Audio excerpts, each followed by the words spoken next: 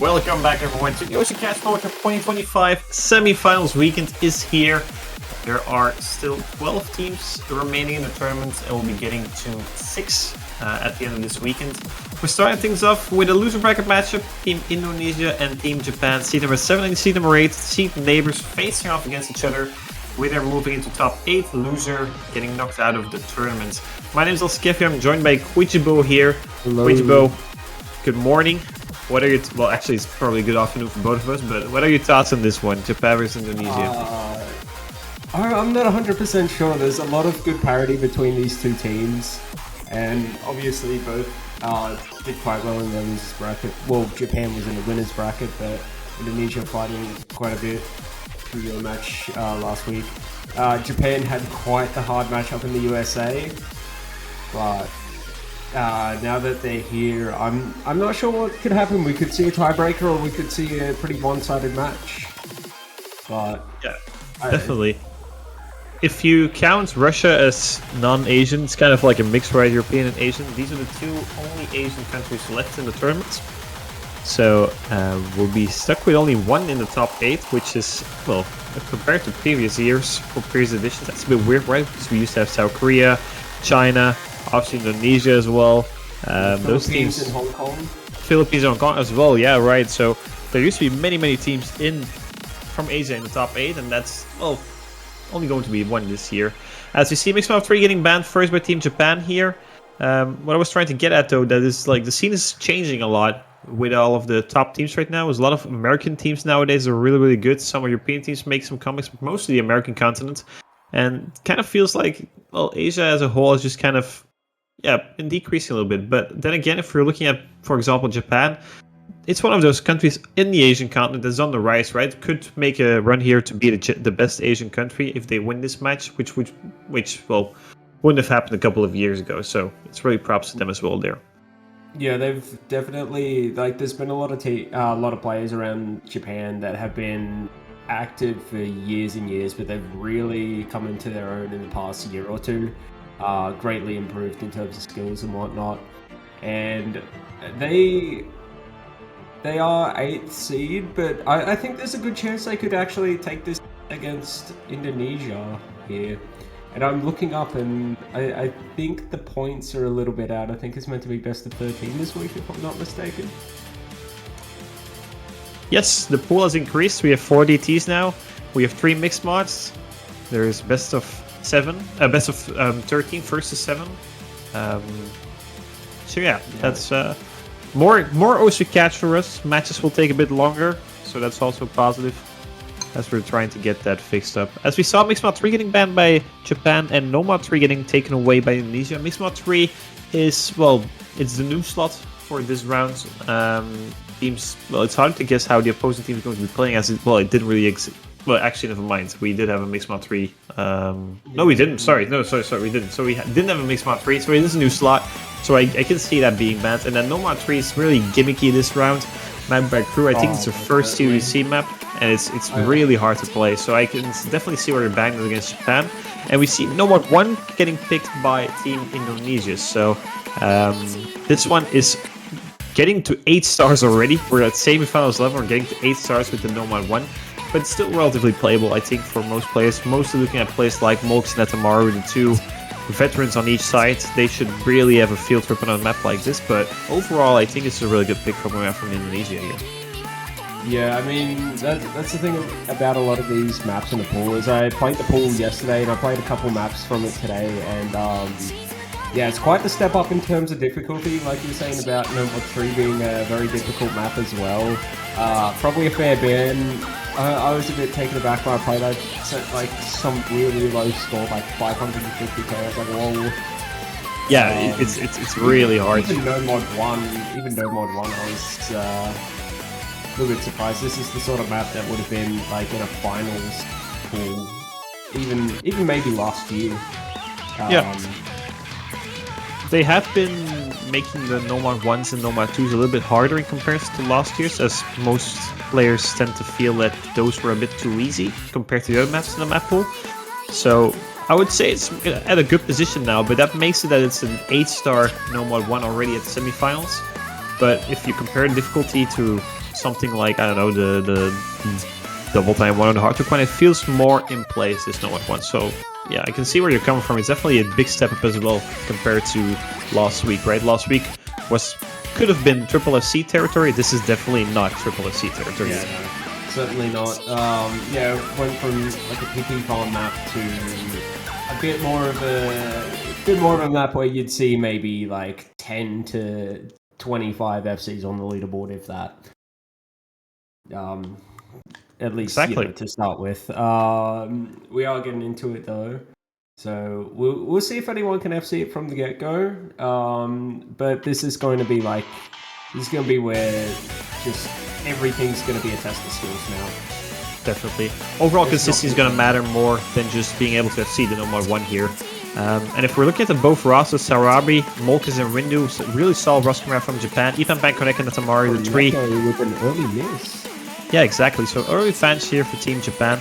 And if you're looking at the Japanese roster, Sarabi and Molkes are both in the top 100, maybe even top 50 of the world in the solo leaderboard. So then picking something like this into them is a bit risky though. As we see, Rindo actually ends up trading one of those miss from Connect, but it's going to be traded by Ipan Pan. Just going to keep the score difference at 15,000 points. Yeah, Koneko is going to find another miss there, so that will advantage Japan a little bit. Rindo going to trade, so it's still 10k difference, and I didn't see Molkes drop there, but he did as well. Sawarabi and Nenamaru, the only full combos left in the lobby as we're hitting the first chorus. And we'll see if they can hold it throughout. Koneko's struggling a little bit here, and it's one of those maps that it's something that I still think all 6 players should be capable of, but at the same time, with the pressure of tournament and with the quick movements and jumps, it's quite easy to slip up as well. So yeah, definitely. We see 1 combo on Japan and 2 on Indonesia, but Koneko finds some chain misses there, is keeping this very narrowly in favor of Team Japan, and Sawarabi is doing an amazing job with the FC. But then again, Tamari is matching that as well. Both of them still holding on to double S, going halfway into this no 1-1 here. And they seem to be very consistent and confident on this no 1 here. And everyone else in the lobby is a bit struggling, but that's 2 players on Team Japan struggling. Double miss coming out from them as well, and that's going to give Indonesia quite a lead here.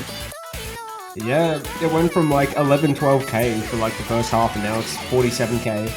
So Exactly. we'll see if Japan can claw it back a little bit, but Indonesia seem to find their footing. Ipan finally building that big combo.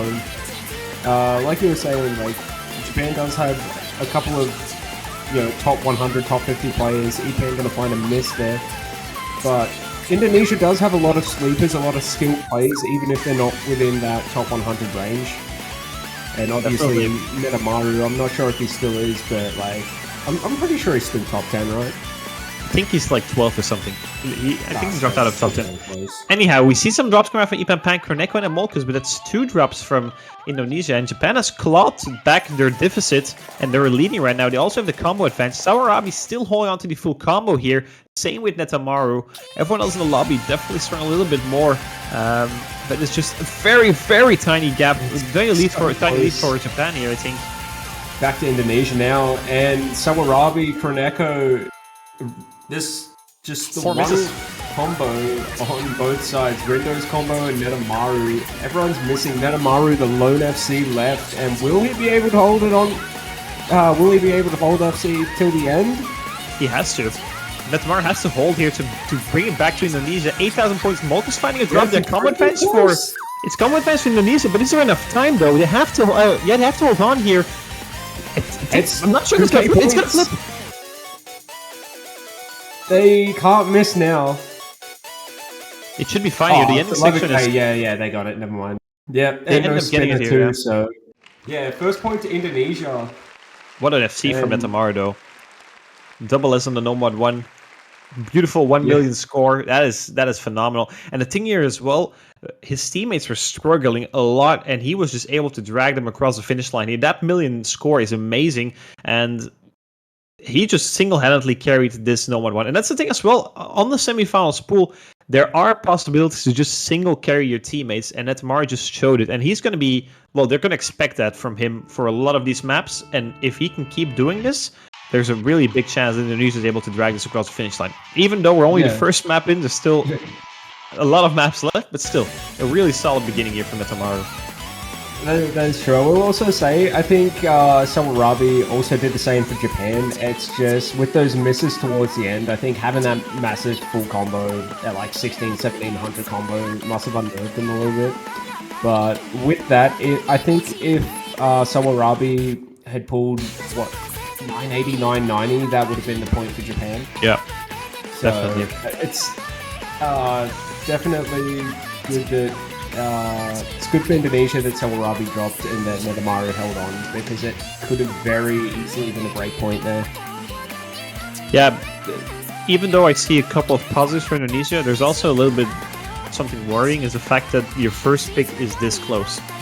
If this is your best map and Japan is able to contest you on it this well, then you're going to have a big struggle finding something else in the pool here. So we'll have to see where Indonesia takes us following this Japan pick, but there might be something to worry about as well. As we're getting into Hard Rock 2 here, the Precision Hard Rock being picked by Team Japan here, which makes sense. I believe they had a really good score on the Precision Hard Rock against Team United States, if I recall correctly. So it makes sense for them to go for this. Yeah, and I personally like this one quite a bit more than last week. You still need to be quite precise in your movements, and there's still that element of memory, but it does also just have like a good element of just, you know, standard difficulty to it as well. You know, trying to remember every placement, like you can just combo it for a while. Exactly. It feels well. It's not easier to play, but it feels more. It feels smoother to play than the Hard Rock 2 from last week. It feels more natural. I think exactly. When I played this, it was actually higher than last week's Hard Rock 2 scores for me. So I think if players aren't a fan of the memory sort of maps, then this will be a little bit friendlier to them, but also because of the increased difficulty, maybe a bit hostile as well.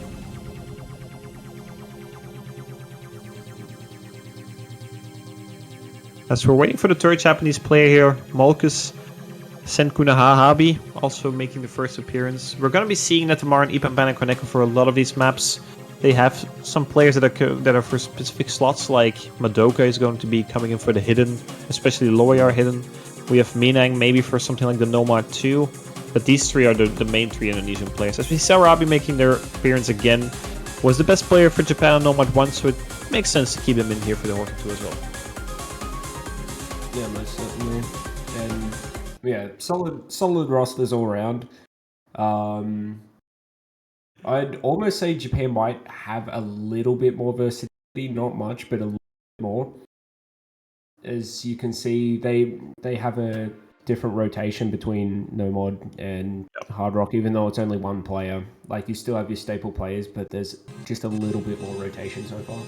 They have more depth in the roster, it seems like, for sure. So getting into this Hard Rock 2 here. Sorry, go ahead, Krijabo. Even with the early miss, but I think with this one, it's just going to be a few awkward wiggle placements that are really going to catch players off. Because, like I said, this one is a fair bit quicker than last week's Hard Rock 2, and Indonesia struggling a bit in the early going. Obviously, Nedamaru is going to hold that SS as he's insanely good at Hard Rock. And Sawarabi also going to have one miss traded, but that is very big advantage to Japan early with the 80k. Definitely. 2 FC still on Team Japan. Nedamaru the only one countering that. Ipanban finding some more misses here, and that's just giving Team Japan a 100,000 score buffer. Molk's going to be trading one of those, but it just stabilized at 100k, so really solid start here from Japan. And they're pretty much equal in terms of combos right now. A lot of trades it's one combo to one, Sawarabi to Nedamaru. Nedamaru, the only FC left in the lobby. And will we see... I wonder if we can see multiple FCs in a row come out here. If Nedamaru is able to FC this Hard Rock 2, that would be an absolutely amazing score. It was really hard to play. As we can see, everyone else in the lobby is struggling, but that's one combo for Indonesia, 0 for Japan. But Nedamaru has a 114,000 score if he has to crawl back on his own. That is a lot of points. Don't think that he's going to be able to, unless Team Japan is going to be finding some more team misses like they did in that last section. Yeah, and if we weren't 2/3 of the way through, I'd say maybe it's doable considering he's 100k ahead of all three players of Japan right now. But at the same time, he's going to find a miss, just not moving quite quick enough. And I think that's most certainly put this one in stone for Japan, getting their first point on the board. Yeah, missing a bit of an easier section. Still a really solid score, but Sawarabi, Senuka, Nababi, and Molkis are just performing a bit better here as a team. Ipan Pankraneko definitely not having the greatest of times here on the hard 2. Yeah, and that's sort of the thing. Is just it's one of those maps where, I mean, you're always going to gap your opponent in hard rock. Yeah. I mean, Sawarabi's score is even higher than Netamaru's, even though Netamaru felt for the combo way longer. Sawarabi is definitely feeling himself today. 2 really solid performances, tying things up here at the 1-1. Quick trivia, Bitquijibo, the difficulty name of this map was in hexadecimal. I decided to translate it to text, and it translates to Skibbity Toilet Riz, and I'm not even joking. What? That's a bit of a trivia for us early birds. The Americans won't know this because, well, they're probably not watching at this point. As painfully cryptic, I suppose. 1-1. Netamaru to pick next. Netamaru, I mean Indonesia, and Netamaru included as well. Then again, if we're looking at Team Indonesia, the thing they're probably the best at out of all mods is hidden. The thing they've been picking the most out of all mods is hidden. So I'm kind of expecting hidden here. But then again, you're facing Japan, and they also have a really solid hidden roster as well. So yeah, but I'm expecting hidden here. All around depth, so I just suppose it's going to come down to confidence. We might even see him go for a mixed mod. But the whole hidden pool is open, so I imagine we will see either one of these teams pick it quite soon. I'd say they're kind of close in terms of skill sets. It's just Japan has that speed mod a bit more locked down. Yeah, exactly. They're taking their time though, a little bit longer here. We could even see him go back to no mod. I mean, they didn't win by much, but a win is a win, and mixed mod 2 be the one, and I suppose they're going to be banking on their hidden players a little bit here, as it is... This is Madoka territory. 8.4? I think it's 8.3, yeah. 8.3, yeah. So yeah, Madoka's going to come in for the hidden, and then Netamaru is just going to take the hard rock, and then Ipan Ban's going to take the nomad. It's already decided. Madoka is going to have an amazing time or something like this. Is a really, really solid low AR hidden player. And then Netamaru, we saw it on the hard rock too. We know it from solo leaderboards as well. They're just a really solid hard rock player. So this is a really solid pick as well for coming out from Team Indonesia. Yeah, and I mean, when I did all the mixed mods, I put hard rock on for them, so yeah, the mixed mod for everything's just it's definitely a little step up, or a big step up. I'd say mixed mod 1 reminds me of, I think it's 2023 mixed mod 1 from Grand Finals, because it just plays similarly, it's mapped similarly, and I think both songs are done by, I think the artist is A1. Yeah, I would agree there. So it's kind of nostalgic in a way. What do you reckon the mod distribution is going to be on Team Japan? Is Mox going to go with the hard rock? Sawarabi maybe? I'd say surely we see maybe, I'm thinking Sawarabi on hard rock, and maybe Molkis. Oh no, Molkis will go to hard rock because we're matching brackets here. So Sawarabi no mod, and then Hiroshiki on hidden. Yeah, I think so as well. Hiroshiki is also going to be making their first appearance here in this match. Same with Madoka. So we've seen already 5 of the 6 Japanese players. Team Indonesia is stuck on 4. Minang and Svenex. I think Svenex might come in for some double time. They've done so in previous rounds. Minang probably some of the nomad, so yeah. And yeah, Hiroshiki, quite a good hidden player as well. Just syncing up client.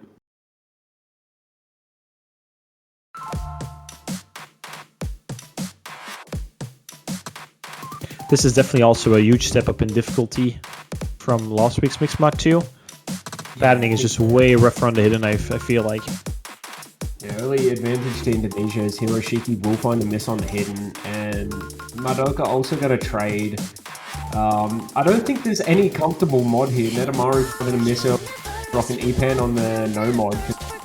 I would not want to play even no mod at this approach rate, 8.3, and yeah, two combos to none in Japan's favor right now. So yeah, Hiroshiki is struggling a little bit, but Madoka pretty much same scores really. So as long as Hiroshiki can keep Madoka within reach, then Molkes and Sawarabi are just doing a lot of damage here, and that's a 60,000 score differ here for Team Japan in your intro.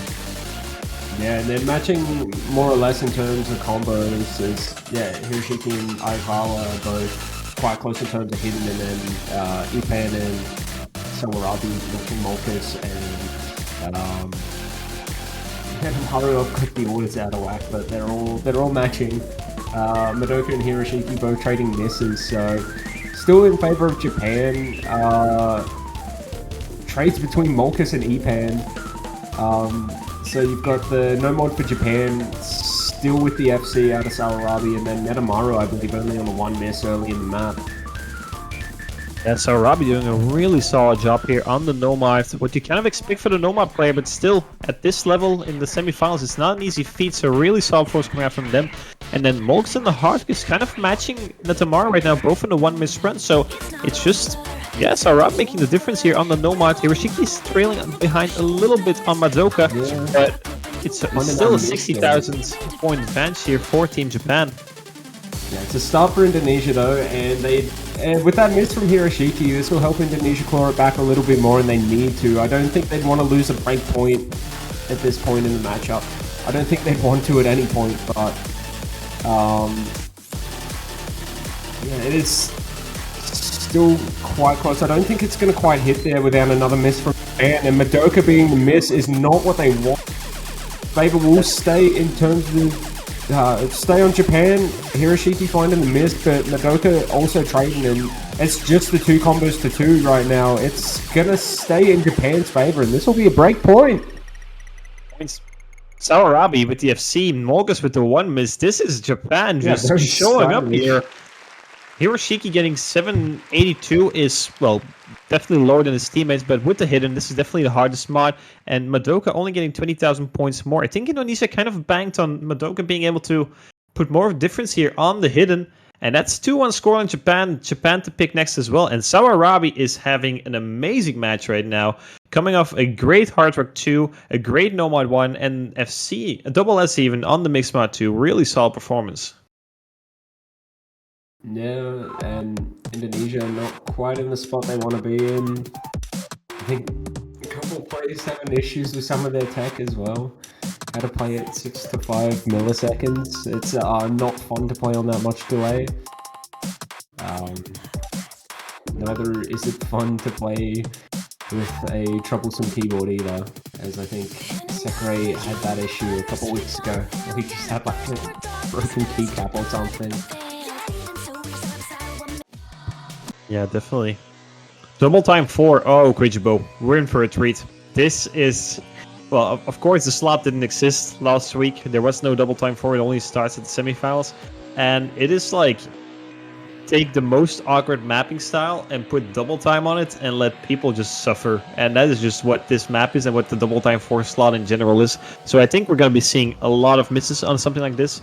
The thing is as well, there's just some really awkward streams in the beginning, and then at the end there's really awkward streams with like the big droplets. So it's just really awkward from beginning till the end. Yeah, I think when I gave this one a try as well, I think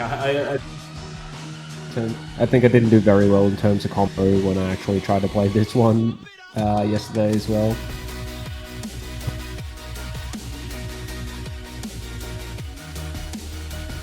As we see Minan coming in, so 5th player for Indonesia as well. Does indicate that both teams does have some roster debt here, right? That's the thing as well with the loser bracket teams that have been knocked out. I feel like the loser bracket teams is still in the tournament. They just have more of that roster debt, and that's just a really nice strength to have getting further into the tournament where the pools get more difficult. They need more specific skill sets for certain maps. It just, yeah, really nice to see. Pretty much everyone should have that insane roster depth at this point in the tournament, making it to semifinals. Pretty much all 12 teams will have quite a bit of depth, and that's just going to come with map pool scaling at this point. We're seeing Sawarabi and Kohanabi coming in for Japan, or Sawarabi staying in rather. And then yeah, Kroneko and Netamaru. Yeah, it'll be interesting to see how the players go on this, as quite a tricky double time map, and the approach rate is quite low as well. Yeah, it's probably not what we want for an approach rate, but hey. Definitely, it's a type of slot that we don't see getting picked quite often. The double time 4 is just, it's hard to be consistent at. It's hard to judge how is the other team going to be doing it. It kind of feels like a dice roll at times. So I think it's a. Well, I'm glad that Japan picked it, but it could turn out wrong here as well. It's definitely not an easy pick. I suppose Indonesia would hope for that, as they are down a breakpoint right now and they need one back. But we will see. No fun sliders in this map too. This is the easy part. Yeah, you're not wrong. Well, Minang with an early miss there, just not moving far enough to dash a slide ahead. Yeah, early advantage for Team Japan. Here is the streaming section. Everyone's dropping except for Molkus. Molkus is actually seeing this right now. Wow. The only combo. And this is huge for Japan as well. Being the only combo, they are already 100k ahead. It's going down quite a bit, as the small combos are making a bit of a difference right now. Kroneko the only combo right now, bringing it back a bit more for Indonesia, but Minang gonna keep it equal at about 63k. Netamaru gonna find a mid. All misses for Indonesia, and it's Japan with almost two combos, almost three combos above 200. Japan hitting all of these doubles. Senu actually going to be dropping one of those combos, but look at that difference in score. 150,000 points. Japan is just really decimating this map right now. Molkus is on a 1 misrun or a 2 misrun. This is absolutely insane. 99.7 accuracy on a map like this is incredibly solid. Look at that difference. 160,000 points. Wow. Yeah, right now, the first, second, and third of Japan all beating the first, second, and third of Indonesia right now in terms of score. So that is making a huge contribution to this score gap, and 163k is probably too much to make back at this point, especially with how many misses there are in this map. Exactly. Now comes the streaming section with the big droplets. Everyone dropping no combo across the board, but that's just favoring Japan's, right? Complete resets, favor the team that's ahead. And I think it's still kind of common advantage for Japan on the back of Molkus, because he's just really enjoying this double time 4 here. And that's a really nice score coming out from Molkus. Everyone else just finding misses left and right. Team Japan, they're going to be winning this one by more than 200k, it seems like. Team Indonesia just never really found their footing in this double time 4. Felt really sketchy on this patterning, which, well, I can't blame them. It's really hard to play. But Team Japan, 2.45 million team scores are really solid teams. And Molkus has 5 misses on this video. This is Molkus over 900k. I wonder how many players will have 900k on this map. I'd imagine a couple more will do it, but we won't see many. Only player above 800k in this lobby. 1 or 2. I don't see that many players getting 900. That's a really solid score. If the thing is as well, I don't think as many teams going to be willing to pick the double time 4 because it's that hard. So yeah, but still, that's a really solid score from Molkus. A really solid performance. The Japanese players on the bottom struggled a little bit more, but it's relative. Well, it's like struggled as much as the Indonesian players, but Molkus was definitely just the difference maker there. 3-1 scoreline. They convert the breakpoint, and Indonesia is hopping right into the Nomad 2, as you suggested a couple of minutes ago as well. So they listen to you, Kujibo. Yeah. That's the thing. Maybe we see another solo carry coming out here. I actually really like this Nomad 2. It's like the first time that I'm just not like inting a Nomad 2 for no reason. But yeah, it's quite a difficult map though. It's 9.7 approach rate definitely helps just reading a lot of these patterns, but the patterns are much trickier. A lot more inverted streams and bursts. Yeah, it's a step up in difficulty for sure, but the AR being higher as well, it helps. It really helps in my opinion. As you said, it just makes it way comfortable for reading. But yeah, the thing is as well, we saw Sawarabi having a really good Nomad 1, Molkus having a really coming out of the back of a really good double time 4. It just feels like the momentum is on Team Japan, and the Nomad 2 as a map, I'm not sure if it's hard enough for Indonesia to be able to make a difference on it against a team like Japan. I think I would have maybe preferred something like the Hidden 2, which is just a completely different skill set. But we'll have to see, maybe this will do. Yeah, I mean, if they can make it work, then they won't be 2 breakpoints down if they can make it work. They definitely want to take this point though, so yeah, it won't be a good spot for them to be 3 points down with Japan on another pick. Exactly. I think this might also be another low carry map, but I think there's I'm not going to say more opportunity for more players to FC, but if there is that potential for more than just a solo carry, I'd say this map might have that potential. Yeah, I could see an FC or 2 on this. Sawarabi and Netamaru most likely out of all players in this lobby. But we'll have to see. Early drop here. Missing a slider tick. But double miss coming out from Team Indonesia here. Yeah, it's advantage, I think small advantage for Team Japan here on the back of Molkus' supporting combo, which is higher than Ipanpan's and Koneko's combo, but it's a really minor difference. And only Netamaru and Sawarabi holding on to FCs here. Rindo gonna flip that right back. Ipan also trading though, so it's back in the favor of Japan quite a little bit right now. It's just Sawarabi and Netamaru, the 2 lone FCs, once again on the no mod. And Rindo, Koneko, Ipan, so once again the favor going to Japan on the trades as it's 2-1 once more. And yeah, Molkus a really high supporting combo is doing a lot of difference, but ends up dropping it as well, but still 50,000 points in difference, 2 FCs, 2 double S's on each side. But the supporting combo scores are higher for Japan here. Indo. Yeah. Slight combo advantage to Indo right now, but Koneko finding a miss in the... That is not what they wanted. That advantage just completely gone. Yeah, we're only halfway though. Still plenty of map left. 45,000 points. About a miss or 2, maybe 3 separating 2. I think 2 misses separating these 2 teams right now. Yeah, Ipan finding another miss. Netamaru and Sawarabi popping off, and Sawarabi's gonna miss. So yeah, did Rindo. 2 misses from Indonesia as well. So I think the combo is about tied here. Molkus is negating that huge combo from Netamaru right now. Not by much, but it's coming back. Koneko gonna find another miss. Molkus also down. Ipan holding a little bit of combo. Rindo gonna find another miss, and Indonesia need to get some more combo on the board, but 2 misses out of them. RB, Rindo, Molkus. Hold on! It's coming back! It's just Netamaru! And it's Netamaru's doing so 8 much point right now. difference! They just need another miss out of Japan, and there it is! It's gonna flip!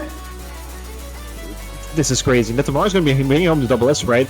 He has to hold on here. It's only 7,000 points. It's over. It's Indonesia's pick so long as they don't miss on the slot. Netamaru bringing home the carry, another no mod FC. This is crazy. This is absolutely crazy. Again, winning by a margin of like 10-15k. Netamaru has single-handedly won Indonesia 2 points already. He's been the Nomad 1 FC, the Nomad 2 FC. He's just really enjoying himself in that Nomad bracket. And Japan, kind of heartbreaking, right? You have 2 scores above 935k and you're not able to close it out here. Yeah, a little bit unfortunate. Rindo just struggling a little bit on the Nomad 2 pick, but it wasn't their pick and they're a breakpoint ahead, so hopefully they don't let it get to them too much. But this is definitely a sigh of relief for Indonesia, taking that point just barely. Yeah, it could have been a 5-0, really, at this point. So Indonesia have to thank Netamaru for that performance twice now. Keeping them close into this match. Exactly. As we take a look at the pool, we still have the entire hidden pool left. 3 double time maps, 1 Nomad 4, 1 Mixed Mod 1, and then Hardrock 1 and Hardrock 3. So plenty of room to picks. Both teams still have, I think, at least 2 picks left if I count right. So, and potentially even more. So, curious to see where Japan wants to take. They went for the precision hard work and the precision double time. They won both, but there's not really a precision map left into the pool. Maybe mixed mod 1, but that's kind of doesn't feel like it in my opinion. So they'll have to dab into a different skill set here. Hidden 1. There it is. And I suppose we'll see who's the stronger hidden team, both having those hidden capabilities, but Japan, like we were saying before, just having a touch more roster depth. And we might see it come out here. That is picking hitting against 9.2. Picking hitting against Indonesia is risky though, because if there's one mod that they're really good at, it is hidden. So picking it against them, a bit of a risk. Most certainly. Japan also quite good at hidden, but maybe Indonesia's banking on that a little bit. Maybe they're feeling like they can take a break point here. And I feel like 9.2 is a bit high for this map. It feels a lot slower in terms of pro trades. Like it doesn't feel as fast as 9.2 to me. Yeah, it's a really, really hard map as well. Just, I mean, if we were playing it no mod, it would be hard to FC. Slapping hitting on top of it is just making it really, really rough. Oh, most certainly. I mean, I did only play it with no mod. I wasn't game to throw hidden on when I played through these. So, I think if I threw hidden on, that grade ranking would have dropped. Yeah, Minium has some other map sets from Marmalade Butcher as well. Really likes their sound. It seems like there's one of the loved map sets that are most notorably as well. Also picked as hidden in one of the community tournaments. But now he's featuring on the hidden 1 slot here in the semifinals pool. Yeah, and looks like we haven't really missed out on Molkus there. The only non-SS on the board right now, but it is only early days, so... Yeah, definitely. Some trades, some early drops rather, coming out from Ipampan. Giving Team Japan a bit of an advantage. 4 FCs left, all on the bottom here. Some more drops coming out from Ipampan. It's going to keep increasing that score lead here for Team Japan. Molkus recovering really nicely from their... Well, I think they missed like the 10th note or something for the map. No miss coming out though. Yeah, exactly. Yeah, that's one of the things about this map is, like, you could call it standard. I wouldn't call it that standard. Molkus going to find a miss as well. Only combo right now is Netamaru. Yeah, there's a lot of awkward wiggles and a lot of awkward spacings. Quite a few tricky sliders as well, especially if you're going for accuracy. Yeah. And the anti-flow too. Really snappy as well. But Netamaru going to be dropping the loss of C though here. No trades coming out from Team Japan. All 3 of them are a Pro 2 and a combo. Scratch that. 2 misses coming out from Team Indonesia. Traded once by Sawarabi, but it's 2 combos for Team Japan. And the lead switches back to them. And they're increasing that rapidly here. Molkus going to be finding another breakdown. No combos really. Hiroshi. Yeah, the combos are now in Indonesia, so it's going to go back again. But they dropped those combos, so it's going to go back again into favor of Team Japan here. Yeah, the little hyperwalk bursts. Those kind of caught me off guard when I played this myself as well, because it's not something you'd expect to just see in some random semifinals hidden map. It's like it's like old loved maps. Yeah, trades coming out from Minang and Hiroshiki. Ipampan, a really solid combo. Two. Both these have a combo above 200. Double miss coming out from Indonesia here, though. We're halfway over the hidden 1, and it's decreasing, but ever so slowly. I think that Netamaru and Molkus are negating each other, so very minor combo advantage here for Team Indonesia. But they are down for 25,000 points, though. Yeah, it's EPN gonna find a miss coming out of the break. So did Minang, so that's combo advantage back to Japan, and Netamaru's down.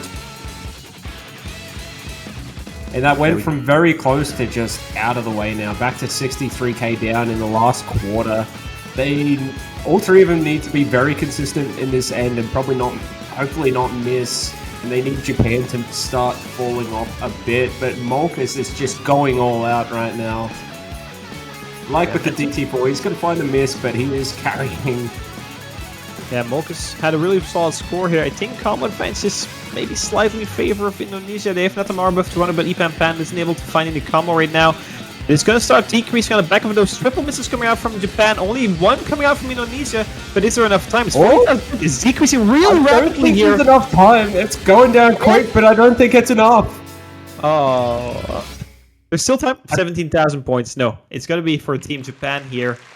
Barely though, barely winning their hidden one pick here. Netamara with the MVP, 882.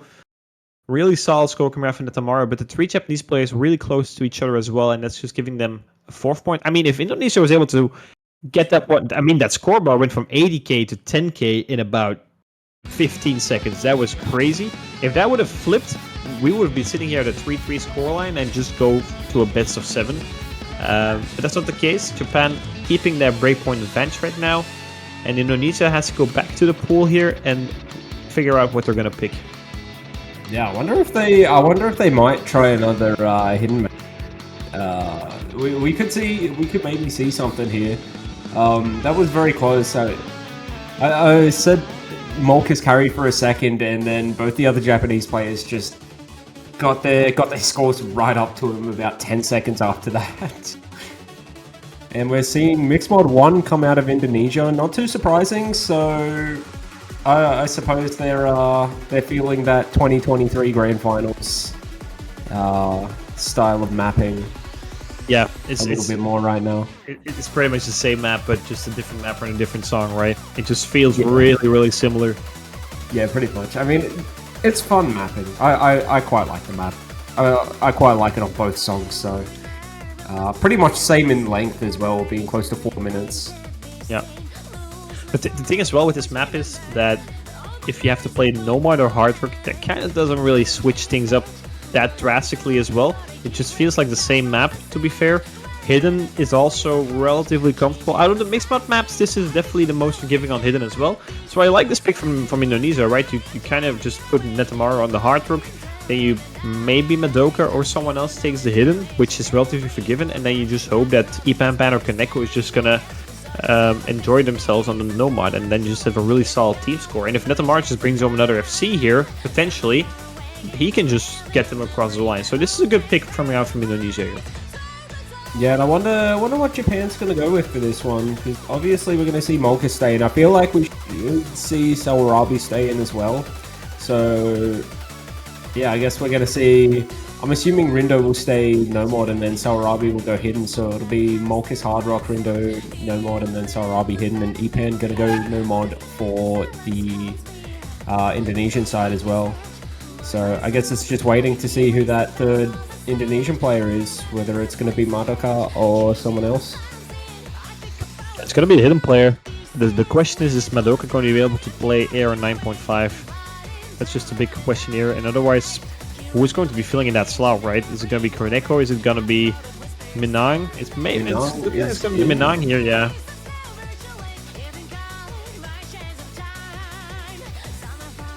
And Space looking to ready up the players in the lobby, and looks like we've got good locks coming in, and we're starting.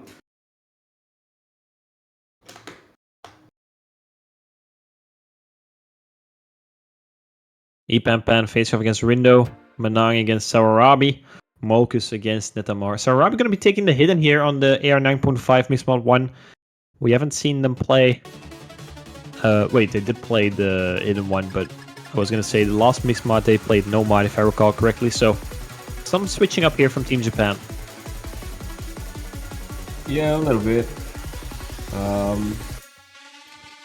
We see how Rindo's going on the Nomad. Early misses out of Rindo and Minang though. So Sawarabi also down. It's 2 combos to 1 right now. A little bit of struggle coming early out of Japan right about now.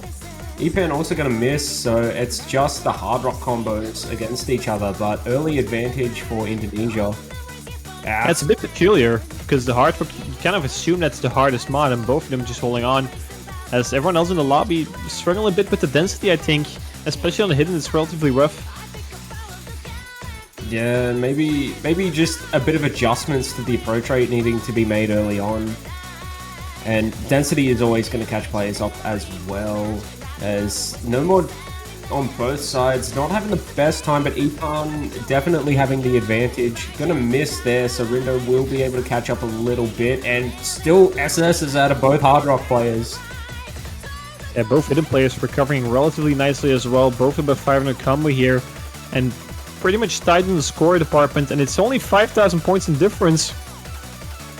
And there's a lot of parity here. Yeah. And yeah, as we say, parity, both hidden players miss. So gonna stay equal still.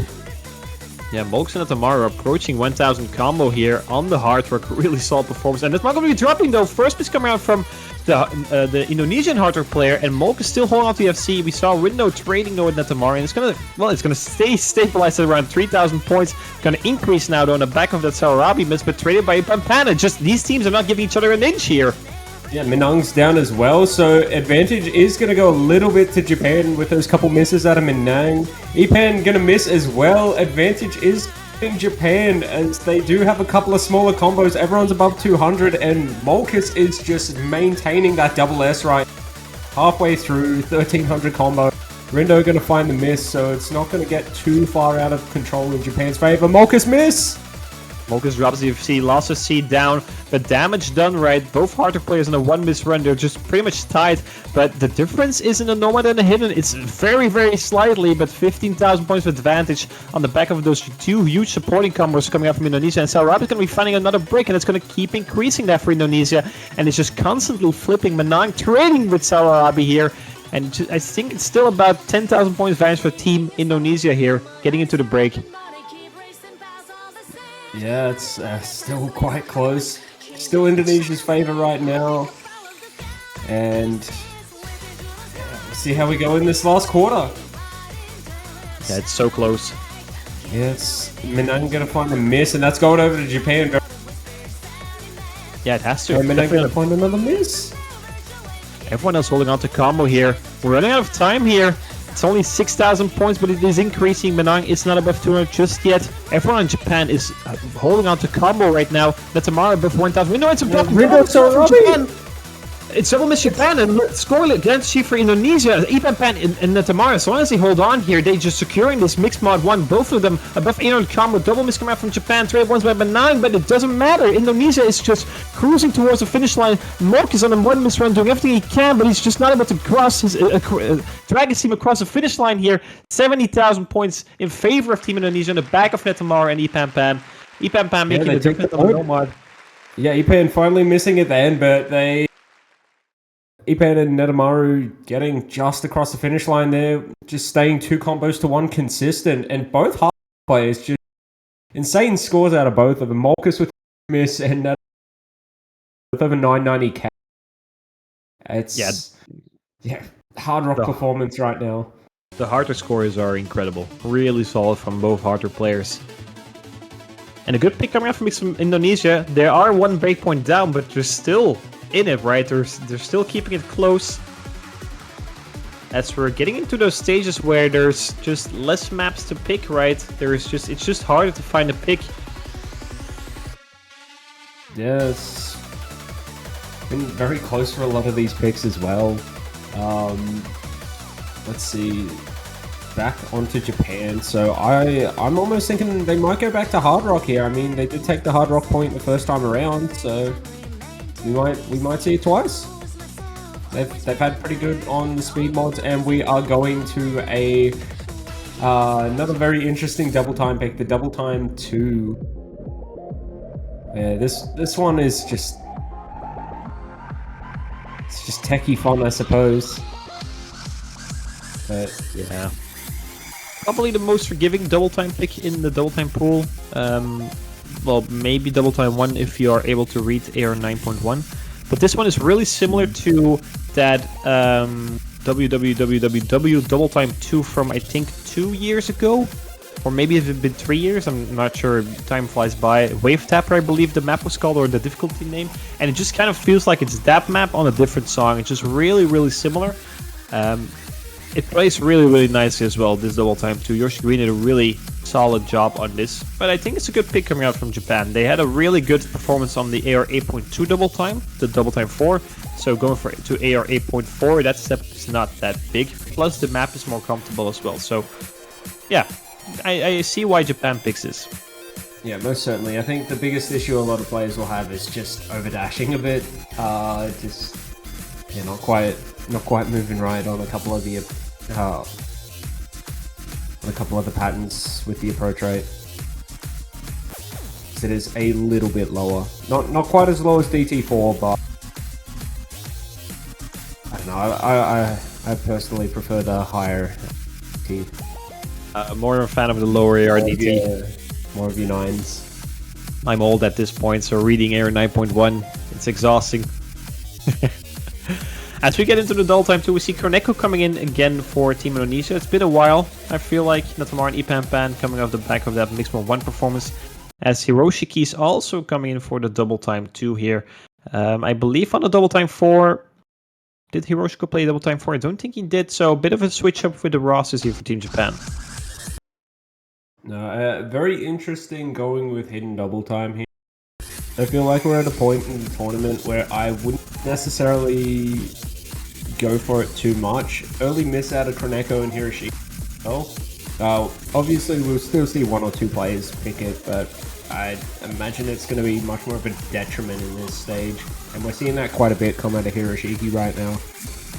Hiroshiki at 95% accuracy, definitely struggling here, but Korneko is trading most of these misses, so they're keeping it relatively close. Everyone else in lobby buff 2-0 combo, but Sawarabi is going to finding another break here.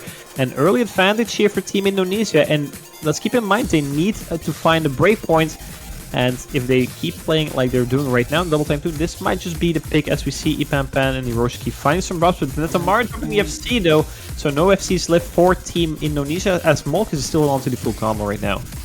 Yeah, it's a 1-to-1 combo right now, but with that 1-to-1, it's pretty much equal between Japan and Indonesia. Indonesia having flighted.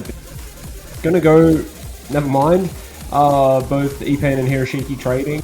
So yeah, Indonesia gonna maintain that advantage of 2 combos to 2. Oh, Korneko's down though. This will flip it. Yeah, double miss coming out from Indonesia here. Natamar on a 1 miss run right now, but Molk still onto the FC, doing a lot of damage, a lot of work here for Team Japan. And Hiroshiki has found his footing, all 3 of them above 200 combo, and they're just fully capitalizing on those misses from Indonesia here. Yeah, Molk is just once again going on a tear on the double time. First it was the insanely good play, the 900k on DT4, and now it's the FC on DT2. It's anyone's guess as to whether he'll maintain it for this last quarter, but if we were to guess, it's looking like he's going to. Looking really solid right now. Yeah, that's just going to be a massive difference maker too. Sawarabi Hiroshiki missed though. Korneko's going to trade, so it's not going to go down as quickly as Indonesia needed to, unfortunately. FC out of Molkus. Japan will take their point. 60k. Yeah, really nice to see from Molkus. Really solid supporting score from Sawarabi as well. Getting to that 700 combo. And 5-3. Back to Indonesia we go. Netamaru too, quite the play, but unfortunately just bits of score more on Japan's side, where with the one player that they had beat for Indonesia's side, it was only about 20-30k between both players. And then Sawarabi getting above 9k is more than enough to negate that and then some. Yeah, exactly. Molkus definitely warming up here in this match. 1 miss or 2 miss on the mixed mod 1 with Hard Rock, the double time 2, the double time 4. Some really solid scores coming out from Molkus here. Keeping Japan well ahead of Team Indonesia here. Indonesia, back to the drawing board we go. Trying to find another pick. There's 6 maps left. Hidden 3, Hard Rock 3, Double Time 3. Oh, so there's 7 maps left. Snowmod 4, Hidden 2, Hard Rock 1, Double Time 1. It's just still a lot to pick from, a lot of skill sets, but it's just a question to find the right skill set. Because the thing is as well, at this point, if Japan were to break Indonesia, they are on a match point, and that's a scary situation to be in. Oh, most certainly. 5-3 right now, and they really need to pick right here as well. They could go for no mod 4, but the real question is, and they're gonna go hard rock 3 instead. They're going for that tech hard rock. And this one's quite a good map as well. I quite like this tech map. Me too. I think that the main game plan for Indonesia right now is try to get Netamar on something that's comfortable for him and try to support him as much. And it worked twice on the Nomad 1 and the Nomad 2. So we're going to try to keep that working on this Arctor 3 as well. And I like it. Yeah, I think in terms of hard rock, I don't know if I'd say it's probably not the easiest, but you don't need quite as much consistency as you do with No Mod 1, so you're not going for quite as long in the map. So that shorter map definitely will help a little bit.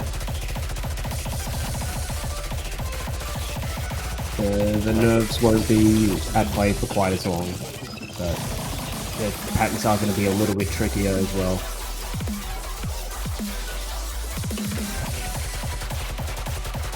So we see Rindo coming in again for Team Japan.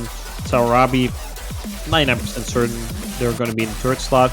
And the main three for Indonesia back in again here for the Arctor 3.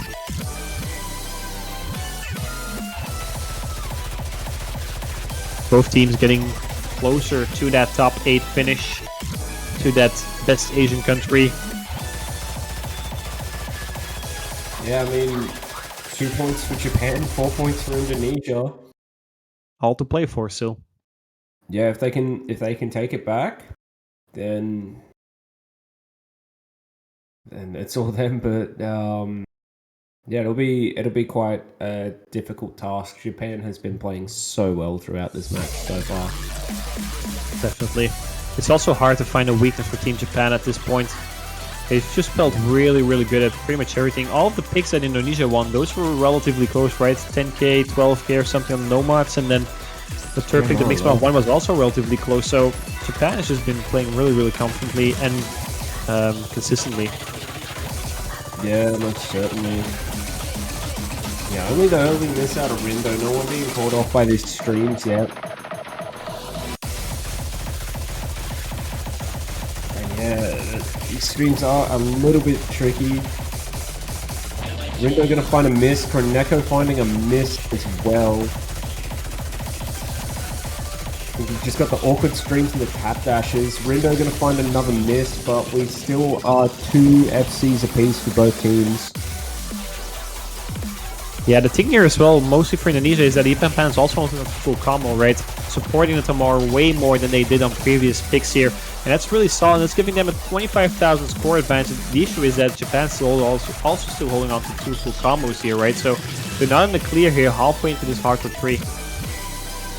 Yeah, it's really a third player thing right now. And Rindo finding a miss is going to greatly benefit Indonesia as Kroneko is playing quite well right now.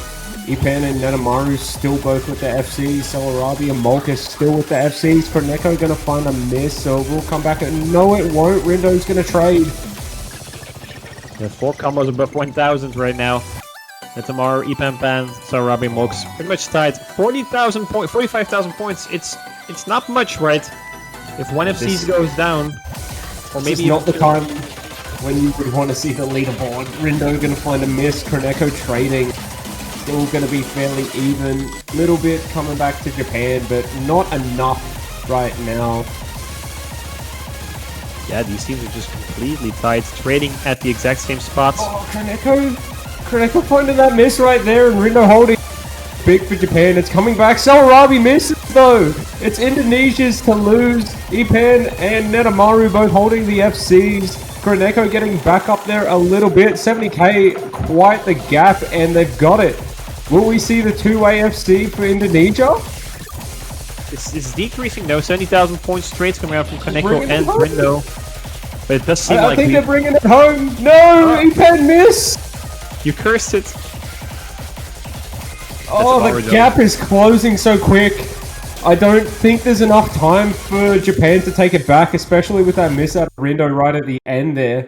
Indonesia making it, and Ipan, very good supporting score there. One miss.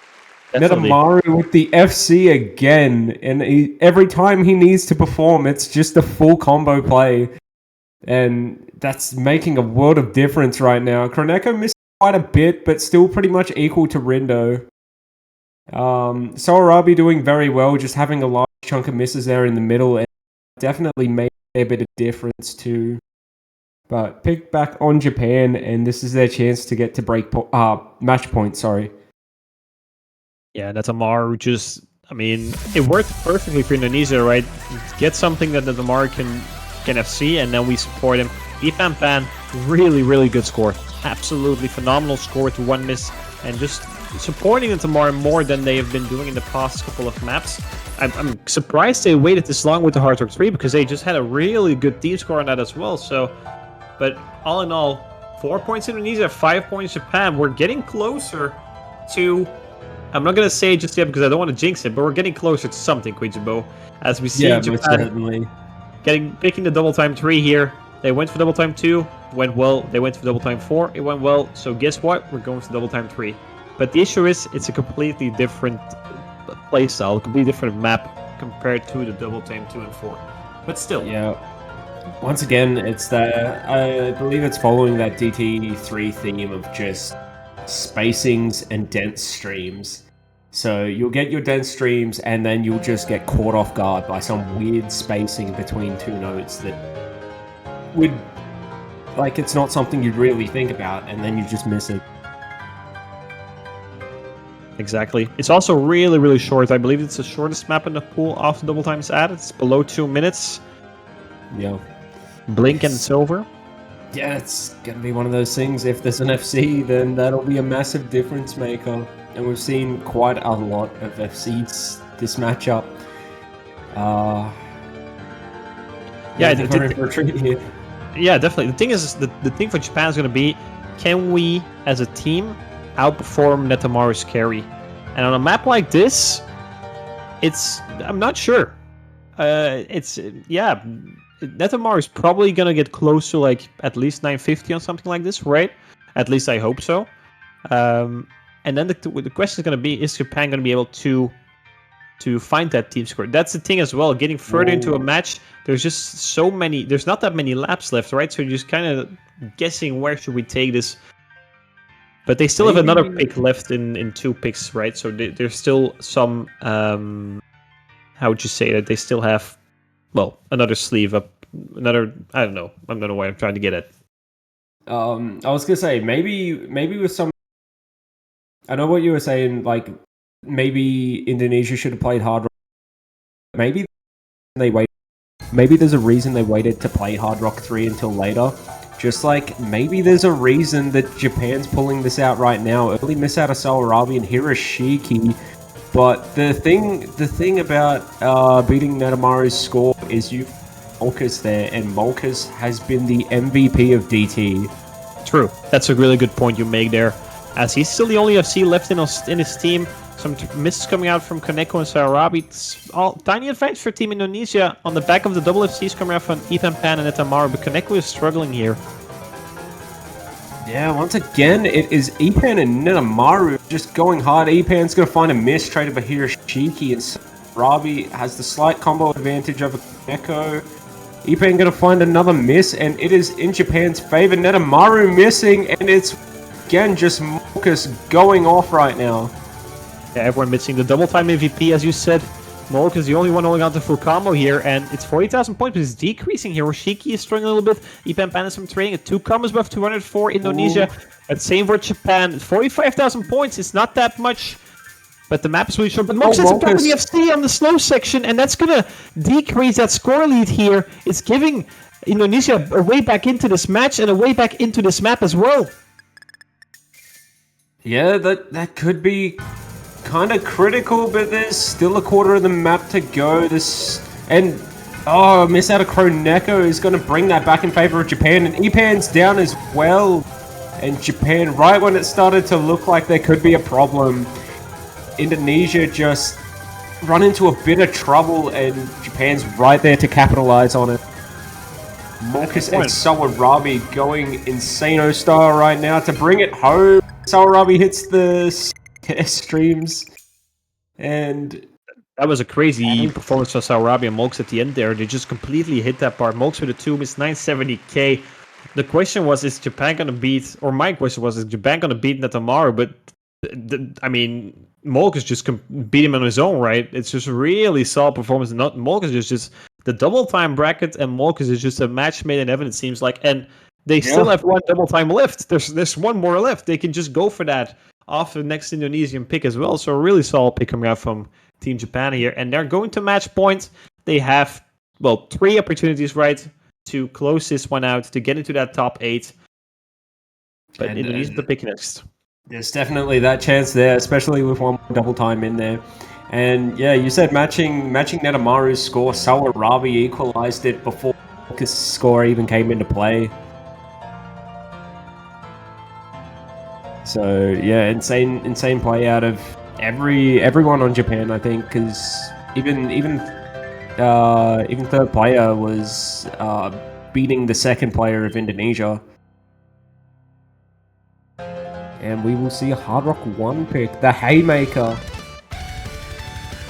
This is a good pick. They had a throw in the right. Really solid performance on the Hard Rock 3 as well, so going with the consistency Hard Rock here, I think that's a really good idea.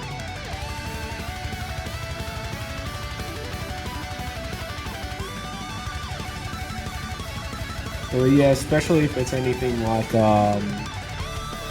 if it goes the same way as Hard Rock 3, No Mod 1 and 2, then it's probably a good pick for Indonesia. Yeah, it's their final pick, Quijibo.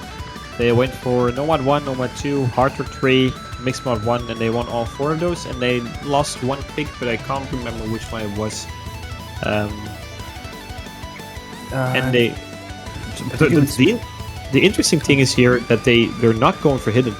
They didn't go for hidden 2, they didn't go for hidden 3, they just completely left hidden pool open. They didn't want anything to do with that, which is weird, right? Because Indonesia's hidden performance in the qualifiers and over the entire tournament, it felt like they were just a hidden team, but they're just not feeling comfortable on the hidden against a team like Japan here.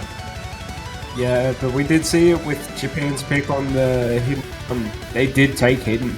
So they have a very strong roster themselves. And I believe the map that they took the breakpoint on was Mixmod 2.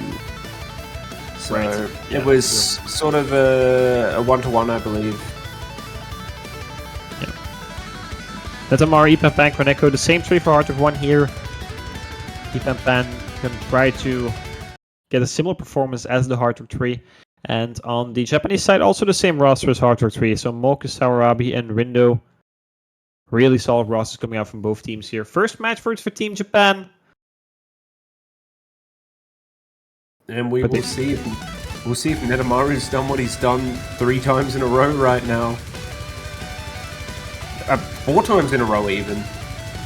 Yeah, he just has to pull out an FC, right? It's kind of mandatory at this point. He's given us so many FCs on the No Mod 1, No Mod 2, Hard Rock 3. He can't leave us behind here on the Hard Rock 1. As we see Team Japan, all 3 of them finding misses here in the early section. And no misses. Okay, 1 trade coming out from Koneko, but it's still advantage for Team Japan, Team Indonesia on the back of Netamaru and Ipampan. The 2 of Hard Rock 3 also performed really nicely in the beginning of Hard Rock 1. Yeah, and this is a great spot for them to start with 2 FCs to essentially no 2.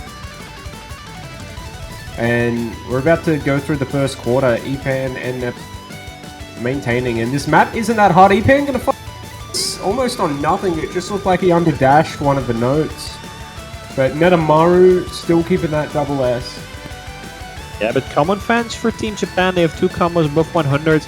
Score difference is decreasing, but it's taking a long time because of many misses in the early sections, and one of those combos is going to drop. So Netamaru is going to drop the full combo. No FC coming out from Netamaru, double miss coming out from Indonesia, and Molkus and Rindo are above 200 combo. Ipampan also dropping, and that score lead is just completely gone. It vanished. It's switching. It's swapping rather. It's switching to Team Japan here on the back of 3 200 plus combos, and they're just doing a lot of damage here in the middle section. Yeah, Japan has found their consistency, and I'm sort of wondering if everyone's just a bit nervous or if there's a bit of fatigue, because this is almost surprising me that we're seeing quite a lot of misses on this map. Because, like, it is probably what I'd say to be maybe the easiest hard rock map, but it is just a consistency-based one. It is still easy to slip up, but I think it might just be late in the game, and players maybe not. Maybe starting to get a bit fatigued. Rindo going quite well. Sawarabi too. Those just not the best time for Indonesia right now. Kroneko finding quite. Whole of Japan's down. Japan and Netamaru up. Yeah, the entire Japanese team dropping there, and they were about 70,000 points ahead, and that's going to decrease to, I mean, probably like 15k, 10k maybe. Ipan and Netamaru finding their footing here. Netamaru, well, I mean, it's on a one-miss run right now, so really solid performance coming from them as well. Kroneko and Ipan, it's their goal to keep this, to support Netamaru as much as they can. Rindo finding a miss here in the slow barnyard section. And they're coming out of the barnyard. And it's 3 200 combos for Indonesia right now. It's going to go back their way a little bit. They've got a chance. It's very equal right now. It's very, very close. It's just flipping. And Kroneko is going to be the first. Molkus trades Rindo's down, and it's Ipan's down too. It's Netamaru and Sawarabi. It's flipping again. I think there's a very slight advantage to Japan, so Indonesia need Japan to drop right now. Otherwise, it's going to be game over for Indonesia. They need to remain consistent, and they need that drop out of Japan. Oh, Kroneko! Kroneko's down! Netamaru's holding on though, he's holding on, but Japan's giving them nothing, and we're getting to the end here. Ipan dropping as well to miss. It's over! Japan just too consistent at the end, and Netamaru could final map on his own, unfortunately, and Japan will take the win 7-4. Yeah, even if Netamaru seed is one, it wouldn't have been enough. Team Japan with a more solid team performance. Kroneko just not really finding their footing here in the Hard Rock 1, and that's 7-4. Second breakpoint for Team Japan, and they end up closing this one out, getting into the top 8, getting into, well, I would say best Asian team, but Russia is also still there, and they potentially win against Canada, maybe later in the weekend. But still, Team Japan is top 8 this year, beating their, well, the higher seed, right? Indonesia was the higher seed, even though Japan was in the winners bracket for longer, which is a bit weird, as they're the team that dropped into the loser bracket last weekend. But still, they end up winning it here as well. Molkus and his team, really solid scores coming out from many players, Netamaru especially, but also Molkus and Sawarabi had some really, really solid performances. Ipan Pan, the Hard Rock 3. But overall, Team Japan just felt a little bit more consistent. We're able to get closer to Team Indonesia on Indonesian picks than Indonesia were on the Japanese picks, and that was a difference maker. They were able to snatch that Hard Rock 1 from Team Indonesia and close it out here on their first match point. Yeah, they certainly were. The Mixed Mod 2, the Hard Rock 1, those breakpoints just coming in handy, and that consistency really just paying off for Japan, especially in a match where you could argue there was parity. But yeah, Japan just that bit more consistent, and it will pay off for them. They will take the win, and they will be going on to tomorrow's matchup, where they will face the winner of France and Peru. Yeah. Not an easy matchup. Another one to watch, yeah. Quite the difficult matchup now. For sure. In Team Indonesia getting 9-12, the same position as last year. But maybe they could have hoped or would have hoped for a bit more given their excellent seeding this year, getting 7th in the qualifiers. But then they already dropped down to the loser bracket after losing to the 10th seed in the round of 16. So getting from the loser bracket round of 16 to semifinals is a really solid performance as well. And they had a really solid run in that loser bracket, but they end up dropping to Team Japan here. Japan live to fight another day, which is going to be tomorrow, as you mentioned already. Solid performances coming out from both teams, a really solid match as well. And if all semifinals matches are going to be like this one, we're in for a great weekend.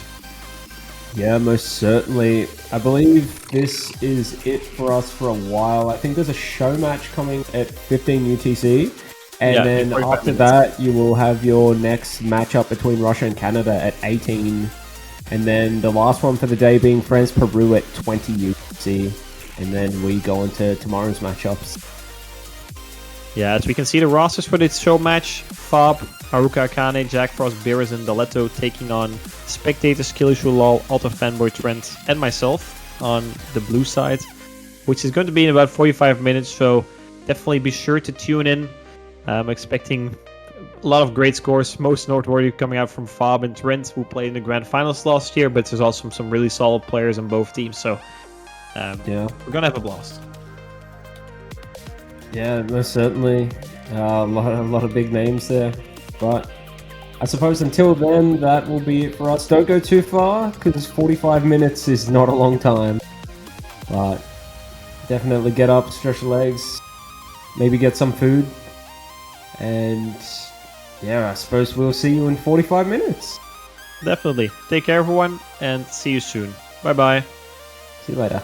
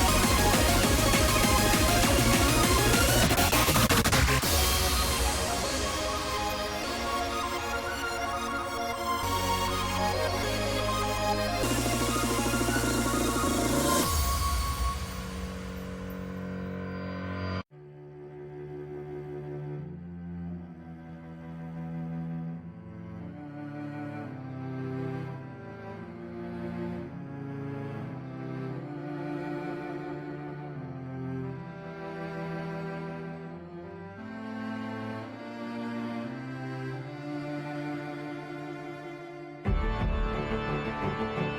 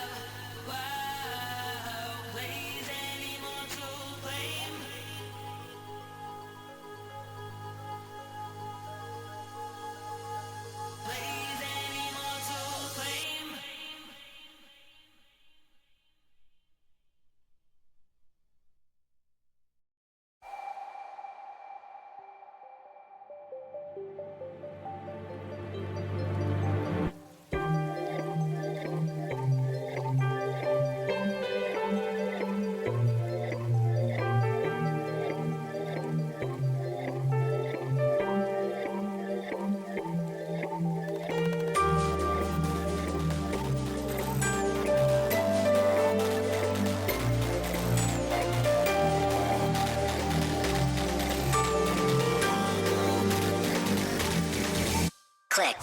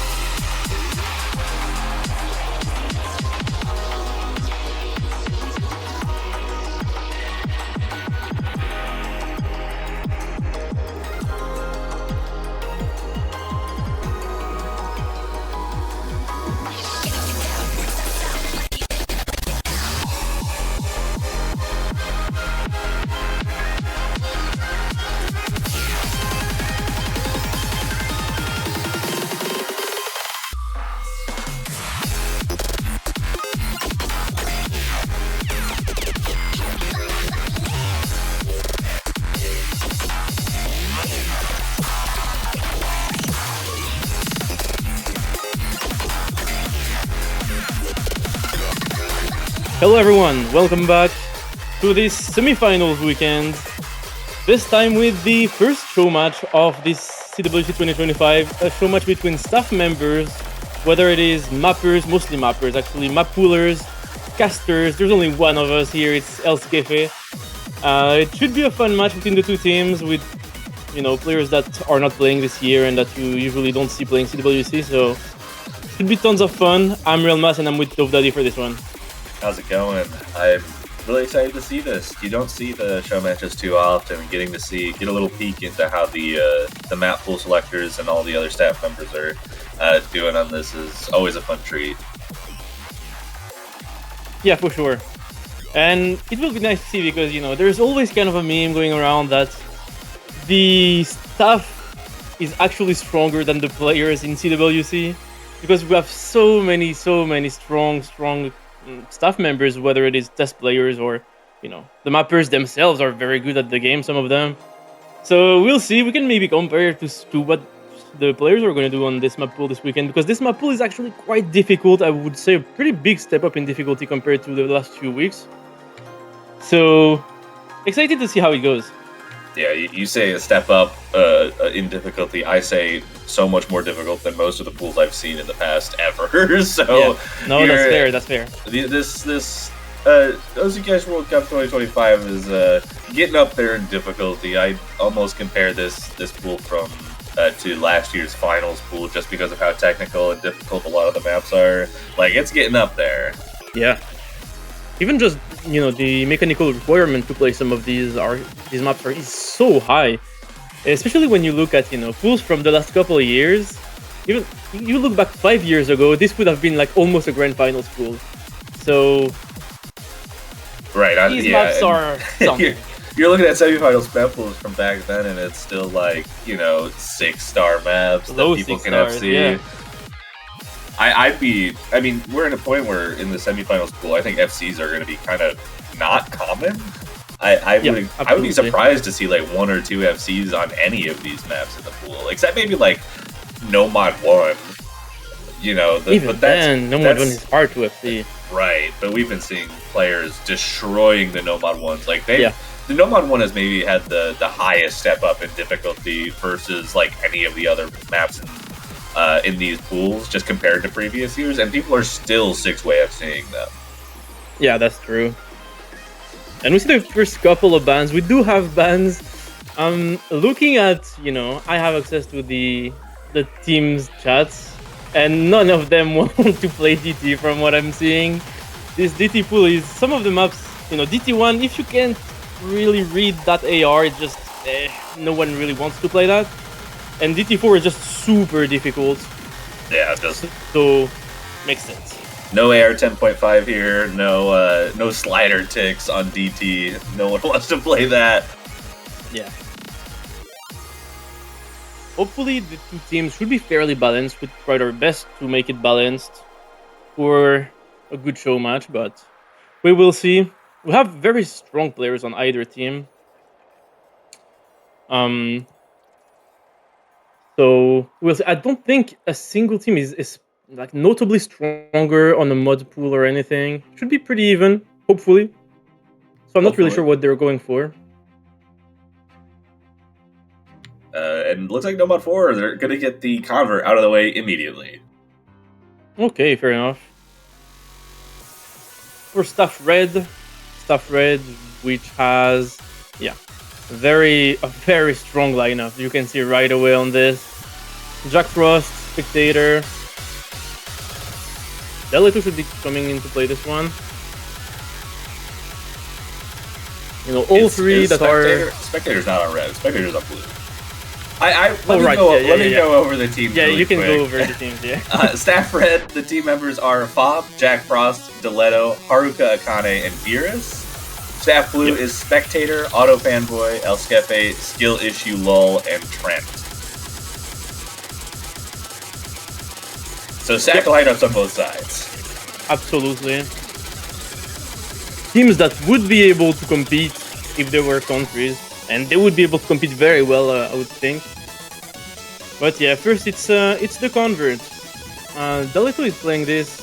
I think there's not many maps that Dalito will be able to play. I think this one should be comfortable for him. Very, very strong Convert player.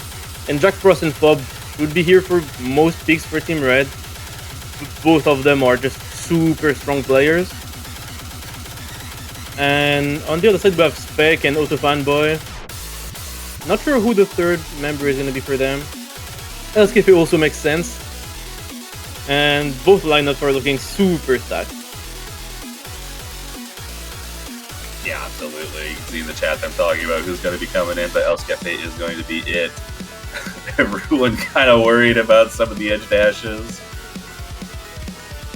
It is interesting to see the chat going on some of these maps and see how the mappers feel about them, because you can see that the mappers obviously can tell, I mean not tell, but they know that this No Mod 4 requires quite a bit of practice to at least FC for sure, just because of some of the difficult edge dashes and patterns that you're not going to be able to get without practice. And we're already seeing misses. 3 misses, 4 misses.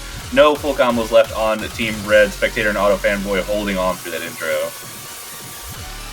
Yeah. Also, notably, we are seeing Jack Frost and Fob without HD. Both being HD mains that we rarely see playing without HD. Hopefully the Nomad only doesn't, you know, mess up with their reading too hard. Well, we see at least one of the misses. Fob does find yet another miss.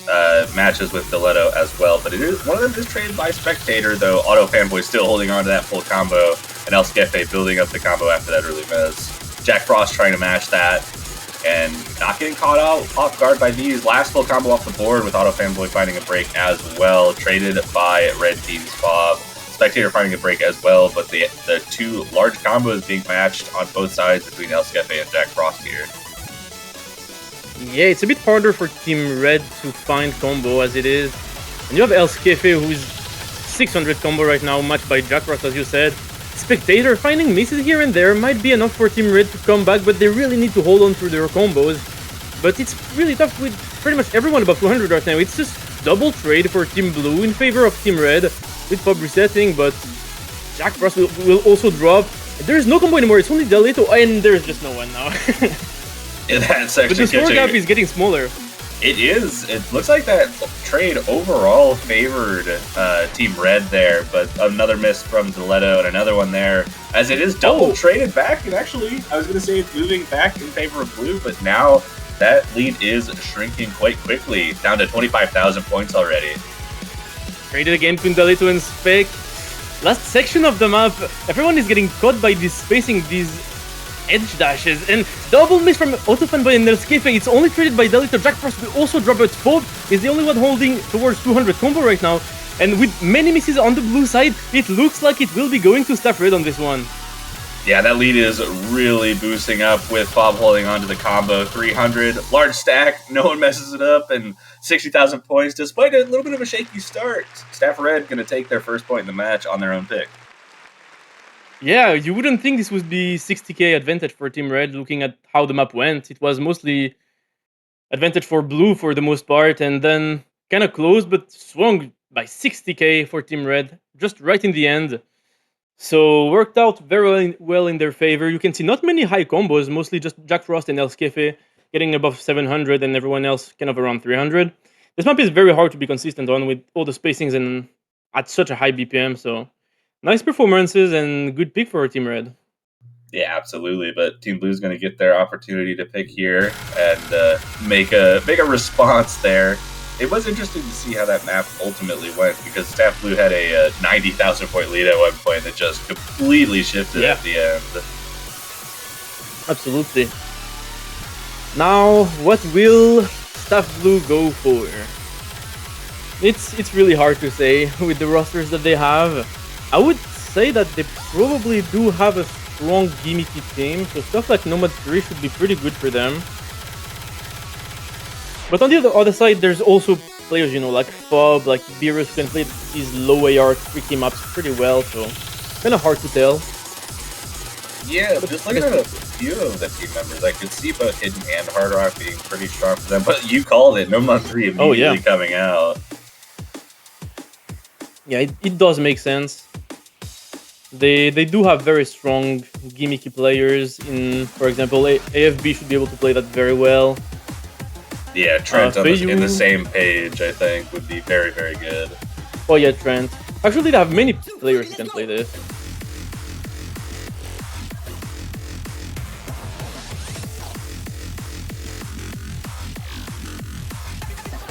For now, we see Beerus entering to play this on the red side, still keeping the core Jack Frost and Fob. Yeah, and on the blue side, we're seeing Spectator and Auto Fanboy sticking in for the time being. Skill Issue Lil coming in to make the replacement on El Scafe for this Nomad 3. Yeah, with Team Blue being a full mapper team. Actually, there's 5 mappers in the lobby right now. Pretty much everyone other than Beerus. You've played their maps if you've played the pools for this edition. So now let's see how the mappers themselves do on them.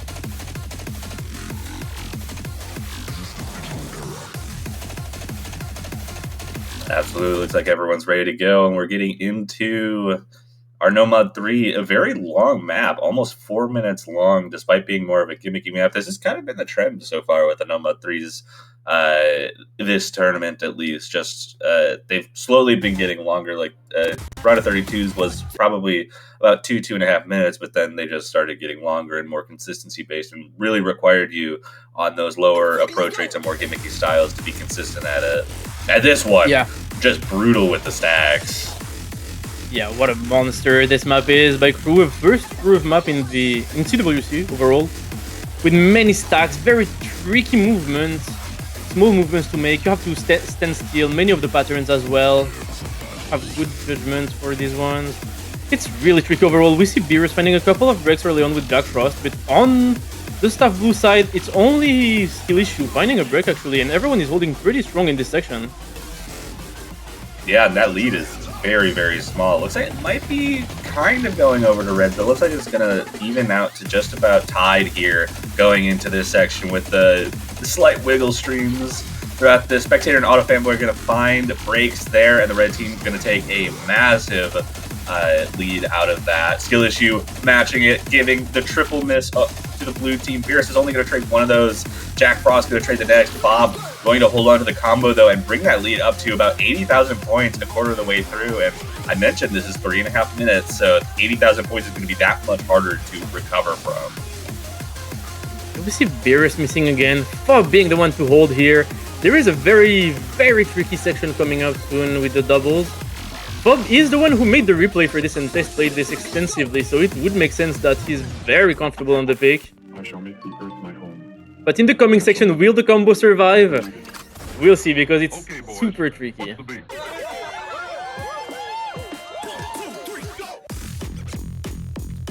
Oh, I really, 2 misses already. Yeah, really tough to time these doubles. Fob, like you mentioned, practices a lot, though one combo isn't going to be enough to keep the lead safe from Spectator and Auto Fanboy, but AFB is going to find a break as Jack Frost continues to find drops. This timing section not treating them very well. Fob finally finds a break, and Spectator now going to take control of this and bring the lead over to the blue side. Oh yeah, and even then, Autofanboy and Skill Issue are still holding pretty damn well in this section, reaching 200 combo. And with Beerus missing and Jack Frost, even if it's traded by Skill Issue and Spec, it's going to be a slight advantage for Blue now. It looks like it's kind of shrinking, but Beerus is going to find a break. So it's 1 combo to 1 right now. Fob and AFB both above the 200 mark. Skill Issue, Spectator, Beerus, Jack Frost all trying to build that up as we get into the final Kiai. A quarter of the map left, and the spacing starts to get really rough here. And we do see a traded miss between Fob and Auto Fanboy, so those big combos are dropped, but Spectator and Jack Frost there to pick it back up. Jack Frost going to be the miss, and blue team's going to take a huge advantage out of it. Yeah, it's only Spectator holding the combo. Super strong performance from him on this pick.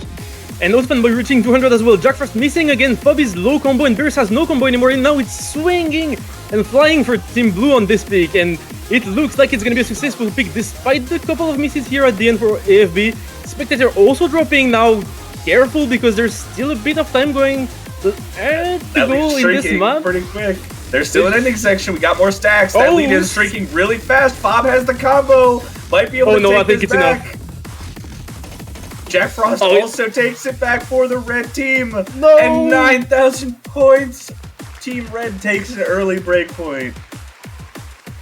Oh, it was so close here at the end. Skill Shuttle kind of fell apart, maybe because of the nerves. Oh, and many misses, and that's what resulted in Team Red winning this pick by a very slight margin.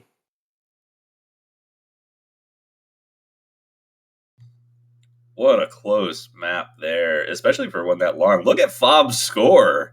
940,000, That's three crazy. misses. The only one to get single digit misses, and it was only 3. Yeah, you can see, and these players are all super strong on this, but just goes to show how difficult these maps are. But that's now a breakpoint for Team Red. On the pick from Team Blue, they will go on to pick the next map, and let's see, what could they go for? We got no more like weird convert-esque gimmicky maps left in the pool, so they're gonna have to choose something else. You'd almost expect them to stay in Nomad just because they both need to pick Nomad so far, and Red has done well on it. But Nomad 2 and Nomad 1 are so different from Nomad 3 and 4 that I don't think that's the best option in this case. Plus, it's a show match. We want to see other mods. For sure, for sure. We have very talented mod players in here. It's gonna be mixed mod 1 actually. The OS2 originals for this week, side by side. One of two or three? I don't remember if it's 2 or 3. 3 actually. Mixed mod 1 and Mixed mod 3, I know. And HD1. And Hidden 1. Okay. I couldn't remember what the third one was. The Marmalade Butcher song, yes. Okay. Yep. And what bangers they are. I think this one is my favorite. What about you? I'm a big fan of this one too. I like this probably more than the other two. I really like the Marmalade Butcher one though. Yeah, it's good. All of them are good. This one, kind of special place. To Who Your Beat is always so fun to listen to. Yeah, we don't get Eurobeat as those originals too often, so it's exciting to see that. Yeah, that's true. We also, in Catch, we don't have that many Eurobeat maps actually. One map that's kind of cool, similar to this one, was, I can't remember, I think 2 years ago in Grand Finals, there was just this monster by FD Oh Flirt. yeah, I know what you're talking about. That was a really fun. Yeah. I think that one had a slider tick rate that made it so it had no accuracy on it. Yep. And was also in Mixed Mixed Mod. Yes, it was. Yeah, it was very similar to this one. So yeah, very stamina heavy, no breaks, mechanical, intense peak. We'll see how it goes with the mixed mod rosters for this. We do see Trent entering to play this for the first time.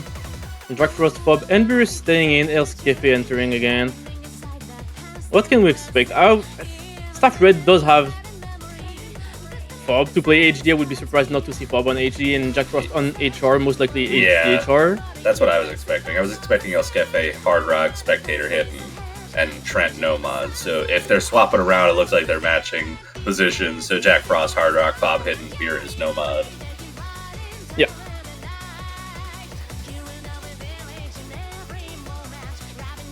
Let's see, this is Stuff Red speech. Can Stuff Blue get the breakpoint back after losing on their own tick number 3? I think they do have a shot because that roster is looking very strong. And looks like we were correct about the mod selections on both sides. Jack Frost versus El Skefe on the Hard Rock. Jack Frost adding Hidden, which we weren't able to see on the Nomads because you're not allowed to put Hidden on the Nomads. Yep. But yeah.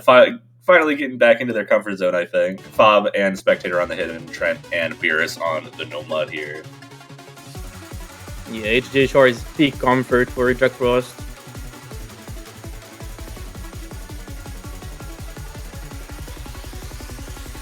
Let's see. And so far, Once it's looking more comfortable across the board. Beerus is going to find a break, but on the last two picks, we were seeing misses pretty much by everyone out of the gate. El Skefe going to find a few on the Hard Rock and give the lead right back to Red Team. Yeah, that's kind of what I'm worried about on this pick for Team Blue. Because as good as El Skefe is, Jack Frost is probably maybe top 3 HR players in the world. So it's going to be a bit hard to match him. And hopefully it goes well for Trent and Spec. But once again, Fob is going to be super hard to match. But Spec is very, very strong at HG, so Yeah, we'll see. But for absolutely. now, it's on HR that the difference is made. Right. Right now, LSKP finding a few breaks, not able to hold the consistency. Beerus, after the early miss, was able to build that combo back up and hasn't missed yet.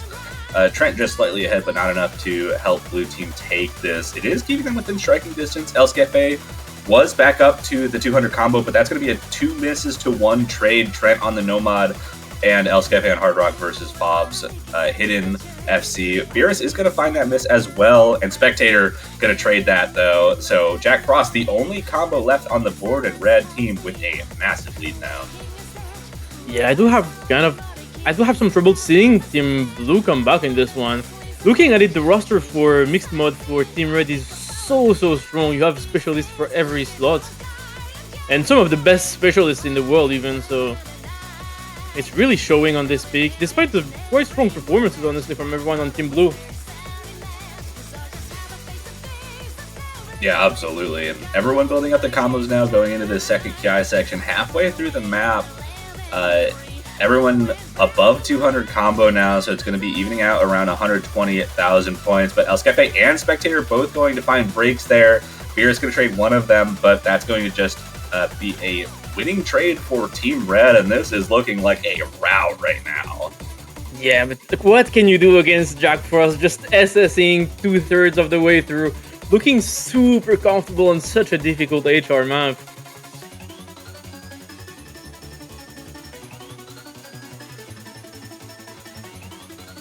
Yeah, ultimately good scores coming out from everyone else. LSKP finding a few more breaks than the rest of the squad, but still, Hard Rock is no joke on a map like this. And like you said, Jack Frost, one of the best Hard Rock players in the world. It's a little unfair to compare anyone to how they are doing right now. Just unreal performance. For sure. This map is interesting. Can he hold though? That's the question, because we're actually nearing the end. I won't say more, but that score is looking very nice right now. Yeah, a few players right behind him with 1 or 2 misses. Fob and Trent, I think, missing once. Beer is a little bit behind. Spectator having a little bit of struggles here, but we're going into the last few patterns, and Jack Frost still holding on to the double S right now. I don't want to mess anything up here. Don't want to curse anything. And everyone that's kind of crazy. Especially on a map like this, this is so stamina draining just because of all the wiggle patterns and stop and go. That's a ridiculous score. I said it'd be a surprise if we saw very many FCs in this pool, and I think that's the first one we've seen. Yeah, in this match it is. I think even Jack Frost is shocked of this performance, because that is crazy. HDHR too, it's not only HR. You can't really do anything, and it's overshadowing even like the 2 misses by Fob. It's an amazing score, but just HGHRFC from Jack Frost. What can you do?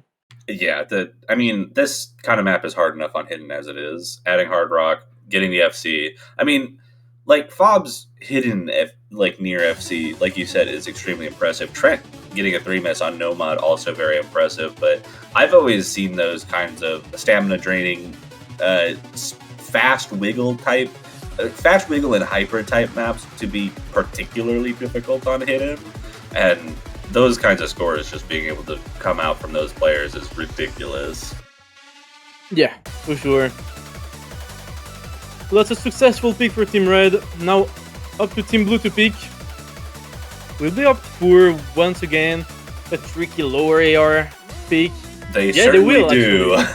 Going immediately into the Hidden too. Maybe a surprise pick, but they've got plenty of good Hidden players on their team. Auto Fanboy and Spectator certainly, I imagine, are going to be back in on this. Fob on the other side certainly, but I'm not certain who else is going to be taking the slots. I mean, the mapper mounted himself for his own map. Let's see how it goes. It's always fun to see the mappers playing their own maps, especially in a tournament setting like this. Obviously, it's for fun. It's a show match, but it's always fun. Yeah, I believe we already saw a little bit of how Fob was able to play this on the showcase, but yeah, we did. But this is live. This is different. This is a new situation. For sure. I think it's a decent pick. Jack Frost, I'm not sure how well he can play. Obviously, he always plays HD, but on low AR, I'm not quite sure. In chat, he just said he got 500,000 on it, which I think is pretty. So... I think that honestly, that's not that bad for him too. That's not that bad. But yeah, HR only player almost, so it makes sense on the low AR, not too comfortable. Beerus is comfortable on low AR, but not that much of an HG player from what I know. So, can Fob do the carrying all alone? Honestly, maybe. On a map like this, this low AR hidden pool is getting tough. This is really hard. That said, you got a juggernaut on the other side. Auto, Fanboy, Spectator, and Trent all being quite good at low AR hidden. And, they're loading in on Mixed Mod 1. Okay, we should be good.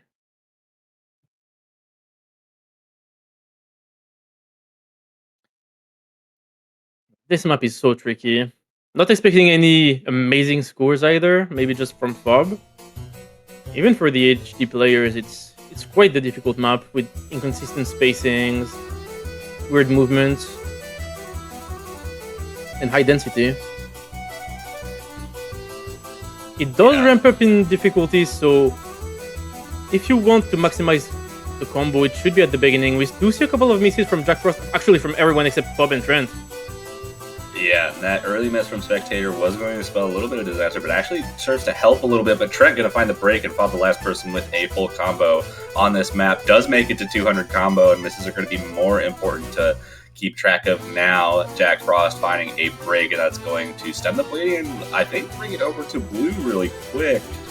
A third of the way through this map. This map extremely short, by far the shortest that we've seen so far. But we're continuing to find breaks across the board. Spectator building up that combo. Trent matching the 200 combo. Jack Frost and Auto Fanboy trading it back. Fob still with the double S right now, but not enough to give the lead back to Red because of Trent and Spectator. But both of them miss at the same time, and Fob still holding on to the full combo is going to pull that lead, but breaks the full combo. And if Fob can't really FC, I think it's just not going to be enough for Team Red because Fob is supposed to be the one carrying, and he's doing just that right now, but not enough to offset the scores from his teammates. On the other side, Spectator and Auto Fanboy, and everyone is actually playing this very well compared to other players on Team Red. And with low combos, it's flying by just in favor of Team Blue. Yeah, absolutely. We do see two misses. Actually, a triple miss from Team Blue, but 100,000 points. It's going to take a little bit more to give that lead over, especially right at the end of this map. Fob still holding on to a one miss, it looks like. And we're continuing to see misses, double miss from Blue, but Fob finds a break. And I think that's going to be the nail in the coffin there. The speed increase right at the end does catch him off guard and gives Team Blue their first point in the match. Yeah, it is a successful peak. It worked out. They do have very strong HG players. Obviously, the strongest player in the lobby was on Team Red. It was Fob on his own map, but was not enough to win the point for Team Red. So it worked out for Team Blue. Maybe there is something to go for in these low AR tricky picks. But for now, it's up to Team Red to pick, and we'll see what they go for. Yeah, a little bit tough to even go for any more of the low approach rate picks in the pool at this point, because I think the only one left is Mixed Mod 2. And that isn't really hard because, I mean, it's hard for the hidden player because it's low AR, but Red has Fob, and there's no doubt that Fob can play it on hidden. So you're kind of just saying Fob plays hidden and gets a good score, and then it's a match between the other two players. It's a rough situation. That is true. And on HR and all that, we've seen how Jack Frost is playing. So it's right. It feels like the Mixed Mod pool kind of just goes in favor of Red in general, just because of how good a hidden player Fob is and how good a Hard Rock player Jack Frost is. Yeah, I would say so.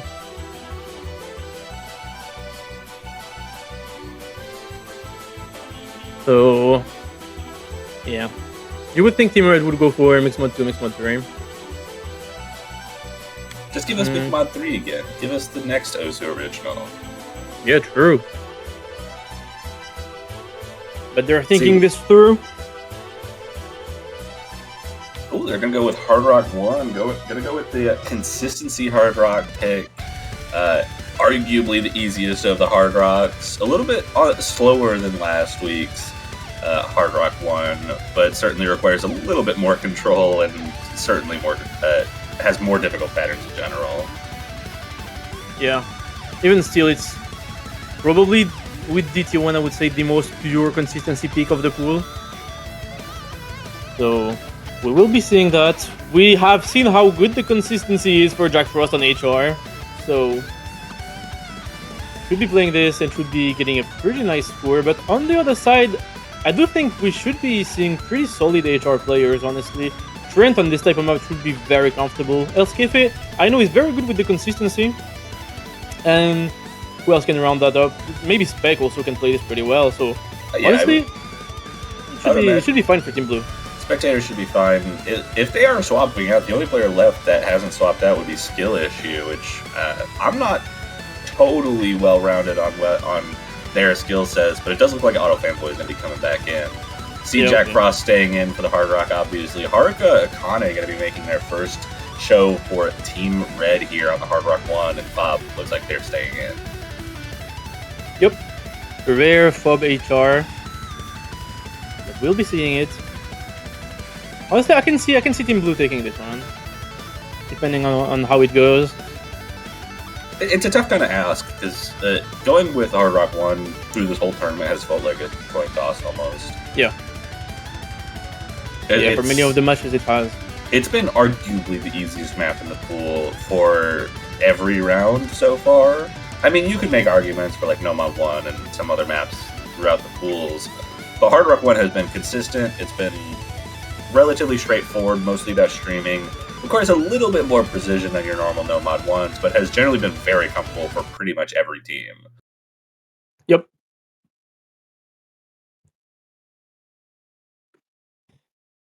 So let's go. Moving on to HR1. We just see the hidden coming out from Jack Frost, Haruka Akane, and Auto Fanboy. So half the lobby going, opting in for hidden Hard Rock on this. But as I mentioned, getting into it, Haruka Akane going to find the first break. Trent going to trade it right back afterwards. Haruka Akane going to find yet another one. The triples catching only Haruka off guard and everyone else holds through. Fob going to find a break right out of the difficult section. And Team Blue going to take a very small lead early on. Yeah, pretty unfortunate. But for Team Blue, it looks pretty comfy. Just a couple misses from Trent, maybe just getting into the map. Elskefe will find a couple misses, but Auto Fanboy is holding, actually not holding anymore, and it's only Jack Frost with actually 200 combo from his teammates. Yeah, so all three players on Team Red now above the combo bonus. Auto Fanboy going to find yet another break as Elskefe tries to build up to the 200. Haruka going to trade one of those back and help stem the bleeding, give the lead back to Blue Team despite the combo advantage having been in their favor there. AFB trying to last player to get up to 200 combo for Team Blue, and all three of them break. Fob and Jack Frost hold on through, and Team Red going to be able to start building up a lead here. Yeah. It's not that big because you recover combo pretty quickly. Jack Frost will finally fall actually on the HR. It's traded by all players, just Fob holding actually. With Haruka Akane still going above 200, not anymore. It's fairly close. The combo advantage it's pretty even right now. Yeah, we're just about to hit the halfway mark in the map. No full combos on the board, but some big combos. Elskefe and Trent above 200 now. Haruka, the last player to get to 200 for Team Red. AFB right behind, so now we are at an even slate. Everyone at full combo bonus. 48,000 points of advantage. Haruka going to break, and that's going to start shrinking. It will take probably one or two more misses for Team Blue to take it back, and we're in one of the long stream sections here. But no one looking to trip up. The triples come out. Haruka finds more breaks, and that lead starts to shrink really fast, but a double miss from Elskefe and AFB is going to help keep the lead for Team Red. Yeah, Fob is still holding 1200 combo. HDH arc, what can't this man do, honestly? carrying the team right now, even above Jack Frost in terms of score. Trent will find a miss in the slow section. That's really not what you want to see, especially when the score difference is still recoverable for Team Blue. Yeah, now it looks like it's about 2 to 2.5 misses worth of score difference right now, and with how consistent Jack Frost and Fob have been, that looks almost like a pipe dream.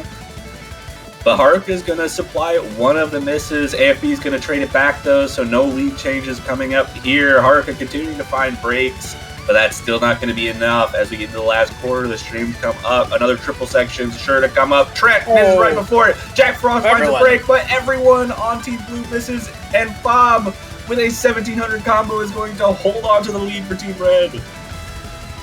Wow, Fob is just carrying the team to victory once again. This time we'll do it, unlike on HD2. With 2,000 combos being reached almost. On this HR1,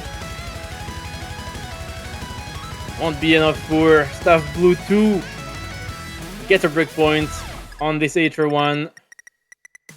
Solid scores, several scores around 900k on this, but not enough compared to the monstrous one miss from Fob. I mean, I guess Jack Frost also has a single-digit miss count, but everyone kind of just finding breaks. Those triple sections caught everyone off guard.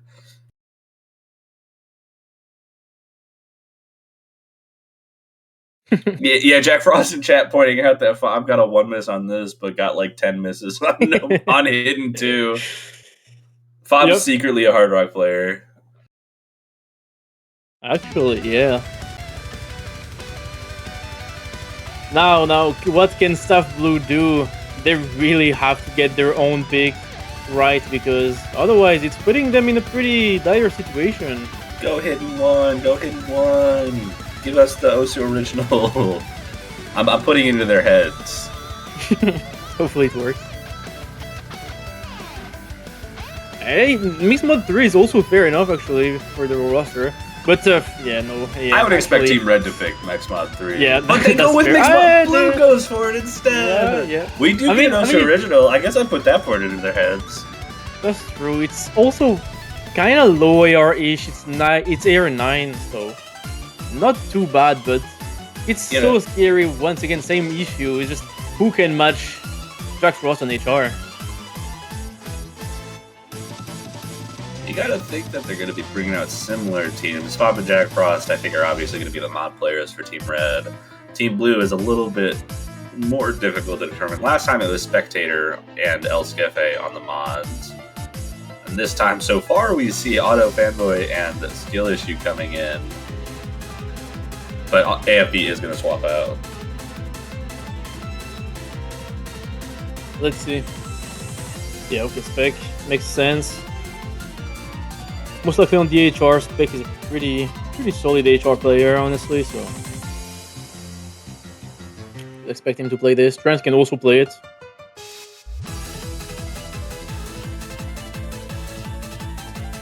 I do not think the easy mod is allowed for Skill Issue lol.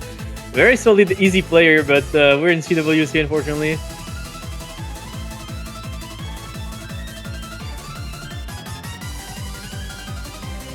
Actually, I don't know. Maybe if the ref wants to. What is happening? I guess we'll see. It's up to the ref. If Burris and Skill Issue want to face off on easy. Oh, someone wants to play easy. Okay, we're getting the easy on Burris and Skill Issue then. On a flashlight. Oh my goodness. Okay, I'm not sure what's gonna happen on this one. This is true mixed mod. This is what mixed mod was made for. Yeah, this is very mixed. And we see both HD and HR and Jack Frost and Spec, most likely. Oh, this is gonna be fun. So many mods. Yeah, we get pretty much everything.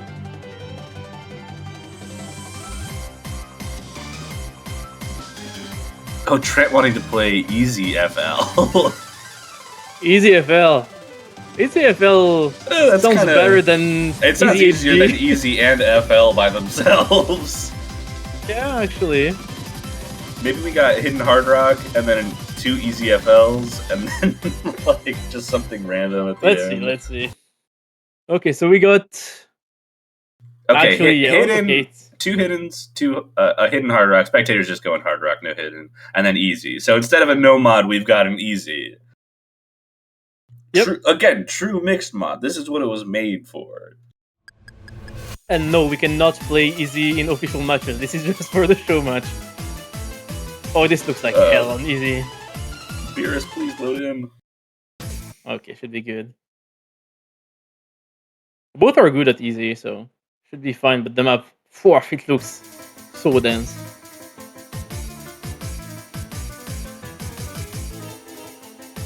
Beerus finding a break on easy. They are going to get less score, so misses from skill issue and Beerus are going to be less impactful overall to the score. We do see full combos outside of the easy on everyone, or double S's, all things considered, from everyone there. Right now, it's just a game between the easy players. But the easy players will only be able to reach maximum of 500k, so technically their scores matter a bit less than the other ones. Not if everyone else double S's it. That's true. Actually, the easy players look pretty evenly matched right now, about the same scores. Yeah, skill issue finding a drop in this denser section. Beerus taking the lead, getting a big combo there. This is just right now. It's just commentating the easy players because everyone else still. Oh, Spectator does find the first break outside of easy. Bob's gonna trade it though, and Jack Frost as well. Trent the last FC on the board and finds a break. Not anymore. Oh, this looks so. This looks ridiculous on easy. Jack Frost is finding a couple of bricks actually. Yeah, that lead is shrinking towards blue team here. Trent and Spectator both make it up above 200.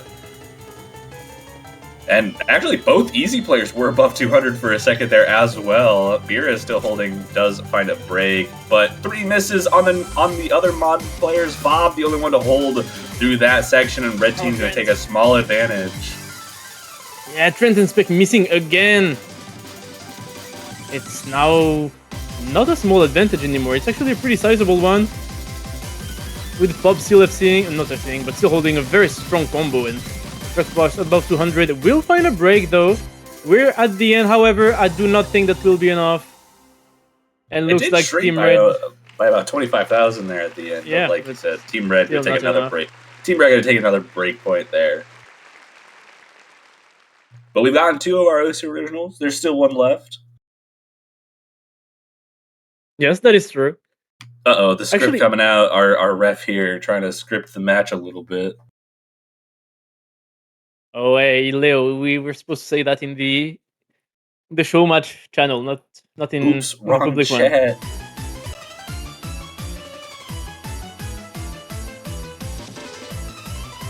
Do not leak the script. And there it is. The last OC original does get picked Let's by go. Team Red. Will be HD1, which is a pick that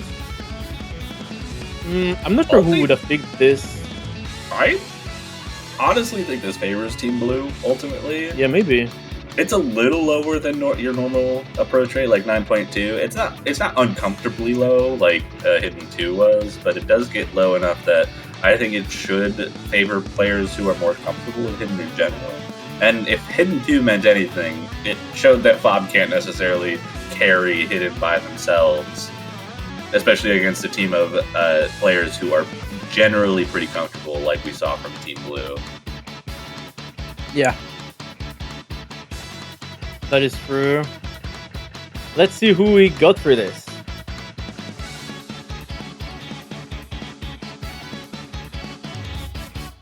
I think the exact same team we saw the last time for Team Blue on Hidden. We do see Haruka coming in for this Hidden pick on Team Red. Fob staying in, of course. And then we just need the last player from Team Red.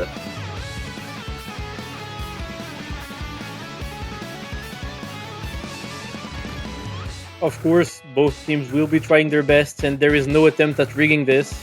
Do not let anyone tell you otherwise.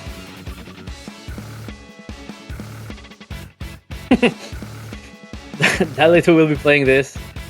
Looks like known HD player Dalito. Who needs that?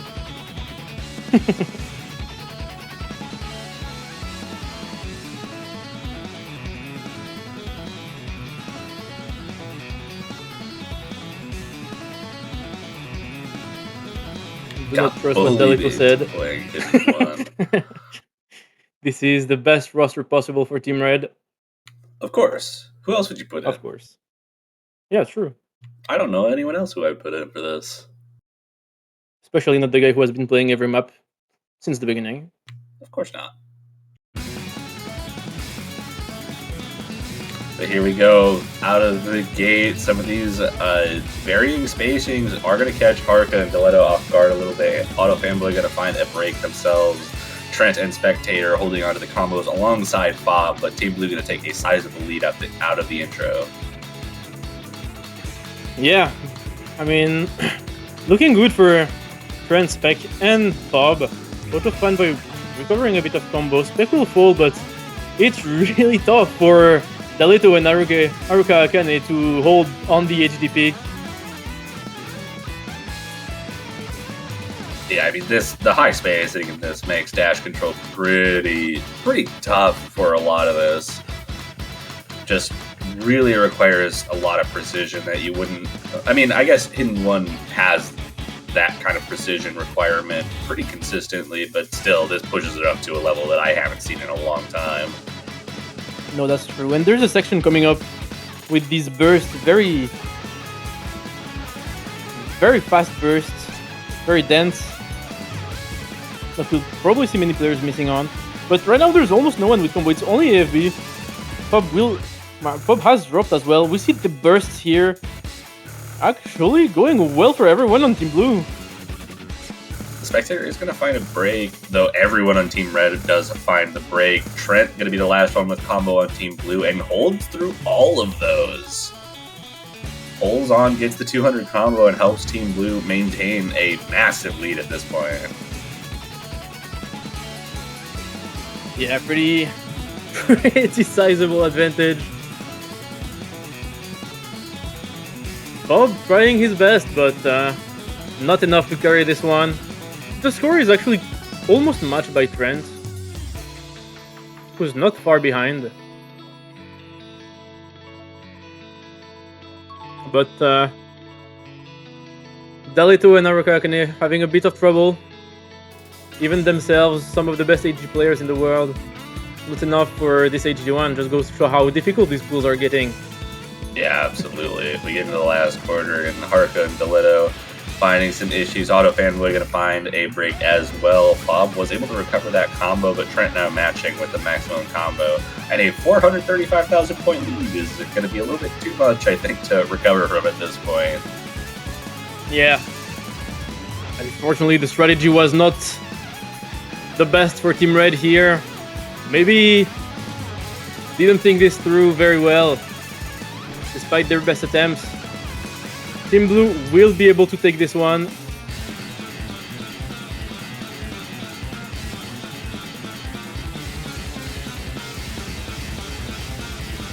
Pretty much no one able to hold on through this ending. Brutal. This end is brutal, inconsistent 1/3. Fob did find combo through that ending, but one way or another, it is going to be a second point for Team Blue. So back-to-back break points there, and it will be back to Team Blue's pit. Yeah, I mean, slight in the performance from Dalito, who had 6 FCs on local scores in the map. But yeah, this just wasn't the run, it looks like.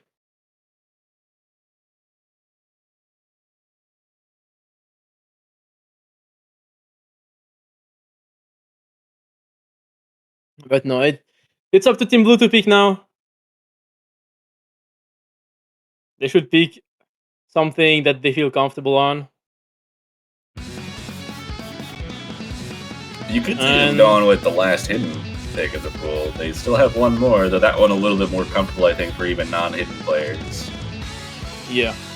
Starting to get to a little bit of an awkward point where I don't think Team Blue would want to pick mixed mod at this point. No mod's a bit of a coin toss. Hard Rock, probably also not. So it's either that Hidden 3 or DT, which they've already gone on record saying they don't want to play.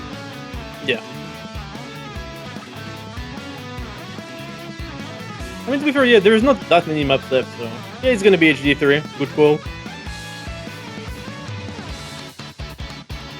Also makes sense.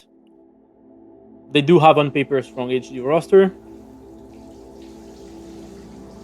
And they just won HD1. This one's so brutal though. It is. But I love this map. It looks so cool.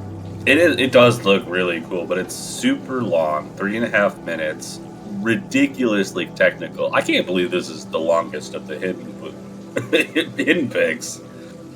Yeah. Very just weird rhythms all the way through. Fairly mechanical as well. I mean, it's the HD3, they're supposed to be mechanical, but this one is deceptively so, I feel like. Because the song, you hear the song and it's like, it's pretty slow, it's pretty chill, but you play them up and it's just anti-flows on weird rhythms all the way through, with some stacks even in a section that plays really weird and you have to hold dash. It's very intense, despite the song. Yeah, a lot of control required. I mean, you say that the song's not that intense, but I think this does give off the vibes of a map of a song that would require a lot of control, especially with, like you said, the rhythmic. Yeah, fair enough. The odd rhythms throughout it, and that's exactly what you're getting with it. Yep, and it's the usual. When you have an hexagon map, it's always going to be special. Sometimes a bit more conventional than others, but this one not very conventional. It's super, almost gimmicky, and yeah, very very cool map. Excited to see it being played. Fob once again is the one, if I remember correctly, who has gotten the replay for this one for the showcase, and on showcase has said that he's played the map quite a lot, so we'll be expecting a good score from him. But there is good HD players in both rosters, so hopefully Team Blue can take this one. Yeah, we'll have to see. We do see Jack Frost and Beers coming back in for Team Red on this hidden pick. So no Deletto or Haruka coming in for this on Team Red. Team Blue not going to have any swap outs, sticking with the same hidden roster that they've had for the other two. Yep.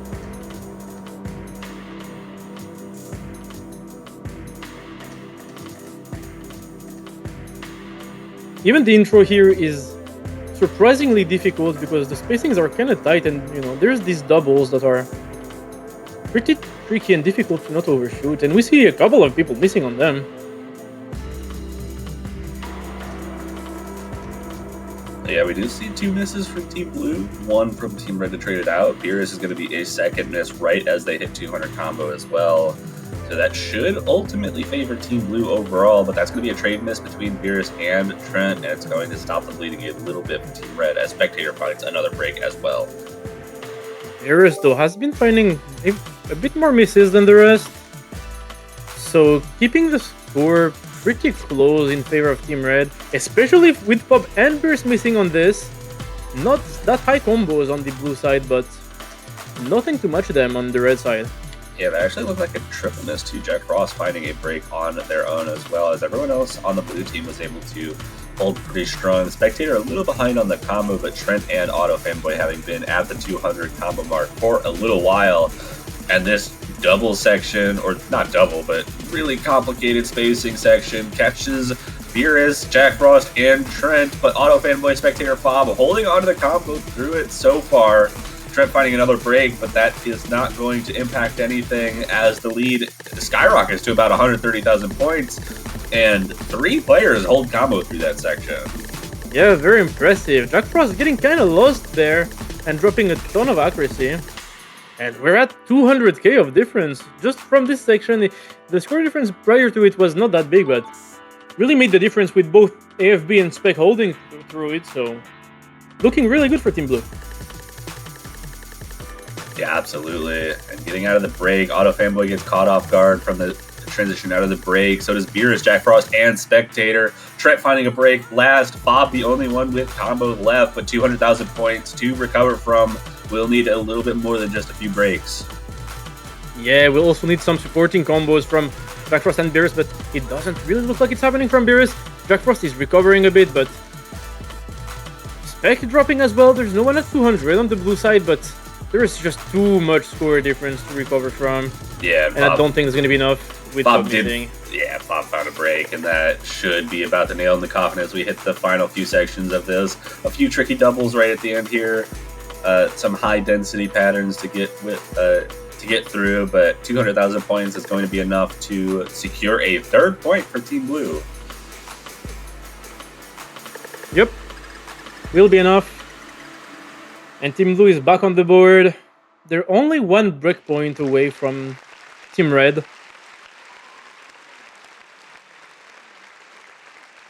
And we do see the difference with the proper AGD roster for Staff Blue. Fob did his bet with 950k, very solid score, but it's just a better team score overall from Team Blue. Yeah, seems everyone's about the same. We see Mixmod 2 coming out for Team Red here.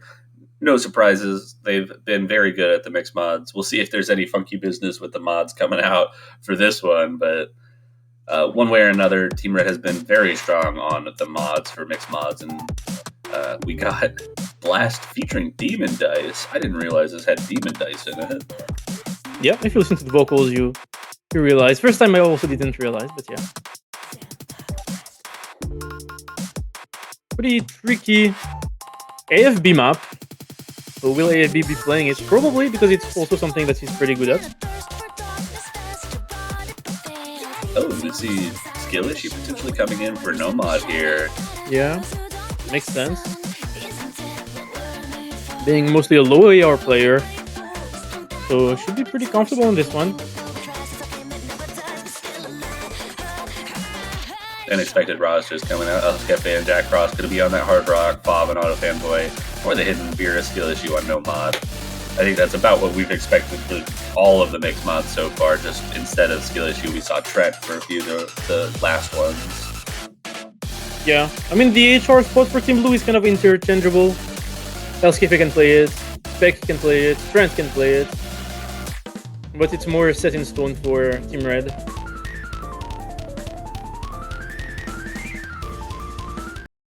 And let's see how it goes. This time the pure low AR, anti-mode, quote-unquote, mixed mod. Pretty high CS with HR, pretty low without on HD, pretty dense.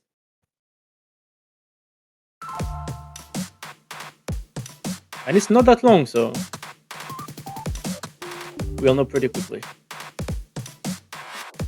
Early pattern catches Elscafe off the guard. You've seen Red a little bit of a lead.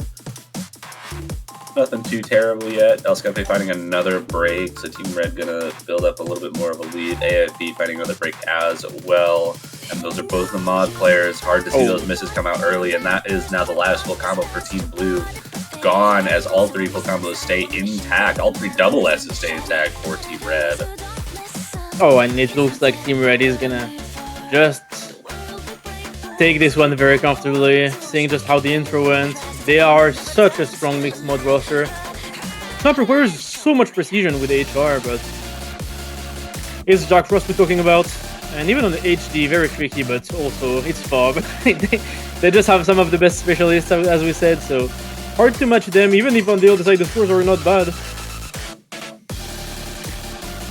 Yeah, we see AFB building up that combo, got up above 200, Skill Issue trying to get back up as well, but a similar lead from the previous map, about 200,000 points halfway through, and Staff Red in a very comfortable position right now. Finally a break from Jack Frost on this.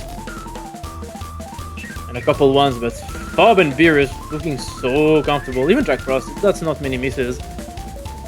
Ilishuloli is also holding pretty well, but that's just not going to be enough because there's like one player who found like 2 misses on the red side. Yeah, the players on Team Blue trying to build up that combo skill issue at the well above the 200 combo. El Scafe joining, AFB right behind them. Said lead might be able to stabilize around 300,000, but more misses are starting to come out as well going into the last quarter. And there's not much that can happen here as we get into the final few patterns of the map with a 360,000 point lead in favor of Team Red. Yeah, that's pretty huge, and we still do have 2 SSs left. If Bill will find a break before 200, but Escape as well. Now, no chances for Team Blue to come back. Jack Frost winning a couple of breaks again, but on the outro, still holding for Fob and Beerus. 2 FCs on this, yeah. It's kind of ridiculous. I didn't even notice that they both had FCs. I could have sworn I saw Fob missing earlier, but I guess not. Now that is going to be 2 double S's for Team Red from Fob on Hidden and Beerus on Nomad. What a score! What a team score! What can you do against this? Yeah, no, I don't think many teams, even in the tournament, will beat this score in this weekend's matches because this is so strong.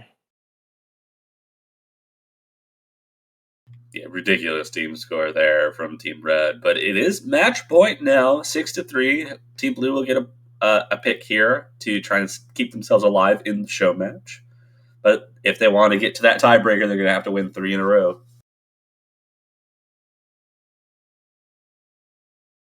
Yeah, they will have to.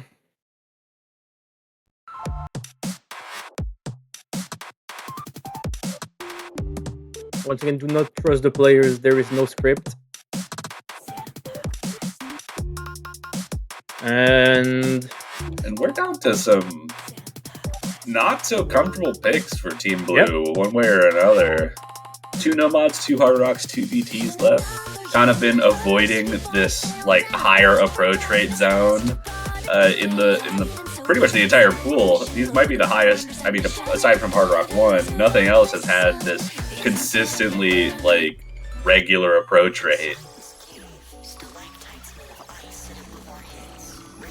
That is true. But we'll be seeing Nomad 2. First normal-ish Nomad. Because we've seen Nomad 3, which was very gimmicky, and Nomad 4 the convert. This one is more traditional, tech-specific. By Ken. Should be fairly comfortable for most players.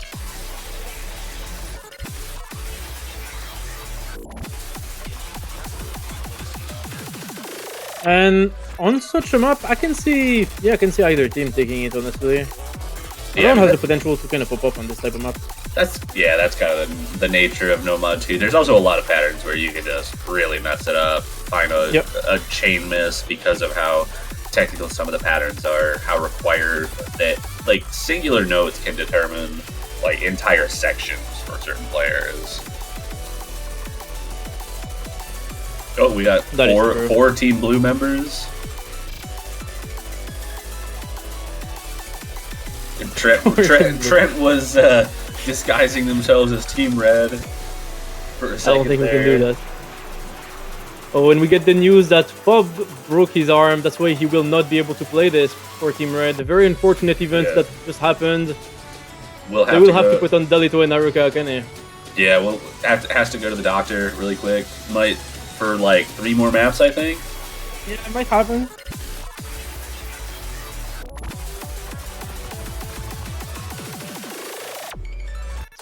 But I'm sure it'll heal by the time the tiebreaker comes around, right?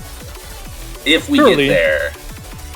If we get a tiebreaker. I mean, either way, we'll get probably a showcase of the tiebreaker.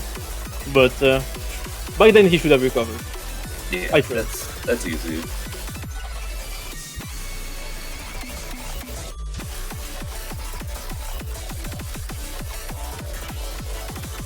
Okay, let's go. I should be going with these rosters. We do see Skill Issue going to play this for Team Blue.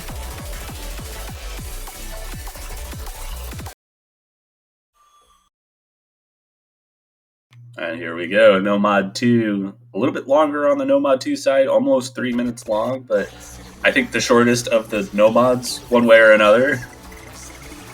Yeah. Oh, sorry, not the shortest. Nomad 4 is the shortest of the Nomads, but that one's certainly a lot more gimmicky than this.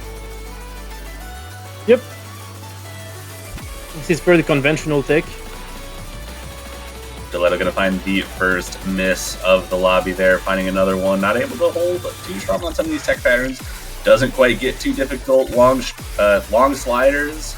Everyone above 200 combo except Diletto right now. Haruka and Jack are both going to find breaks as we see 3 full combos still held on. As we get into the technical section, 2 misses from Team Blue. Spectator, the last full combo on the board, and Team Blue holding on to a small lead. Diletto actually holding on to the combo right now for Team Blue. Does find a break there, though. And Spectator going to be the only combo remaining for either side and brings the lead for Team Blue up to about 100,000. Yeah, surprisingly, we do see many misses on this map. Jack Frost not looking very comfortable, maybe not with just the Nomad not being HD. Being a bit hard on the reading, but Spec is looking so comfortable, still FCing halfway through the map. A very comfortable advantage to Team Red thanks to that. Yeah, ridiculous score coming out from Spectator so far, but as it stands, all 3 players on Team Blue holding higher scores than everyone on Team Red. Jack Frost the highest there, slightly behind Skill Issue at the moment, but Spectator is the real story right now, still holding on to that FC as we get into the second half of the map. Everyone above 200 combo. Diletto going to be the first one to break. Skill Issue actually was the first one to break there. Both of them trade back and forth. Jack Frost and Auto Fanboy are going to find trades as well. Haruka and Spectator, last combos remaining, and that's going to be favoring Team Blue at the moment, who have a 200,000 point lead going into this last quarter. Oh, and Spec finally finds a break. Yeah, it had to happen at one point. That's still a very nice score. AFP is also building several very nice combos, really high accuracy as well. And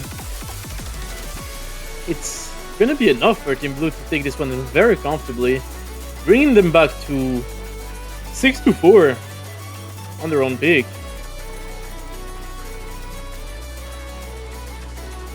Indeed, but Team Red will get their own pick here as well. They're gonna have to pick something without it, knowing that I guess Fob has a broken arm for now, so we'll have to see what they decide to go with here. They've got Nomad 1, they've got Hard Rocks, and they've got DTs. Yeah, will we have to see DT? Maybe. I'm not really sure when Fob will recover his arm. No one really knows.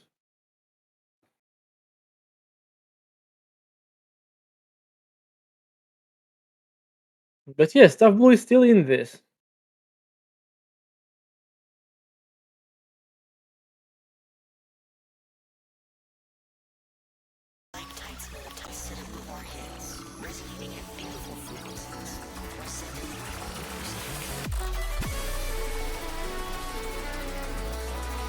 Okay, what can they go for? So, yeah, there's only HRDT. Hard Rock 2 is the selection. They've already decided. Oh wait, Fob is in the lobby. I thought their arm was broken. I mean, maybe he has one arm broken and he can type with one hand, but can't dash or move. He's got his laptop in the ambulance with him. Oh, maybe that's it. Oh, he's on spectators. I'm not sure about that information.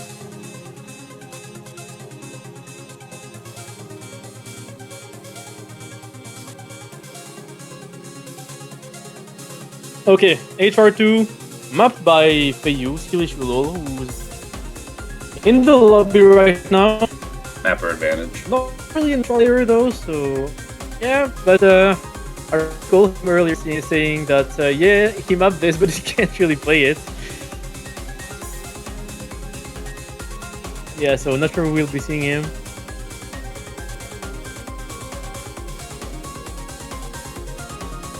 Oh, and Fob actually coming in with broken arm on this map, so really impressive. Going out there, but Diletto and Haruka looking like they're going to be staying in.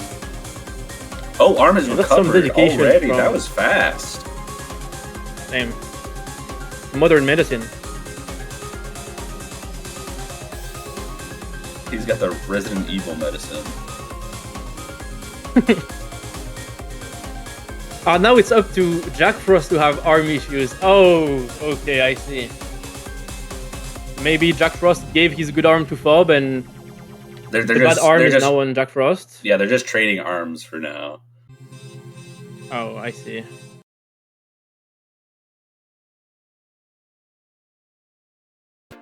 And here Yeah, we this is a go. precision HR, low density, high CS, pretty hard on the reading, fairly inconsistent spacings all the way through, which makes for a very control heavy pick that is really hard to maintain combo on. And an early break from Fob. Diletto and Haruka holding on with the combo. Auto Fanboy going to trade that one miss from Fob there. Two full combos on each side. That one going to favor red team though because Auto Fanboys was a little bit later. So red going to take a small lead out of the gate. El Skefe going to find a break as well. Trades with Haruka, Kane, Diletto, and Trent. The last full combos remaining on this Hard Rock 2 pick. And we continue to see misses from Team Blue and a huge lead already starting to build up for Team Red. Yeah, Diletto is performing on this one, actually, matching Trent. But for the supporting combos, it's just Fob being above the other ones, like Auto Fanboy and Escape. But it's a triple miss from Team Red, but only Trent holding. It will not be enough to recover the score difference, but it will shrink it, especially with these misses from Haruka, Akane, and Fob. Yeah, this lead getting really small, but Trent's going to find the break, and the lead is going to stay with red side as we continue seeing breaks from pretty much everyone here. About 30,000 points of difference halfway through this map, and everyone's going to see that Team Red has the lead. Team Red on the verge of taking it with Diletto holding on to a 535. Trent with the MVP so far, but not able to hold on to the lead and carry his team yet. But Haruka Kane, right out of the break, is going to find a miss. Hopefully we're good. Okay, Looks like we are. That lead is shrinking off of that miss from Haruka. And a triple miss in the break section is immediately going to give it over to blue team. Wow. Triple break. But that's kind of the nature of this map, you know, very irregular spacings, even in the slow parts, which can catch... Oh, yeah. For Hard Rock, slow sections like that are honestly kind of harder sometimes. Yeah, they are. And El Skefe is now the only one above 200. And it's now 100k score difference, even though like 20 seconds ago it was 20k for Team Red.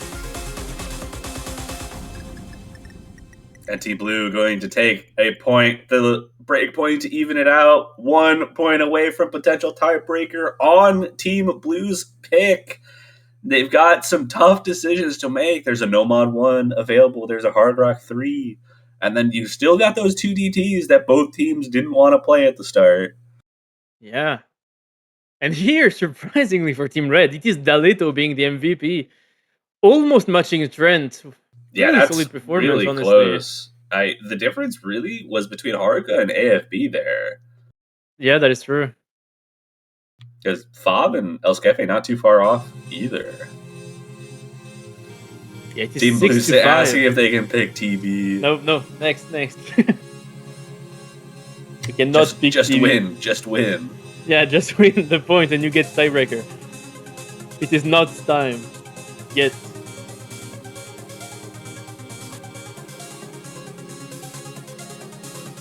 The tiebreaker. We'll just get a different map. A different map for tiebreaker. We'll play one of the DTs if it goes 6-6 off of the tiebreaker. Why not?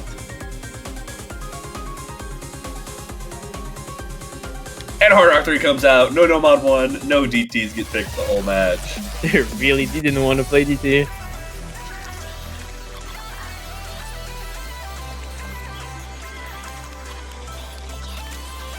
From Team Blue, HR3, the mechanic peak. From Zeleny. Fairly conventional as well. More on the speeder, just the faster side with 215 DPM. And anti-flows and tricky streams. With fairly conventional patterning. It's also kind of techy. With a couple of randomized patterns with HR. Honestly, looks good for a blue side pick, honestly. Especially if Jack Frost still has a broken arm. Yeah, traded broken arms with Fob. Unfortunate, but if Fob was able to heal that fast, I imagine Jack Frost will be right back when it matters. Yeah. I mean, maybe even now? I don't know. Not sure who's gonna be the third player. Actually, Jack Frost has recovered, it seems. Oh my goodness. The wonders of modern medicine.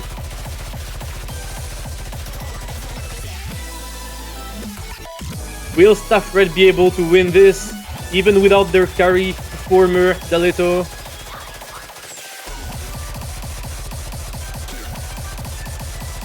No one is really sure at this point.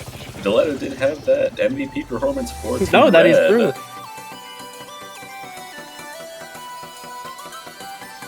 Here we go. We're going to get both Fob and Jack Frost in. Their arms healing up very fast. Beer is coming in as well versus Trent Spectator and El Skefe. Pretty much top squad for both teams here on the last regular pick of the pool.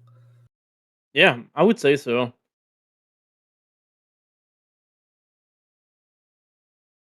Very strong teams.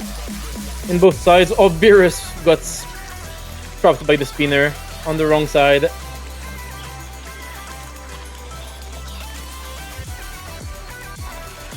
Everyone else playing that beginning section.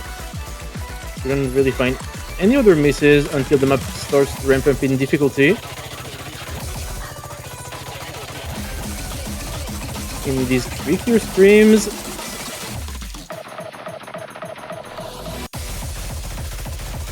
Yeah, only one break coming out so far from either side there. The stream's not catching anyone off guard. Beerus did find an early break. Fob and Trent trade there. So Team Blue going to maintain a small lead. Jack Frost, as expected, holding on to a strong score, but Spectator with a double S. El Skefe with the FC a quarter of the way through this is going to give a 30,000 point lead to Team Blue here. Yeah, Jack Frost will be missing actually on the slider, and it's giving a even more comfortable, even with Beerus, a very comfortable lead for Staff Blue. Trent will be missing, but there's 2 low combos on Staff Red for now. El Skefe going to trade one of those misses. Beerus going to have a miss on their side as well. Spectator holding on to the only full combo in the lobby. Fob doing what they can to hold on to the combo right now. Trent finding another break, and that lead is starting to shrink just a little bit as the combos start to become a little bit more stable. Spec is playing this so well. Spec is really so good at these. Oh okay, my the moment say that he misses, but so double good at miss these. on both sides. And the spinner going in favor of Team Blue. Fob and Trent, the only combos remaining. Trent slightly below the combo cap right now, 2/3 of the way into the map. So it builds up in this section, evens out. Beerus getting a bad transition out of that break, and Team Blue taking about a 2-3 miss lead right now, going to this ending section off the back of Spectator's incredible early performance. Fob doing what they can to bring it back, but Beerus not able to find any footing, and Team Blue extending that lead. Yeah, they're just flying away with the win right now. Fob missing. Everyone's still holding. Trent recovering very nicely, and El Skefe and Spec holding super good combos. Trent will be falling. The score difference is getting below 100k, but that's still 90k to recover from for Staff Red in this last 1/3 section. I do not think that will be enough. Trent will miss, followed by Bob and Beerus, so that's only... That's a Jack triple Frost miss holding, from but Team Blue. that's That just lead with one is combo not enough. shrinking. So few patterns left, 60,000 points of lead, no more misses so far coming out. And the last pattern comes in, and Team Blue is going to take it to the tiebreaker. What an incredible recovery from Team Blue in an incredible turn of events. They managed to get back to the tiebreaker despite being at a 4 points disadvantage earlier in the match. They really pulled ahead and managed to perform on these peaks despite Team Red's best attempts. So we will be seeing the tiebreaker on this one. Indeed, we will. Our show match going the distance. Team Red out to an early lead. Team Blue coming back in incredible fashion. Now we get our 6.5 minute brutal tiebreaker. Yeah, a very intense tiebreaker. 7.67 or 68 stars. Already pushing the star rating here. And I would say it's almost underrated with how hard it is. spectator who mapped this with X1 is in the lobby to play it, most likely. And we'll be seeing... maybe we will be seeing everyone play this. I'm not really sure, usually. I mean, no, actually, we're not showcasing this. It's actually the tiebreaker to decide who's going to be the winner. So usually we have everyone playing it, but I don't think that's going to be the case here. I think everyone's going to play. I think they're going to make sure that the front six will work on stream. Yep, makes sense. So we'll have all 5 players in lobby, but we'll have the top 3 for each team on stream and then have the other 4 below. So they won't be shown on stream, but they will be in the lobby. Yeah, so this is actually a serious map. Both teams will be trying their best with their best 3 on screen. So there will also be 2 results from this. There will be the stream result, which is the top 3 versus the top 3, and then there will be the MP League results, which will be 5 versus 5 results. Yep, that is true.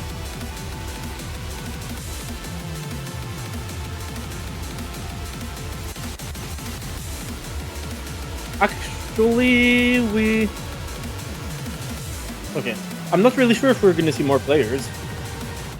I don't think there is a possibility to see more than 3v3, but the streamers are discussing it. Well, Skillish, all 4 of the other players have joined the lobby. So... yeah, everyone is here. Oh, but we might be actually looking at this. We might be getting a quick, like, 30-second break. We're going to go into this screen. We're going to swap to 4v4. So we'll be getting at least 8 of the players, and then 2 of them will be off-screen. Oh, that's great. 4v4 in CWC for the first time. Can this show much deliver even more of a spectacle? Yes, maybe this will start, getting the crowd ready, increase the interest in catch, the beat, and maybe get enough player base to start pushing towards that 4v4. Though, who knows? It's tough. It's tough. It's tough to get that many players. Mania is, the I think, thing. the closest, and they've never gotten to 4v4 ever, so who knows? Yep. There's almost no 4v4 tourney even in catch in community tournaments. So it's kind of crazy to see. It's pretty much the only mode that ever has 4v4 as a standard. So yeah, actually, it'd be fun to see that. We did see, actually, a couple of years back, a 7-key Mania World Cup show match that was 4v4, and that was really fun. But it was so much going on. Yeah, that's true. Seeing the columns for 7-key World Cup on 8 different screens at the same time. What a miss. Normally 7-key is 2v2, so that was a lot. Yeah, you're essentially watching 2 matches at once, and we have 8 players on screen. It feels weird. It does feel weird.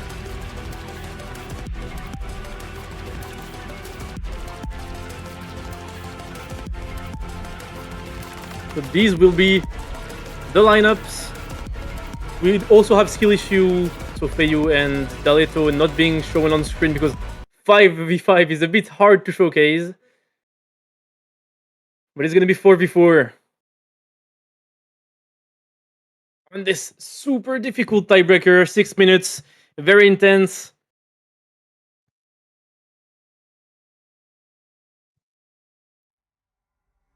And here we go. First opening spinner. Looks like it's in favor of Team Red just slightly, but we've got our 4v4. We've got a couple players on Hidden, Fob, Jack Frost, and AFB all opting into Hidden. Everyone else just on the Nomad. Yes. This tiebreaker is quite tricky and very, very technical, actually, compared to some other tiebreakers. Usually, that's usually the trend when we go towards later round pools. We do have more technical tiebreakers.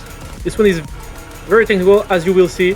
We do see a couple of misses in the intro section, but there is 6 minutes to go.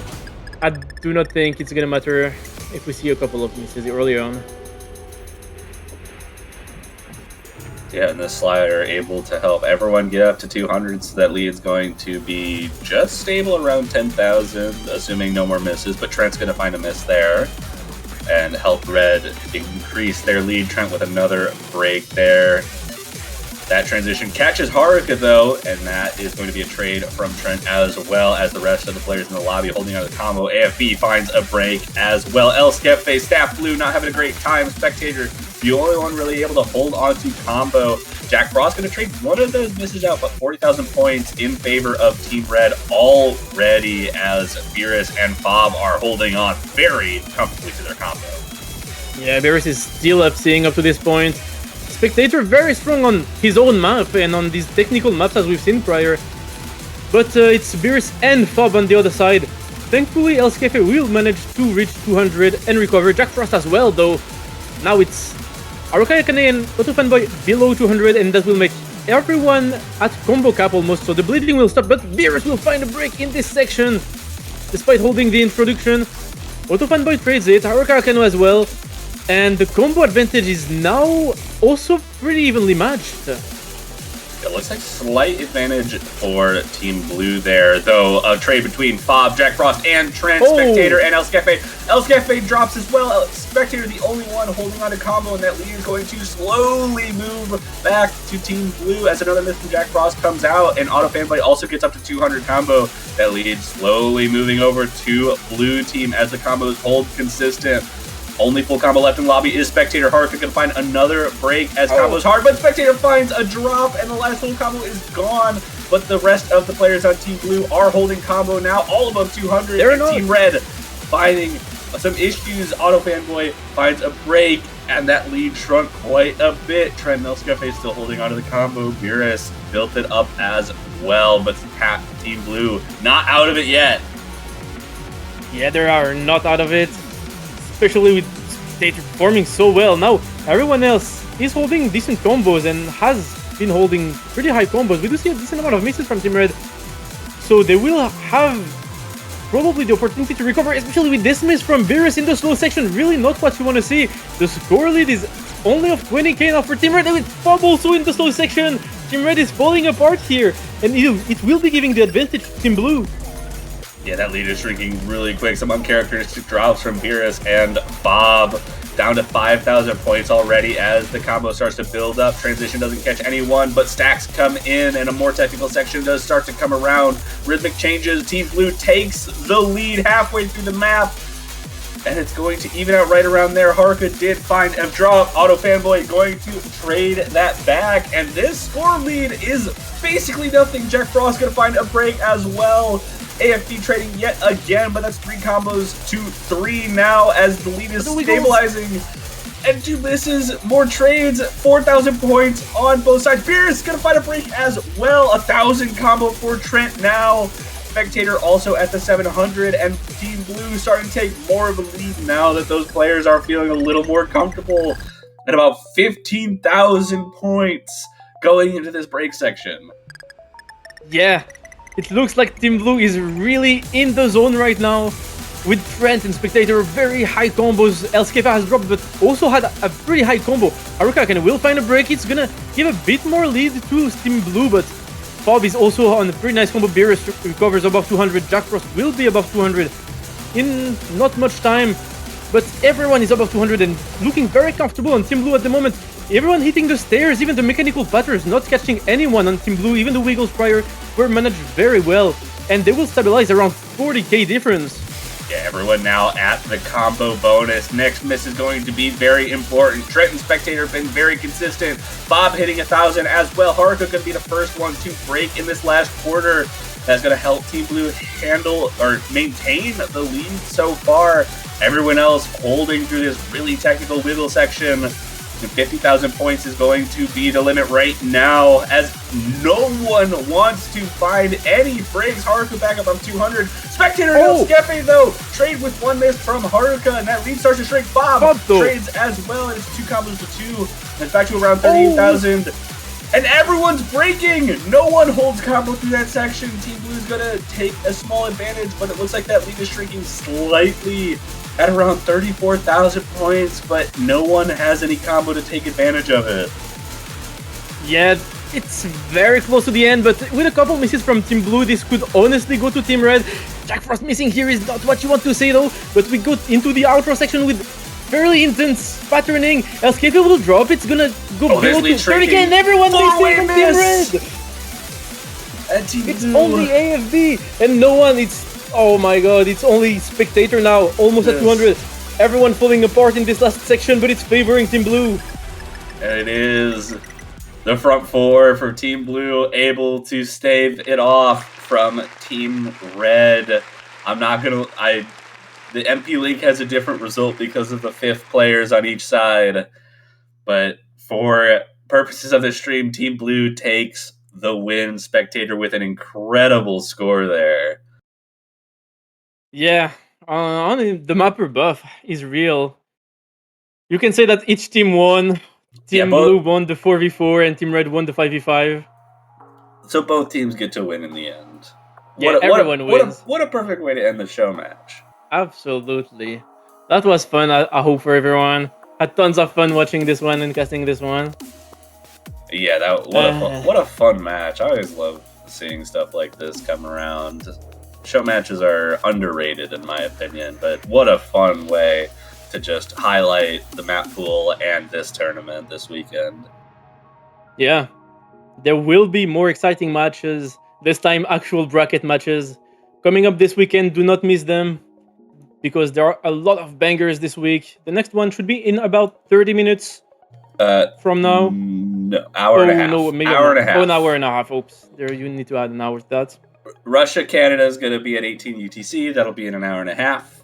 Yep. So that'll be a fun matchup, a losers bracket matchup. So all the stakes on the line. Very, very exciting.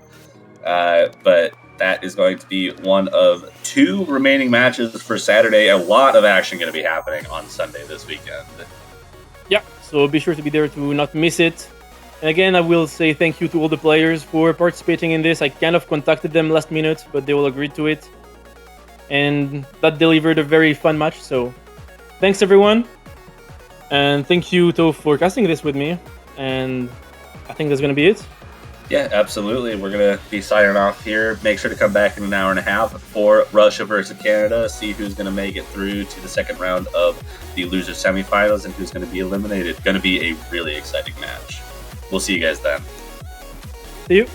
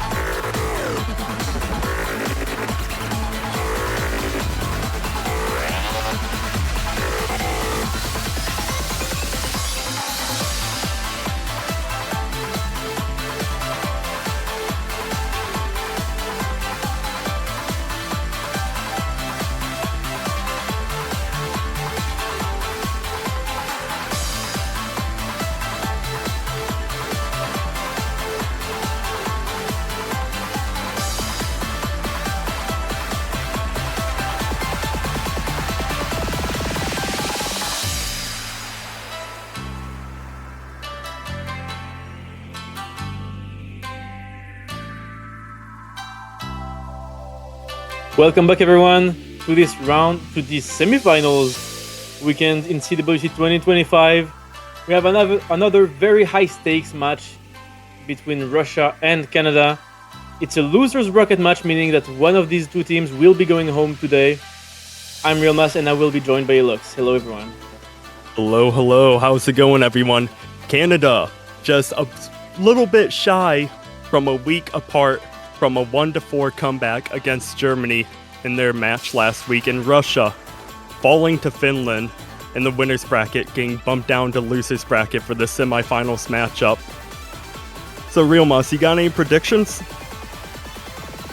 I do. On paper, I mean, when you look at the seeds, there is a pretty big difference, but do not let that fool you too much, because Canada is a team that can punch above their seeding, for sure. I would say still that Russia seems a bit favored. Canada has been having some trouble in this bracket this year. Plus, I think they have had some internal issues. They only have about 4 players playing most matches, so it's looking a bit rough for them. And Russia, even if they lost to Finland last week, they looked still very, very good on the quarterfinals pool. But to be fair, this is a different pool. Much harder. I think there is a pretty big barrier between quarters and semis, because this pool is much harder than last week. So maybe that will make a difference. Yeah, this pool definitely scaled up in difficulty by a lot. Some maps are definitely well within finals, if not teetering in grand finals from years past, here already in semis. Looking to be a good match, though. Both teams have players who are extremely used to playing under pressure. They're extremely used to playing in high stakes, high reward scenarios. Hoping that this one perhaps goes for the long haul. Yeah, we can hope for that, but we'll be seeing how it goes. Also, there's a kind of an interesting dynamic. I think with the pool scaling that hard, on both sides, you have players like Fuhi for Canada. I mean, CTB Whitecat for Canada, who on the previous rounds, you know, the maps are not that difficult and there is less potential for solo carry. But on the very mechanical peaks for this week, there is potential for solo carry performances, and maybe Fuhi can be the one to do that for Canada. Maybe. We see our first ban coming in. Hidden 2 is off the tables. Sorry, Fob. Yep. Makes sense. Canada has been pretty strong on Hidden overall. Makes sense that you would want to ban HD against them. And Russia doesn't have... I mean, Russia still has a pretty strong HD roster, but I think it's a roster that kind of struggles to scale that well. On Hidden, at least. And Canada is going to ban double time 2, so we're not going to get a Canada win DT2 moment this match, and they're going into mixed mod 2. Banning DT2 first for Canada is quite ironic. Oh, nope, that was a mispress. Oh, I don't know what Katsuragi wants anymore. 2-3, 2-3. Okay, I'm guessing it's going to be the mixed mod 2 then. Yeah, I'm guessing that it's going to be mixed mod 2. Okay. So perhaps the lower the second AR one was a fat finger, and the third one was correction. There's, yeah, probably. But yeah, it's the low AR one, high CS on HR especially. Pretty tricky, honestly, but not. I wouldn't say it's not nearly as hard as HD2, for example, on the HD mod. No, it's definitely a bit more forgiving than Hidden 2 when it comes to the Hidden player here, but don't let that fool you. Hidden player still has to perform. For sure. On HR as well, the map is pretty tricky due to the CS, but I'm not too worried with Insomnia and Fuhi most likely on the HR. Two very, very strong players. Should be fine. I'm guessing for HD, it should be Kitsun Ivy for Russia. And on Canada, it could be either Katsuragi or Red, honestly. As the lineups look right now, I would assume it's Kitsune and Katsuragi for Hidden. Unless they want to make us go a little cross-eyed. Some players love making us go cross-eyed. I mean, it's symmetrical. But no. Will be, as you said, Katsuragi and Kitsunavi on the HD makes sense. I think on previous rounds it's been red on the no mod, so expected lineup. On Canada's first pick, they have to perform, and they really have to put out a strong performance on this one because honestly, the Russian roster is looking very strong.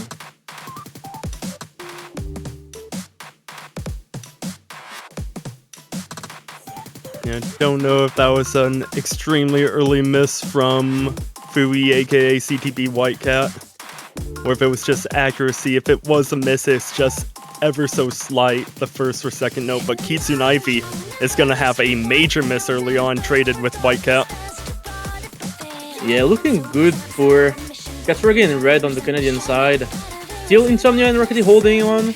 The map is not that dense in terms of combos, so it takes a while to recover 200 for players, but it looks like it's going well for TB Whitecat and Kitsunaivi. The score difference isn't too much, and it's most likely going to be the next miss deciding what happens. And it's Kitsunaivi is going to drop. Drops.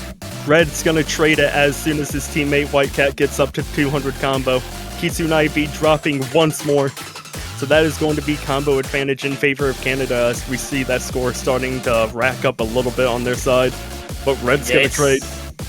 It's Katsuragi doing a monumental effort here on the Hidden to win the mud battle against Kitsunaivi, and it's working right now, but still Red and Whitecat are slightly behind their counterpart on the Russian side, so can they hold? It's a trade between the HR players, so it should be fine for Canada so far, but we still have half the map to go through, but Kitsunaivi can not really find any big combo on this Hidden. He's really struggling with it. Oh, this Katsuragi no. dropping. What a tragic miss. Tragic miss indeed, but Canada does have some comfort and some cushioning. Roughly 70k score in their favor. Kitsunaivi dropping. Yeah, and with the lead that Katsuragi is building up on HD, as long as Red and CTB Whitecat get close to Insomnia and Rockety, they should be fine because there's a big lead on Hidden, almost 200k at this point. Speaking of Rackety, only full combo in the lobby still. Insomnia dropping. Kitsunaivi dropping, double miss on the side of Russia. And Canada's looking like they're just gonna run away with this mixed mod too. Showing full well why they went out and picked this first. Yeah, I mean, they're winning on the HD. HR is matched slightly in favor of Canada. They're losing Nomad, but HD is making too big of a difference for that to matter. And so the strategy for Canada to play around their HD players in this early match seems to be going well. For sure. And although Kitsunaivi is known as a hidden player, it's more of the higher approach rate hiddens where he really shines. So the other two mixed mods and the other two hiddens that have not gotten banned yet, I can see him popping off.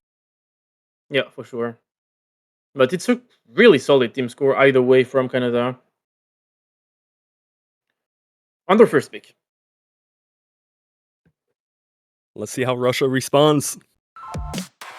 Russia is a team that likes to go for the very consistent pick, the very, the Nomad ones, the HR ones, the DT ones, even HR 2s usually. So I would expect them to go for this strategy, especially seeing how Canada has been lacking a bit in the consistency department so far in the CWC. I think these would be picks that would make the most sense, but we can never really know with the scaling how well they will do. And with Canada banning double time 2, it makes you wonder if Russia's debating on going into DT1. Yeah, that's fair, because I don't know if there's a roster of 3 players who can play DT1 for Canada.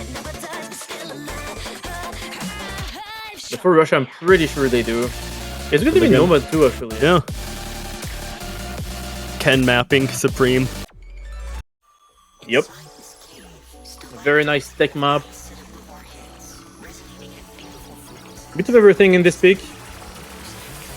Full flavor, tech map. And Russia does have some very strong Nomad players for this. So not too much of a surprise. And what I'm really worried about here is Canada's third player on this. We see Nelly, Rackety, for Russia. Katsuragi unlucky for Canada, waiting for that third player, that top slot for both sides to come in. Also, Real Moss, don't look at the SR. No, why did you mention it? Always gotta mention it. I do not see it.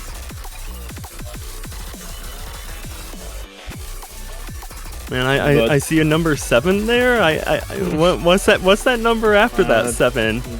There's a dot. That's what I see. Oh yeah, there is a dot. But what comes after that dot?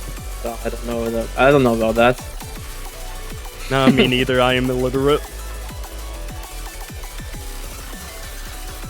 We see Unlucky dipping out, possibly looking at the map a little bit. Yeah, We're trying to get something loaded in, but coming back in. Yeah. Oh yeah, I would expect CTB Whitecat to be playing this one. I kind of expect him to play everything other than HDs.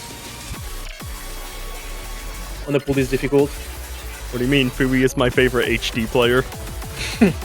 We have seen the Fui HD. I'm not sure we're seeing it this round. Usually it's I the early doubt rounds, that you know. too. Yeah, I really doubt we're gonna see the Fui HD come out. This is a serious high stakes match. But it's going to be Kitsune Ivy and CTB Whitecat, aka Fui, coming in, rounding out our roster slots. And here we go, Nomad 2 coming in. Yeah. A very strong Nomad roster for Russia. Wow, what a polite person in the background. They're waving hi to us. That's very polite. That's true. Very polite. Will the map be very polite to the players? I don't know. Spinner advantage for Russia. Yeah. I think he's saying hi before the map just kicks you in the... Or is he saying bye? Is he saying right, bye? Bye. Yeah, goodbye. You're gonna die. Nelly, the first one to drop. Double miss on the side of Canada. Right before that 200 combo, Katsuragi unlucky dropping. Kitsune Ivy is going to trade it. Only one full combo on each side still. Rackety and CTB Whitecat. Yeah, looking good. And CTB Whitecat finding actually lots of misses. Kitsune Ivy trades it, as well as Rackety a bit later on. So this will actually give a slight combo advantage to Canada early on in this map. With Katsuragi and Unlucky recovering some combos very nicely, it should be the case for CTB Whitecat as well. We do see several misses though from Nelly and Rackety. Yeah, Katsuragi traded that miss from Rackety, but that additional miss from Nelly, and now this additional miss from Kitsune Ivy is just allowing Canada to start slightly running away. Kitsune Ivy dropping, Canada building up to a 6-digit score lead already. Katsuragi dropping, Unlucky dropping.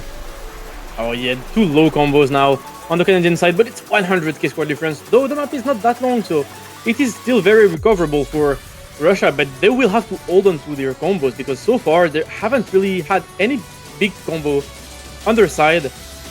They will be recovering very slowly, but more misses are needed on the side of Canada for them to come back.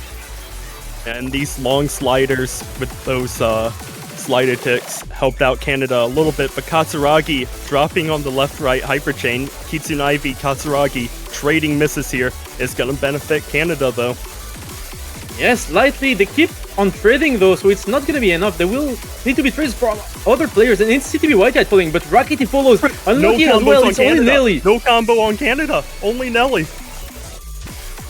Can Nelly hold for the team? Because as it is, they will take the lead if this goes on, especially with these misses from Katsuragi and Unlucky. The score is flipped. Quarter of the map left, Real Moss. Oh yeah, the last section coming in.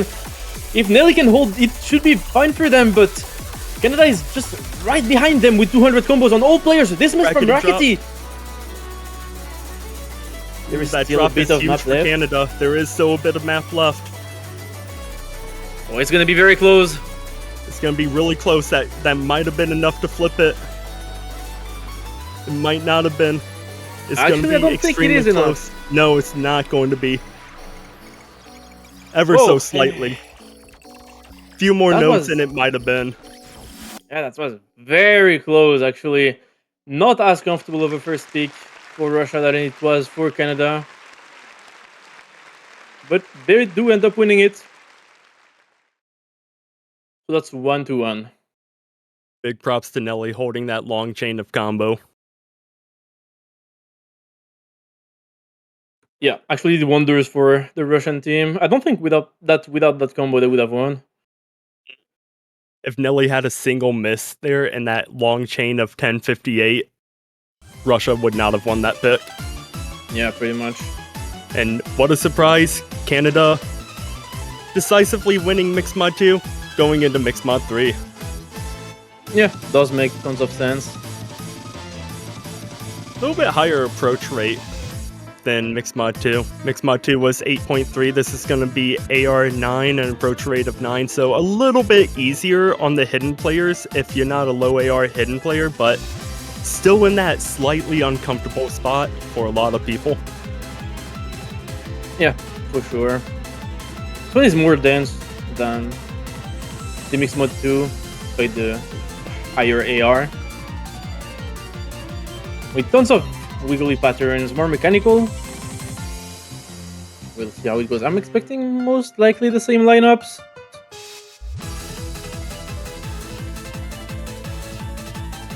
So far, And- it's Nelly, Katsuragi, and Red in the lobby. Yeah. I think we'll be seeing that a lot from the players. Mhm. Going to check them up right before playing it to get in the vibe, maybe. Definitely. Hard Rock players going in, getting their eyes adjusted to the smaller circle size.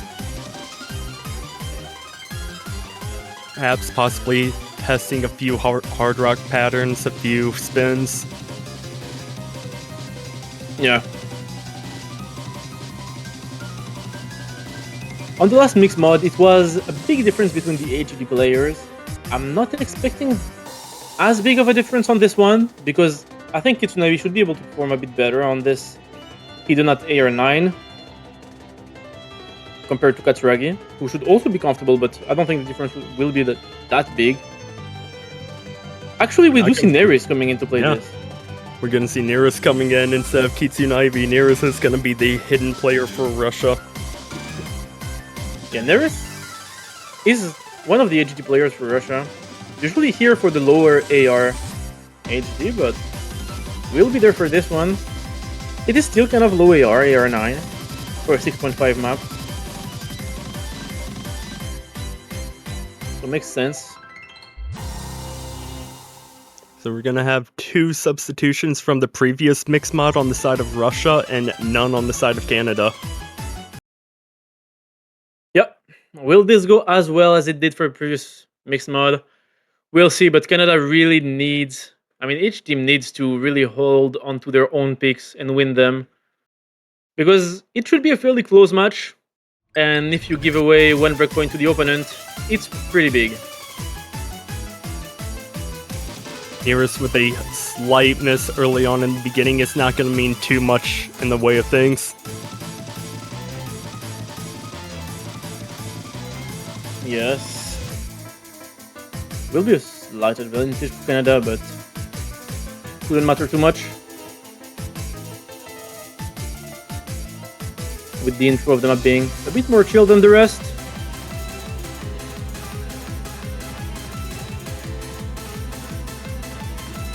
And other than that slight hiccup early on from Neris, all other players holding on to a 5-way full combo.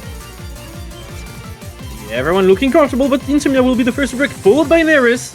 So pretty sizable combo advantage now for Canada.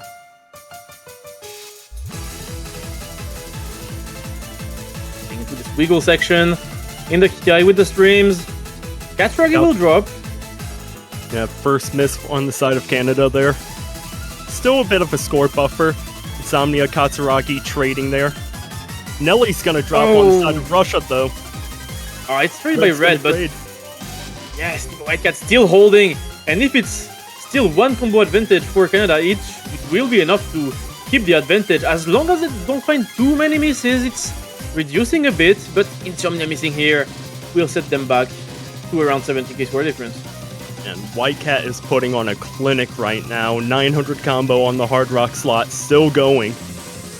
Yeah, that's what I was talking about when I was mentioning the solo carry performances doable on this pool. You can see players with very high skill cap being very comfortable on these pools, just making a difference by themselves. Nelly's gonna drop. Yes, and Neris is still under 200 and will stay under 200, and Insomnia as well. And now the score lead is extending by so much for Canada. My eyes are just glued to White Cat's screen right now. I just want to see how he performs. This man is performing a clinic on Mixed Mod 3. Yeah,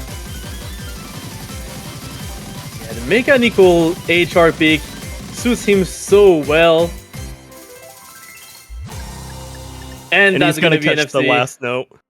He's going to walk away with the lone FC on the map for this match. And yeah. that's... You were going to say, Realmas? Yeah, that's just a great carry performance, but you can also mention that every mod is won by Canada, actually. They won on HR by a lot, Nomad by a bit, and HG once again by a lot, so still great team performance all around. Yeah, pure dominance in the mixed mod slot, favoring Canada, but Russia's going to go into Hard Rock 2 here. Okay, does make sense. A pick that you often see from Russia. The HR2, the Precision HR, high CS, low density, pretty tricky. It's not the type of map for everyone, even if you do play a lot of HR, because it relies a lot on pure control and reading abilities. And it's very punishing as well with the low density and the low combo. So not an easy map to play in a tournament setting. Not easy at all. You see Rackety and Segmentum coming in for Russia. Unlucky coming in for Canada. Katsuragi still staying there.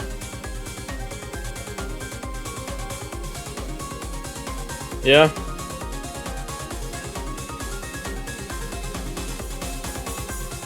And honestly, so far, though... Yeah, go ahead. So far, though, Canada, their first two picks, winning decisive fashion. Russia, kinda getting a little lucky, you could say, with that Nomad 2 win. Yeah, it was not a very decisive win. It was very close till the last second, so... Will it be the same for this one? Honestly, there's a chance it is, with Canada having pop-up potential on this as well. If we do see an HR performance like we just saw on Mixed Mod 3 from CTB Whitecat, there is a chance that Canada can take this one. And speaking of CTB Whitecat, he rounds out the Canadian roster with Insomnia rounding out that Russian roster. We'll see. We've seen Rackety performing super well on these HR2s in the tournament. And Insomnia, very good on HR overall Segmentum as well. We will see on Canada. I think overall as a team, Russia is probably slightly favored on HR2. But Canada has a bigger pop-off potential. And can take it on a very solid run. Because this map is... It's not a very stable map. Because of the low density, your score can vary a lot from run to run.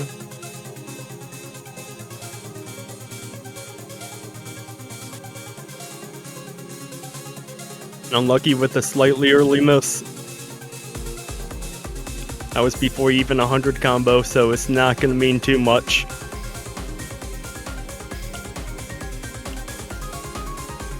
Not too much, but this one will, though, from Katsuragi, giving a decent score advantage to Russia right in the beginning.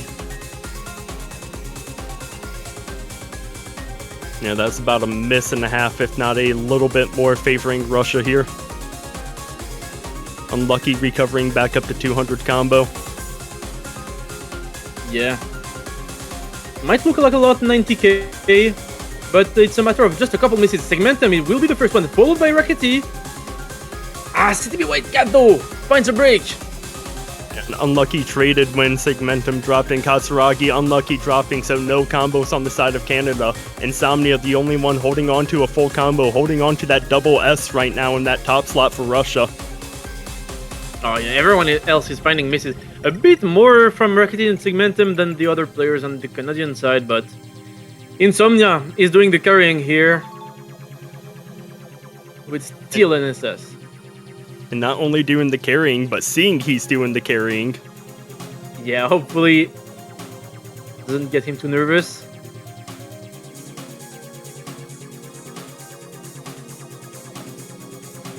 Because on a collapse from Russia, anything can still happen, honestly. Or maybe not with low combos. Because of the reset from Unlucky. Segmentum Insomnia gonna double miss on the side of Russia. Insomnia no longer having that full combo. Katsuragi, CTB Whitecat trading them. And yeah, Russia's gonna win this one a lot more convincing fashion than how Nomad 2 went. Yeah, for sure. That's definitely gonna be great for their mental going forward in this match. Yeah, honestly solid scores from everyone, especially on the Russian side. Insomnia 1 miss with the 960k on this, way above everyone else in the lobby. And so far, so good for both teams on their own picks. Insomnia shouting out fellow Russian player and mapper Fayu, FayW, aka Skill Issue LOL, saying this choke was for you.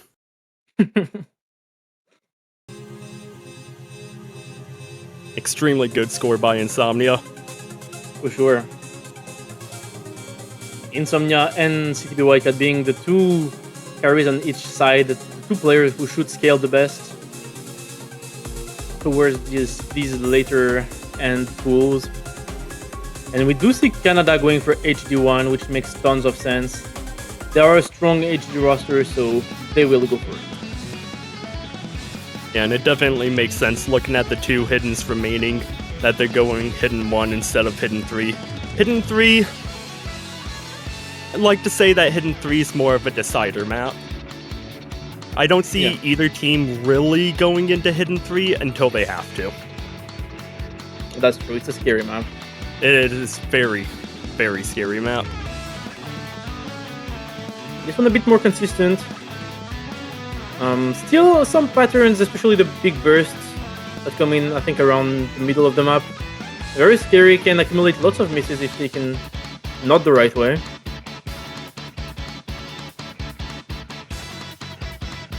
But should favor Canada.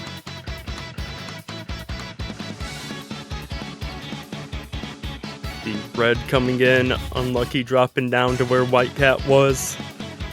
Nearest coming in for Russia, Kitsune Ivy as well. Yep. And yeah, that's kind of a unfortunate composition of the team for Canada because their strongest player on this pool I don't think you can argue is anyone else than CTB Whitecat. But CTB Whitecat, he cannot play HD.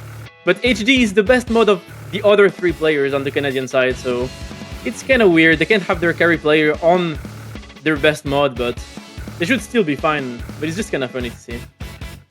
Don't need your carry player on a specific mod if you have another carry player playing that mod. That is true, actually. For this one, who will it be? Could be Red, could be Katsuragi.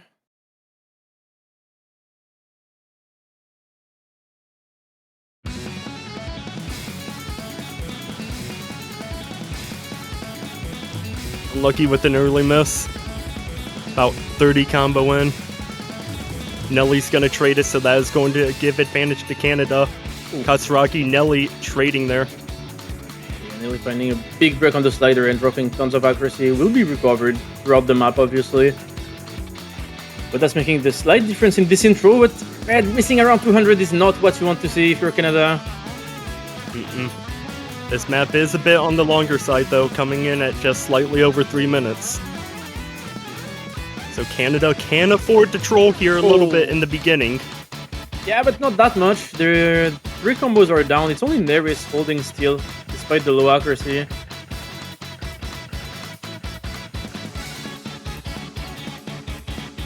Lucky really having trouble, finding any combo on the map, it looks like. And that score lead is now 65k in favor of Russia. Nelly, Red, Unlucky, all trading there. 2 misses to 1, however. Katsuragi, Kitsune Ivy getting back up to that 200 combo. Yeah. And Nearest still going off. There is the HD specialist coming into play. This will drop on the burst, but everyone else also is. Other than Red, it looks like, actually. This burst section will catch Red as well, but still favored Canada. They did recover some score on this one. And with double miss, triple miss on the side of Russia. So that score is going to flip over in the Canadian favor halfway very through. Quickly. They do have big combos to take advantage of these misses. Unlucky will drop, but still, that's Red and Katragi above 200. Even with the miss here again from Neris, and again, and Nelly as well. It's only Kitsunevi still managing to hold here. They do find regular misses, so 2 big combos above 200 for Canada is just doing enough, actually. Man, if Unlucky was feeling any type of nerves in that beginning here at this break moment, probably getting rest assured that, hey, you're not entirely inting this map. Got about a quarter of the map remaining. You got a decent score buffer. Nelly Unlucky trading here. To be fair, Nelly and Unlucky as third players are both kind of struggling, but Unlucky is still doing better than Nelly. Red will drop, but there is no combo on the Russian side. And with no combo on the Russian side, and Katsuragi, who was holding on to 500 combo, kept that bleeding continuing. And there's no combos from any side as the map's going to close out, and Canada is what was looking like Russia might have been able to get a break point here. Canada is going to walk away with another point on their favor, making it 3-2. Yeah, a bit of a scare here for Canada. I mean, they did not get to see it, but it was looking scary for them at the beginning of the map. But in the end, they do take it fairly comfortably.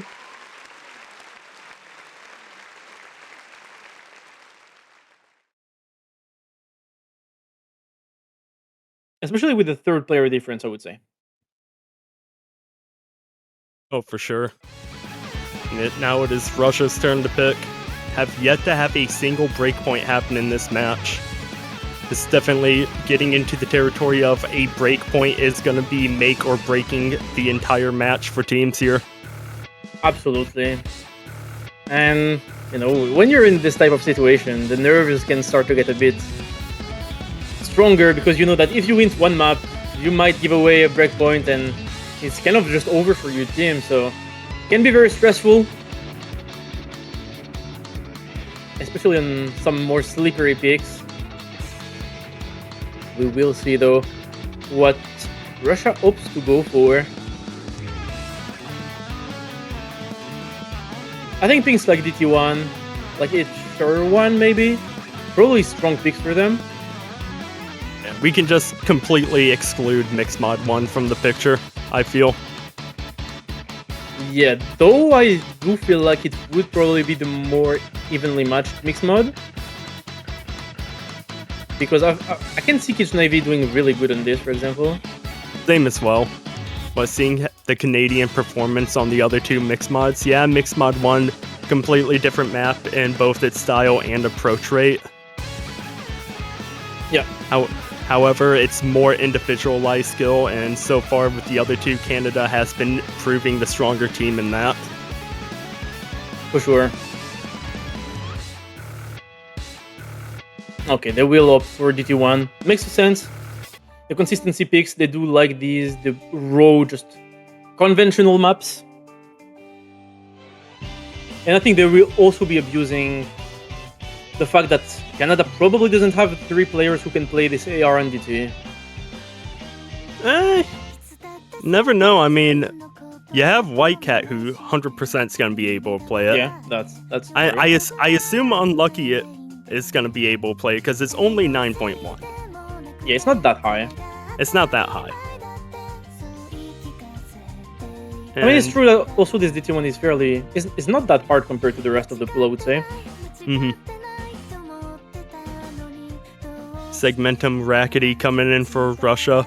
Hydras coming in, making their first appearance of the match for Canada. Yep. Hydras being a player that likes their DT, their HR. Coming in to play this. Really a matter of comfort with the AR for this one. But on the other side, you have a very scary roster. Insomnia, who was known at one point as almost pretty much the best DT player in the game a couple years ago. And Rocket Segmentum should be feeling very comfortable on 9.1. And last player for Canada, I would be shocked if it's anyone but CTB Whitecat. You and me both. The man has been playing 9.8 DT all day for the past couple weeks, so hey, you never know. This might be a bit too slow even for him. Ooh, Katsuragi's coming in. Okay, I'm kind of surprised about that. I was joking. Katsuragi's dipping out. Yeah. And now Whitecat, Fui is coming in. First I was like, ooh, maybe you're right. Maybe it is a little too slow for him. Come on, man.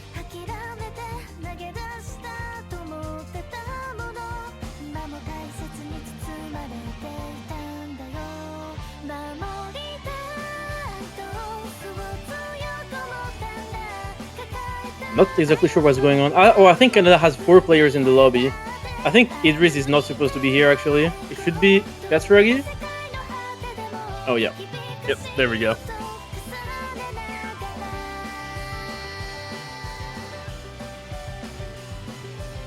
So Idris making his appearance in the lobby, but quickly being subbed out by his teammate Katsuragi. Yeah. And Insomnia is going to be the only player throwing Hidden onto double time, changing up that reading just ever so slightly.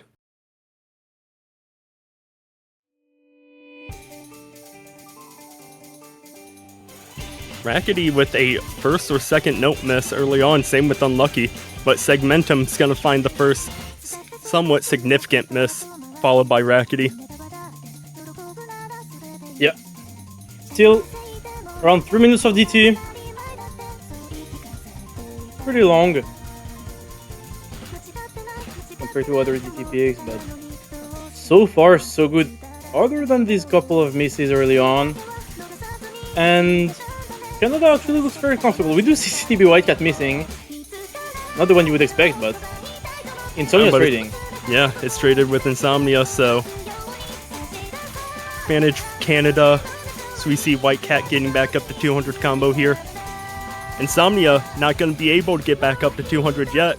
Dropping at 122, dropping on those cross screen. Katsuragi's going to be trading it a bit, so it's going to be slight advantage in favor of Russia, but Rackety's going to drop. And that advantage just goes back over to Canada, yeah. Yeah, Rackety missing here is not what you want. Canada is looking surprisingly extremely solid on this. And this is pretty bad for Russia. This would be the first breakpoint if it still goes this way for the second half of the map, but with these misses from Russia, it could just happen because they do have a lot of score to recover from, and this is a triple miss from them. Yeah, Whitecat and Unlucky both dropped as well, but you have Katsuragi who just getting up to 200 combo again. Katsuragi dropping, but it's traded by Segmentum, Rackety, and Insomnia. Another pretty much triple break on the side of Russia, and this is what you're scared of. You don't want a breakpoint to happen, and a breakpoint is looking like it's going to happen. Third of the map left to go. Canada has a 200k point advantage, and they see it. Wow, and it's really bad now for Russia. They should. I don't think they can come back from this. They are dropping to A ranks. I think this is just a matter of underperforming here. These players have the ability to play this. Underperforming, in my opinion, as well. Yeah, they do have the ability to play this, but right now, match pressure, nerves are just getting bottom runs. Whatever it may be, Russia is definitely underperforming on this. Yeah, maybe what I was mentioning before, with you know that giving away the first breakpoint is pretty bad. So maybe you get a bit more nervous on your own pick, and because you know you have to perform, and it just didn't go well for them. It didn't. All 3 players on the Canadian side reaching that 900k mark. Unfortunately for Russia, not a single player hitting up there. And what was Russia's pick is instantly given over to the Canadians for our first breakpoint of the match. Yeah, and now they have the ability to get to 5-2 on their own pick, which would be pretty huge, honestly. This is probably a big blow to the Russian mental because this is something that they should have won, that they should feel comfortable on, and they just underperformed by quite a lot.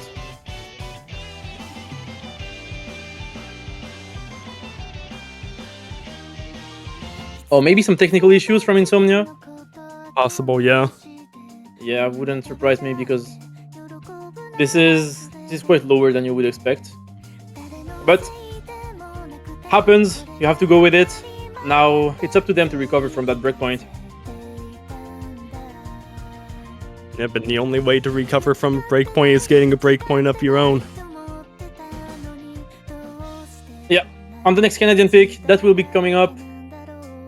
I think Canada does have a couple of maps. I mean, everything that involves HD, so mixed mode 1, HD 3, or I was about to say in mode 3, the trickier lower AR stuff, also good for Canada. And this map is quite the map. This is a map. This is definitely a map. This is a map for Pruev's first appearance in World Cup. This is quite the start. Extremely tricky Air 9 map, fairly high CS as well for no mod, 4.7. Tons of weird stacks, double sections that's super tricky on the rhythm, weird sliders, weird flow. Also, especially weird sliders. Those sliders are brutal when it comes to dropping your accuracy. I made a map a little bit ago in the past that had sliders kind of similar to that, and I received some colorful language in my DMs for making those. Yeah, that does make sense. This one, we have seen actually, if you have kept up with the show match before, we have seen good scores on this. But still, it's something that is very hard to perform on during a match because it's so different from everything else. In the flow, in the AR, in the map settings, everything is just so different in this map.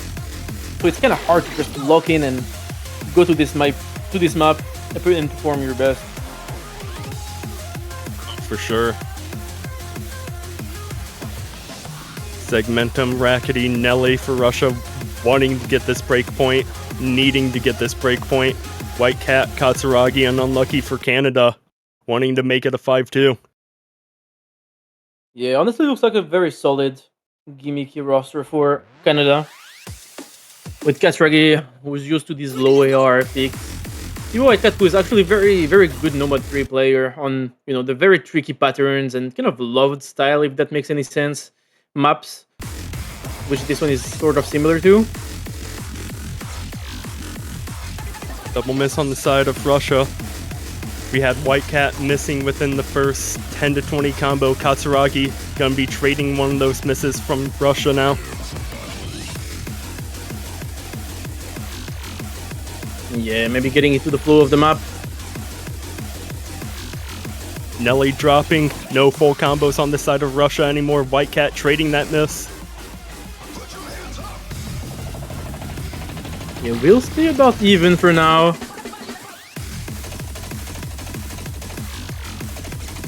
Going into this section with very tricky flow. Segmentum, Rackety, and Nelly will fall. Full reset for Russia. And meanwhile, on the flip side, only one miss on the side of Canada. White Cat make that a double miss now. Katsuragi Unlucky dropping, but White Cat getting up to that 200 combo mark. Segmentum getting up there as well. Okay, pulling on the doubles. But honestly, getting any sizable combo on this map is very valuable because it's just very tricky all the way through. But Nelly Segmentum pulling again. It's only Rackety with a small combo. As we'll be getting into the section of the map. Okay, boys, what's the beat? The doubles. Can anyone hold their combos through this section? So far, so good. Katsuragi's the first to drop. Anyone else looking good so far? Unlucky's gonna drop as well. Katsuragi drops, hold on. Oh, Segmentum Segmentum trades. Both Nelly and Rackety on the Russian side are still holding. CTB Whitecat is offsetting them though. Nelly falls, so it's no just Rackety and CTB Whitecat. Lucky falls right before they could get up. Oh. Triple miss on the side of Canada. But it's only Rackety on the Russian side. Will come out of that section with 700 combo. Extremely impressive, but can he hold? He cannot hold. Just ever so slightly under wiggling there. Whitecat back up to 200 combo. That score is starting to grow for Canada. None of the Russians can get any combo going. That score is in 6-digit territory now. Yeah, and the lead is decreasing slightly, but it won't be. It will be actually be increasing for Canada in that ending section. And as long as the Russian Federation doesn't get any big combos going, they will not be able to recover from this. And it will go to Canada on their own pick, secure the 5-2.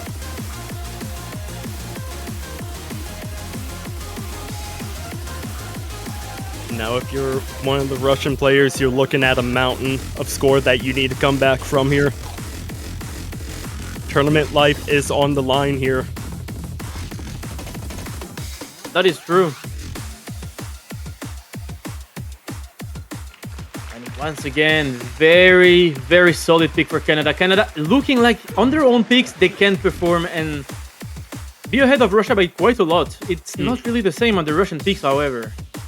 Yeah, it was mainly second player difference there, as we see Rackety just slightly underperforming compared to Whitecat by about 15k. That's negligible, but unlucky though. Huge difference maker there compared to the other two Russian players. Yeah.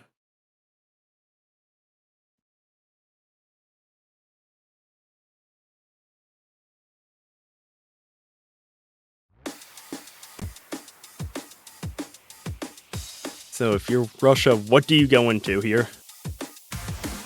This is possibly your last pick.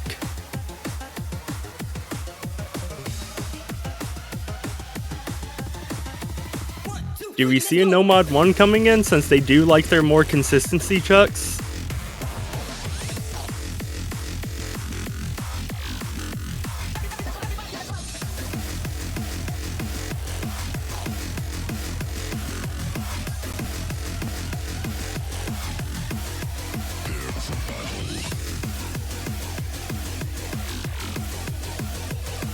And this is also a moment where I would not be surprised if Russia wants to take a timeout as well.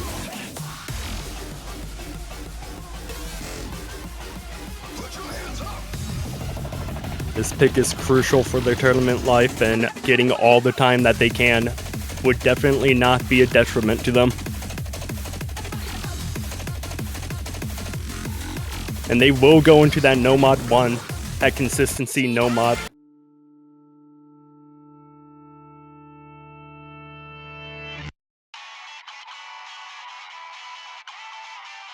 And Russia desperately needs to get this point under their belt here on their pick.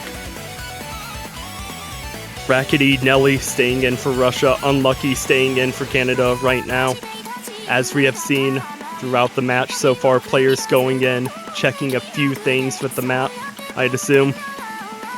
Checking whether it be scores, spin paths, tricky sections.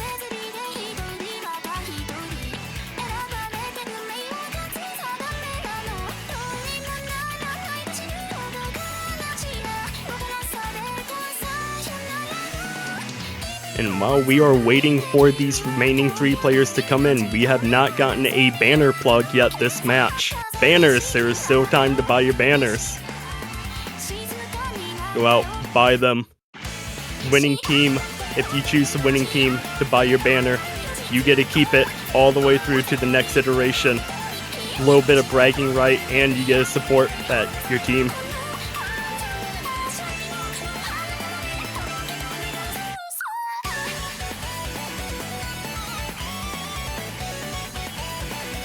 See Whitecat coming in, Hydra's coming in, Unlucky subbing out, Insomnia coming in, so it's looking like it's gonna be Insomnia, Rackety, Nelly for Russia. If Hydra's ever wants to give up that top spot. And there he goes. Waiting for that third Canadian roster to get filled in. And it's going to be Red.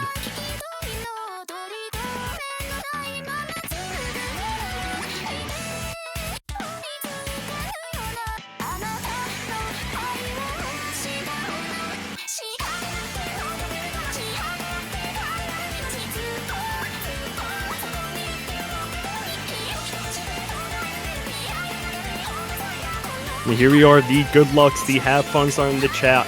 Possibly Russia's last pick of the match, Insomnia, Rackety, Nelly. Tournament life is riding on them. Hydra's, White Cat, and Red wanting to get their second breakpoint and force a match point with their pick.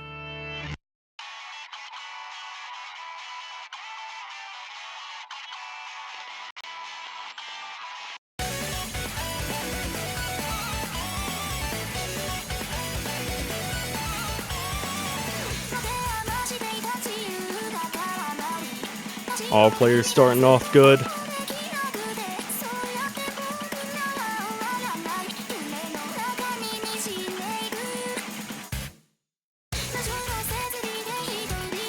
Rackety gonna be the first one to drop.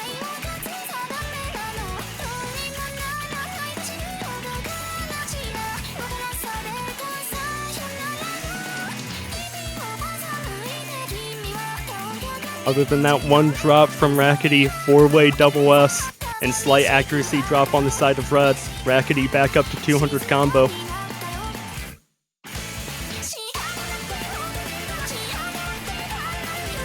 Red, Insomnia, trading.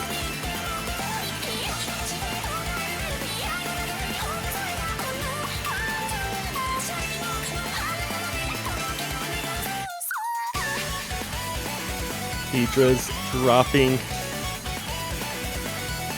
And Score is slowly going over to that Russian side. Yes, very slightly. But with this instance of a pick, can still go either way. Indeed it can, and welcome back, Real Moss. Changing the voice chat server worked. I was doing a little solo casting there without you. I'm back. Hydra will be dropping. It's traded by Rackety. And the score difference is almost of nothing right now. So in the mix of Hydra's and Rackety dropping, Red dropped and dropped again here. So that is going to give slight advantage in favor of Russia. White Cat, Nelly still holding on to full combos for their respective sides. Still holding on to that double S. Rackety dropping. Oh, it's so scary. It's a matter of just a couple misses. Here again, Rackety missing, but it's traded by both Hydra's and Red. Rackety is missing a bit more though, in failing to get a combo above 200. Insomnia will miss as well. It's only Nelly holding against CTB White Cat now. Yeah, but that miss from Insomnia is going to hurt Russia a bit. Rackety was able to afford giving up a few misses there for his team. Rackety. Oh, right at the break! Oh, that's terrible. There's a stream That section coming up. Hydra's drops though, Hydra's trades. Rackety can see really quickly that Hydra's traded it. Okay, the stream section. Can they hold 270 BPM? It's quite intense. Nelly will drop! Nelly will drop. Traded by Red and Hydra's. Nelly drops again right before the long slider. No full combos on the side of Russia. Red dropping. Oh, it's Insomnia dropping as well. Oh, what an later. This is coming down to the end. Just like Nomad 2, this is coming down to the end. Nelly back up to 200. And the third seed surviving this match with CTB White Cat missing. On their own pick. And Red as well. It should be enough for Russian to take this one. Whoa. White Cat falls at the very end after holding on to a full combo the entire match. And another close point going over in favor of Russia. So they're still alive for another 2 maps. Yes, they are. With Nelly pulling off the carry performance for this one. The captain for Russia keeping the team alive in the tournament. The 3rd seed at risk of elimination against the 12th seed.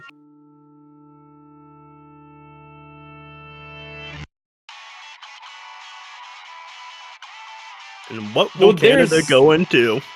So there's the scary situation. As we said, it's already a struggle for Russia to win on their own picks. On Canadian picks, it's super hard because usually Canada wins by quite a big margin. So getting a breakpoint will be super difficult for them. It will really depend on what Canada picks, but they do have a couple of options open. I would say HD3 Mixed Mode 1 looks really good for Canada and very difficult for Russia to get a breakpoint on.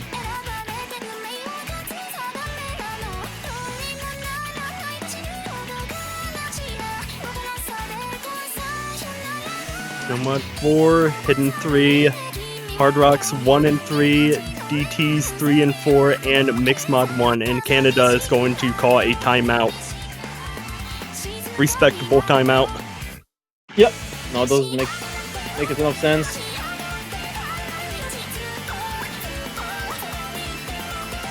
Got some slight scary maps on the board.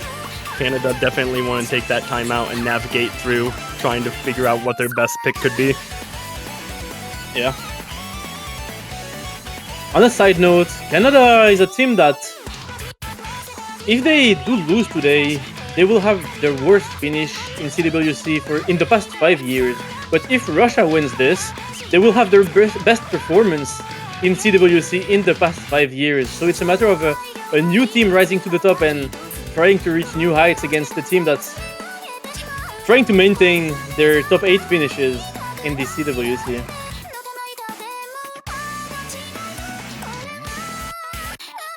And 30 seconds from the map pick is used up, and now Canada is in their timeout time.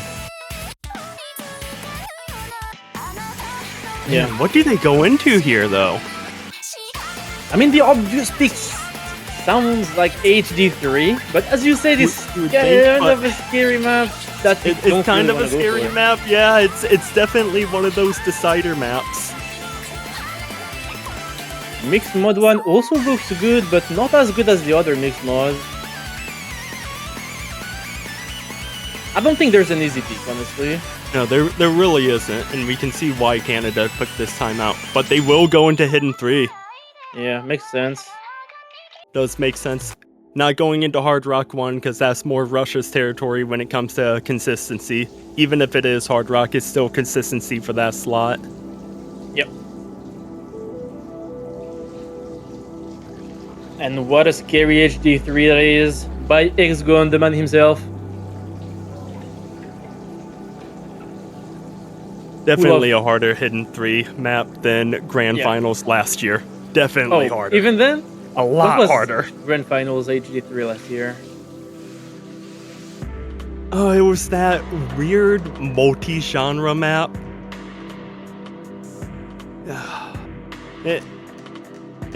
I forget the name, but I remember the background and I remember how the song goes. Oh, right, the one that I think Story got a really good score on. Yeah, Story popped off on that. Yeah, I remember. Yeah, actually, actually, there's a case to be made for this being harder. Oh, I'm able to play Hidden 3 Grand Finals from last year. I'm able to like 850, 880k it. I cannot touch this. This is not my territory. Unfortunately. Oh yeah, Duality it is. Yeah, Duality was the map last year. But this map is just very weird. It's just not a style you play at all. I mean, it's usually how it goes with X-Gun maps. It's just so unconventional that during the year you never really practice in maps like these. Just weird rhythms, also actually very mechanical, very dense, difficult on the reading because of tricky patterns, not only the density, weird snaps placements with weird rhythms as well. So it's just it's very, very weird and difficult to play.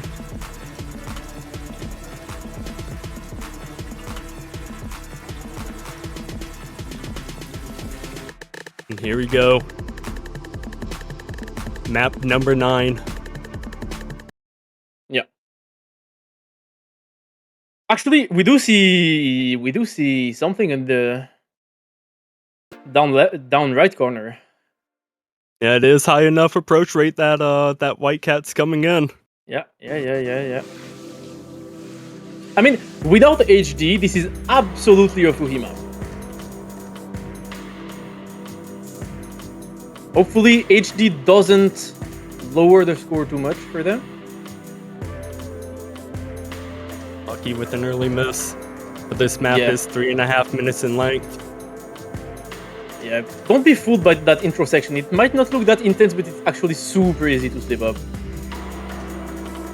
White Cat also having an early miss before 200 combo, so that can average out to, ooh, now that one hurts for Canada. That does hurt quite a lot. It's the section that you should be able to combo the most. Neris will be finding a miss, but that's not nearly as much as on the Canadian side.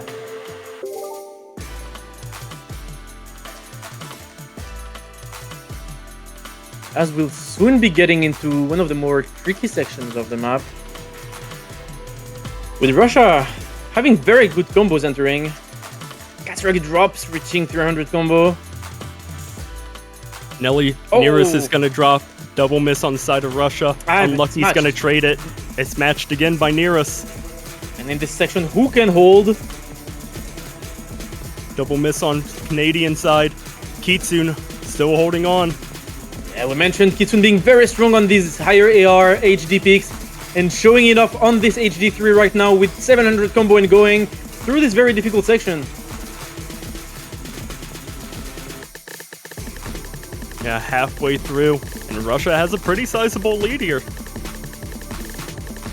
Yes, Stevie White Cat had been holding the intro, but really struggled here on this section. And Katsuragi as well found drops, but it's only one combo in Unlucky right now. Yeah, Kitsune Ivy, as we're at this break moment, third of the map left to go, still holding on to a double S here.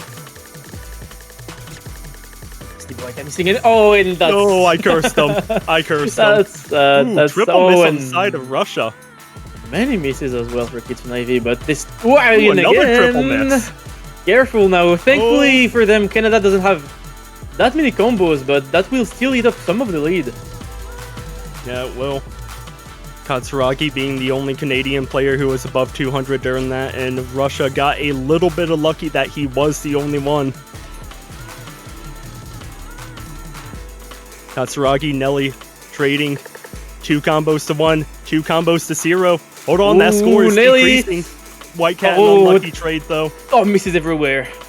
Misses everywhere. Oh, that's actually kind of unfortunate for Canada, because if they held on like just a tiny bit more at the end here and had combos to punish these misses, they would have taken it. But this is a break point in favor of Russia now.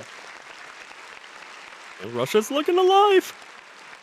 And they managed to take the point on HD. We mentioned how hard it would be for Russia to come back on a Canadian pick, but they do manage to do it. And you also mentioned how HD3 is a pick that sounds good on paper for Canada, but they most likely don't really want to go for because it's a scary map, and it did end up backfire for them. Yeah, so what was once a 5-2 match in Canada's favor is now a 5-4 in Canada's favor, but with a Russian pick that is double time 3. Death Piano. Yes. The DT1 did not go very well for them. This is a very different style though. DT1 was, your conventional overdose, jumpy anime. This one is full on streams. At a slightly lower AR, 8.8 should be very comfortable for most people in the lobby. But it's very easy to slip up. The approach rate may be comfortable for players, but are the patterns? No, they're not. They're not. I mean, it's not the hardest DT, but it's it's a stream map on DT. That's all you really need to know. If you miss once, it's super easy to just lose your control and miss a ton. So we'll be seeing how it goes. Russia And does as have a this- very solid DT roster though, so yeah. it makes sense that they will go for this. And as is characteristic for this match, 3 players still needing to come back in, Insomnia being one of those coming in. So Insomnium, Segmentum for Russia, Unlucky Katsuragi for Canada. Expecting White Cat to come in for Canada any second now as Rackety comes in for Russia. Absolutely.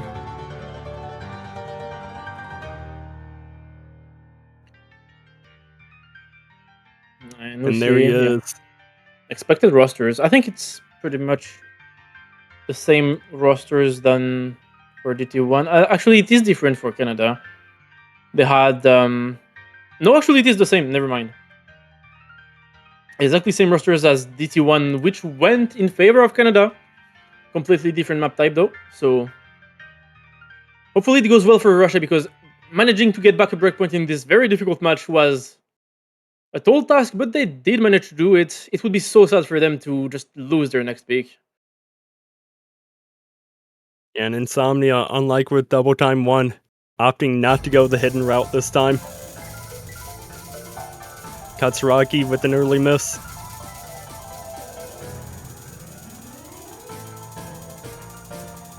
Okay, he will find a couple too.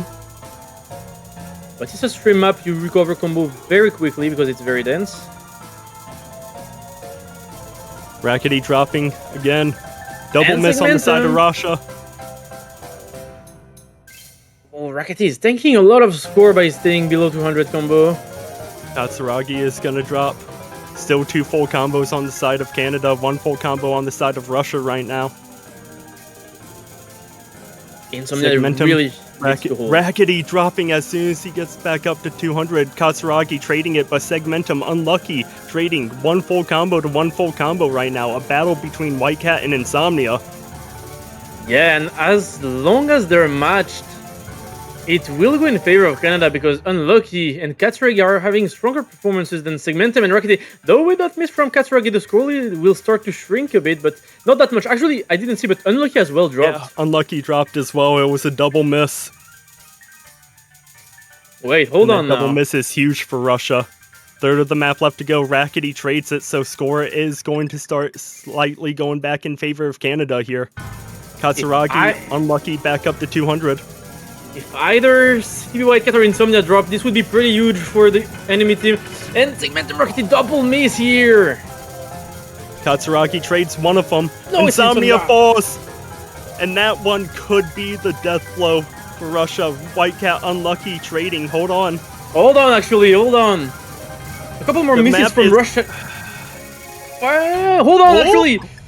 Oh no, it's not enough. Oh, what a tragedy. If another Canadian missed there, it would have been enough to flip it. Oh, it's actually a matter of maybe just, yeah, Insomnia one missing. Without that miss, he would have been above 1 million and they would have won. Oh, wow. It's actually a matter of one miss here in this map. Indeed it is. And a testament to how dense that map is. Look over at Katsuragi's graph. Yeah, he had a 20 miss, but all those misses came from 2 huge areas. And Yeah. other than that, just a straight line. Yeah, which favored them a bit because had several decent combos throughout the map. But now, after winning a breakpoint, Russia fails to win on their own pick, and it's now up to match point for Canada on their own pick, giving them a very huge advantage to just close out the match here. Yeah, but what do they close the match out with? That's the Nomad question. 4, Hard Rock, DT4, or Mixed Mod 1? You would think Mixed Mod 1, right? Maybe. But I mean, like we said earlier, that Mixed Mod 1 is a lot higher approach rate, and unlike the other two, Kitsune will definitely come in and make a showing on Hidden like he did on Hidden 3. yeah, that's true. I mean, it makes sense that at this point in the match, 6-4, there's not many comfortable picks left. It's going to be Double Time 4. Wow. That's a One bold fob pick. map gets banned, one fob map gets picked. That's a very bold pick because DT4 is notoriously super difficult. And kinda Ooh. unconventional.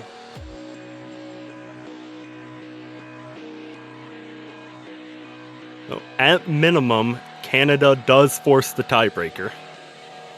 Yep, they do have that guaranteed. And especially this far into the match, nerves on both sides can be extremely high. Russia has 2 points. They need a break point and a win on their next pick to force tiebreaker. We see all 3 Russian slots just completely vacant. They're wanting to go in. They're wanting to make sure that they get the best roster possible. They get prepared as much as possible. For sure. But there's so many factors playing in at this point, with nerves, with fatigue maybe, with just the map. This map is such a beast. Some of the sections are so hard to hold combo through. It's not conventional at all. It's not something you see often, especially less on DT. So it's still a bold pick. I can see Russia being able to take this one. Insomnia coming in for Russia, waiting for that last slot on both sides, waiting for White Cat to possibly be coming in for Canada. There he is. Yeah. I mean, I think on DT4, I'm not exactly sure what the idea is, but they have to be banking on Skibby White Cat performing super well like he has on the previous pick, for example. And just being a matter of second and third players being better on the Canadian side. Rackety coming in for Russia. And unlike Double Time 3, this one is significantly lower in approach rate. Yeah, it is lower approach rate. Very control heavy, but in a very different way than DT3 was. DT3 was pretty linear with, conventional stream patterns. This one is very irregular spacings based, weird sliders, weird snaps and timings.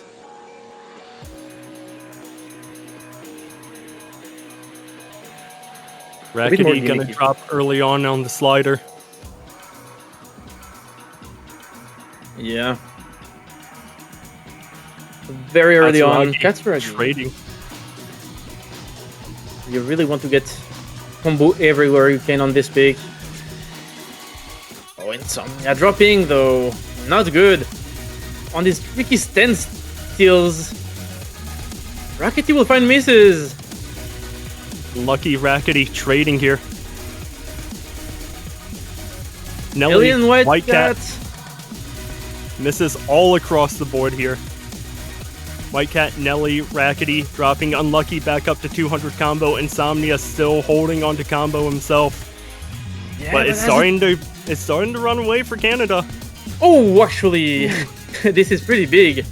Right after the tricky section, both misses from Unlucky and Katsuragi. Insomnia still holding. Ooh, and another double here on this slower section. But to be fair, this section is difficult with the doubles. Everyone is missing, and the score is only slightly in favor of Canada with that little combo from Katsuragi.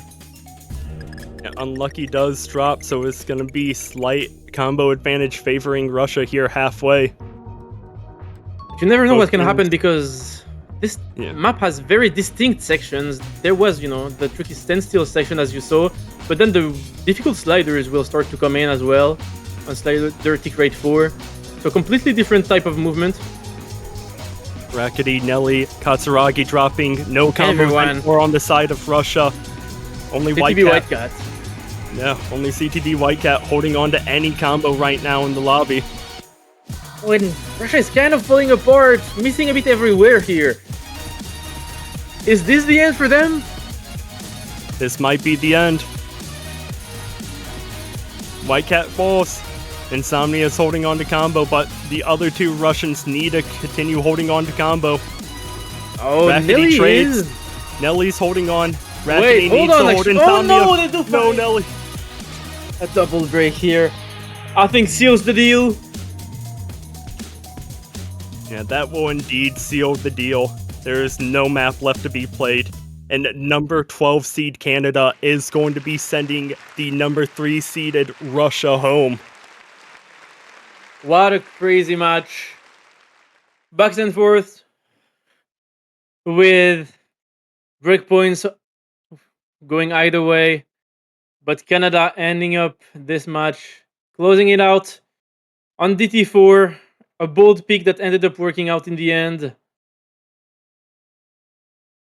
Yeah, And things they were starting to look will. a little scary there. Russia started coming Yeah, back a little bit. it did, but throughout the second half, they just couldn't hold any combo. And that really did finish them. And that's 7-4 for Canada. Upsetting a lot of people's PKMs, actually, if you take a look at them, because Russia was favored for 73% of the voters. It is an upset both in popular vote and in seeding in favor of Canada. So huge Yet congrats again, to them. Pick'ems gets decimated. Absolutely. Congrats to Canada and commiserations to Russia. Unfortunately, there is always a winner and a loser, and Russia this week flipped on the side of losers. Canada, however, gets to live to see another match this weekend. They go on to face the winner of Poland vs. Chile. That is going to be happening tomorrow. Yeah, it'll be an exciting match. Because in this losers bracket, it's looking very stacked. Every team is fighting for their survival. There's only very strong teams left, as you can see in the upcoming matches. Only really solid teams. So every match pretty much should be super cool. So make sure to tune in for them, starting with Friend Spiro in 43 minutes over here at Osu Live. But that should be it for us, I think. Indeed, I got nothing more to say other than GG's to all players. Exactly. GG's everyone. And see you in a couple minutes.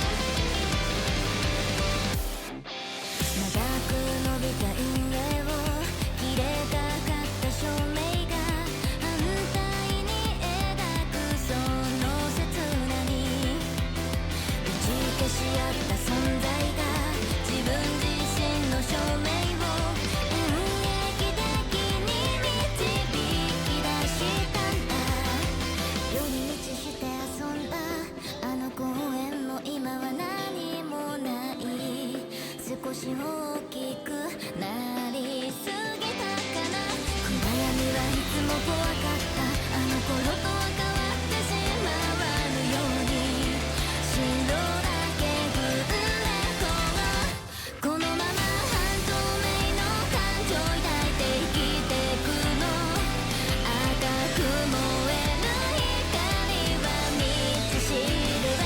そのまま完成衝動作業を鳴らして今日もまた空が沈む。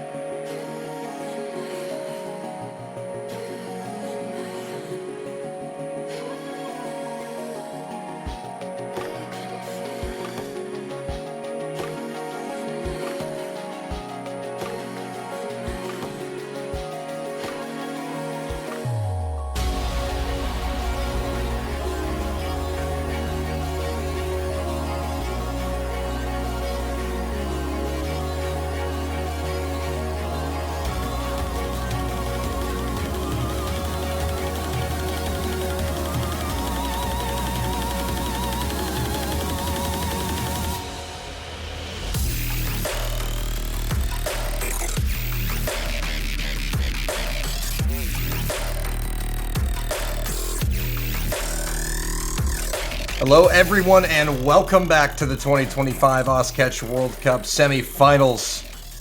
Going to be getting underway with another lower bracket match, an elimination game. 5th seeded France, 17th seeded Peru. I'm Dolan. I'll be joined by Wonder Stella for this match. How's it going? Hello, Dolan. It is going very, very well. I have my salad. I have my drinks. I am very ready to be casting this match with you today. France versus Peru. What are your thoughts about this game? Because I think it's going to be exciting. Well, it has all the potential to be something special. Peru have overperformed throughout the duration of the tournament despite having only a 5-player roster. But they go up against one of the very best teams in the tournament, France, coming off of a loss to Italy last week. Looking to get back on the right track here in top 12, vying for a spot in top 8. It should be a good one.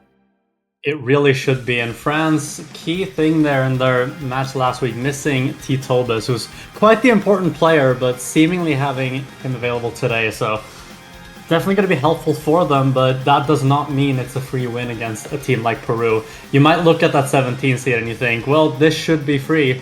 But as you said earlier, Dolan, they've overperformed and they have a very good squad.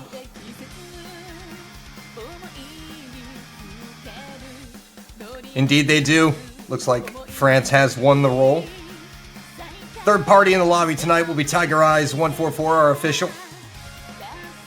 And now, the bans are really going to be interesting here because now we have a much wider map pool than the previous week. Now we're playing best of 7s, meaning that we're going to be getting that 4th double time map, that 3rd mix mod map as well. Yes, indeed. And I completely agree. The bans are going to be interesting. You are looking at something like more of a consistency ban from a higher seeded team. Often is the case, but I mean, with a wider pool here, there's a lot more options to be scared of when it comes to facing a team like Peru. So France is going to elect to pick first, so we're going to see Peru get the first ban. And I'm curious where they're going to go with that, actually. There's a lot of things to ban against France. Yeah, especially when they have Titobis. The ban choice obviously is not as straightforward, but it is going to be hidden too. Yeah, it is going to be hidden too. A very interesting ban, I must say, but that map as a whole is just very tough to play, so I can definitely make sense of it. It's a very common skill set that we see banned out in World Cups. In general, the hidden to the low AR hidden. Yeah. Not many teams in the tournament can field a full roster of 3 players. Peru probably just feeling more comfortable getting rid of that because France definitely can field a decent roster for a hidden 2. Absolutely, and that can also just be a strategy. Instead of just banning out your opponent's strength, remove your own weaknesses. That's a very valid strategy, I think. Now waiting on the ban for France, it is going to be Mixed Mod 2, which is very interesting to see after a hidden 2 ban. Followed up with Mixed Mod 2 ban. Kind of very similar bans from both these teams. I definitely think that kind of also helps Peru a little bit as well. I'm inclined to agree. It's not the ban I was expecting, but I mean, the map itself, if you don't have a full roster that is comfortable on the patterns it presents, then I mean, it makes sense to get rid of it. And I think that makes their potential first pick even more interesting here, what direction they're going to go. Yeah, that's definitely something that clearly both teams did not expect the other team to go where they went with their bans.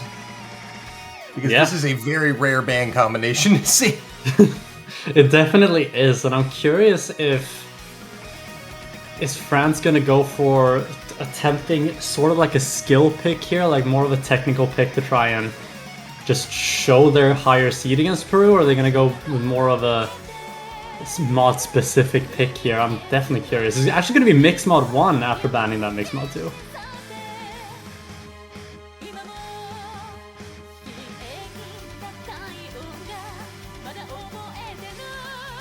Mixed mod 1, you know, the most standard of the mixed mod maps you would typically say, but at this stage in the tournament, we're talking about 7-star maps.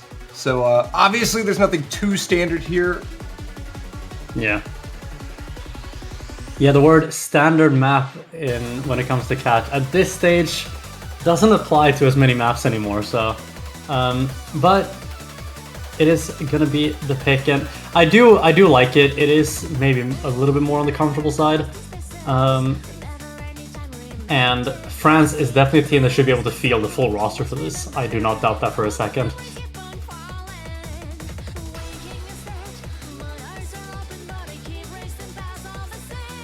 Likely the most stamina draining map in the pool. That's one of the notes we have on our map pool sheet for the casters. Yeah. And if that's something the map poolers are saying about a map, that's as a mixed mod 1, it's really going to test the Hard Rock players as well. It definitely is, and yeah, like you mentioned, there's not a lot of breathing room with this map. It's yeah,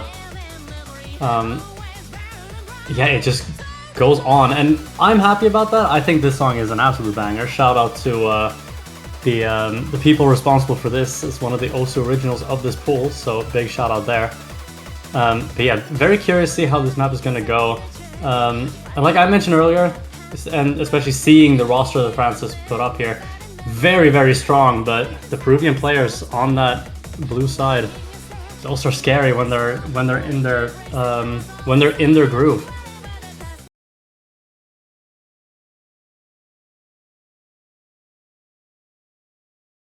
Here we go, round 1. It's going to be Totobus and Lunaticid on the Hard Rock, Electro and Ilux on Hidden, Zalefa and Boltico no mod. Yes, indeed. We get this little bit of an intro, no skippers. And here we go.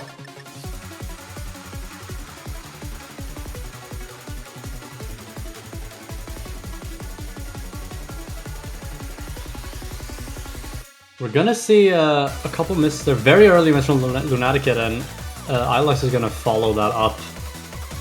Ooh, a second miss there from Ilux, a much bigger drop there, and that is going to give an advantage to France of about 30,000 points. Yeah, France holding on early here. We have 5 players reaching that 200 combo mark. It is just Ilux falling behind.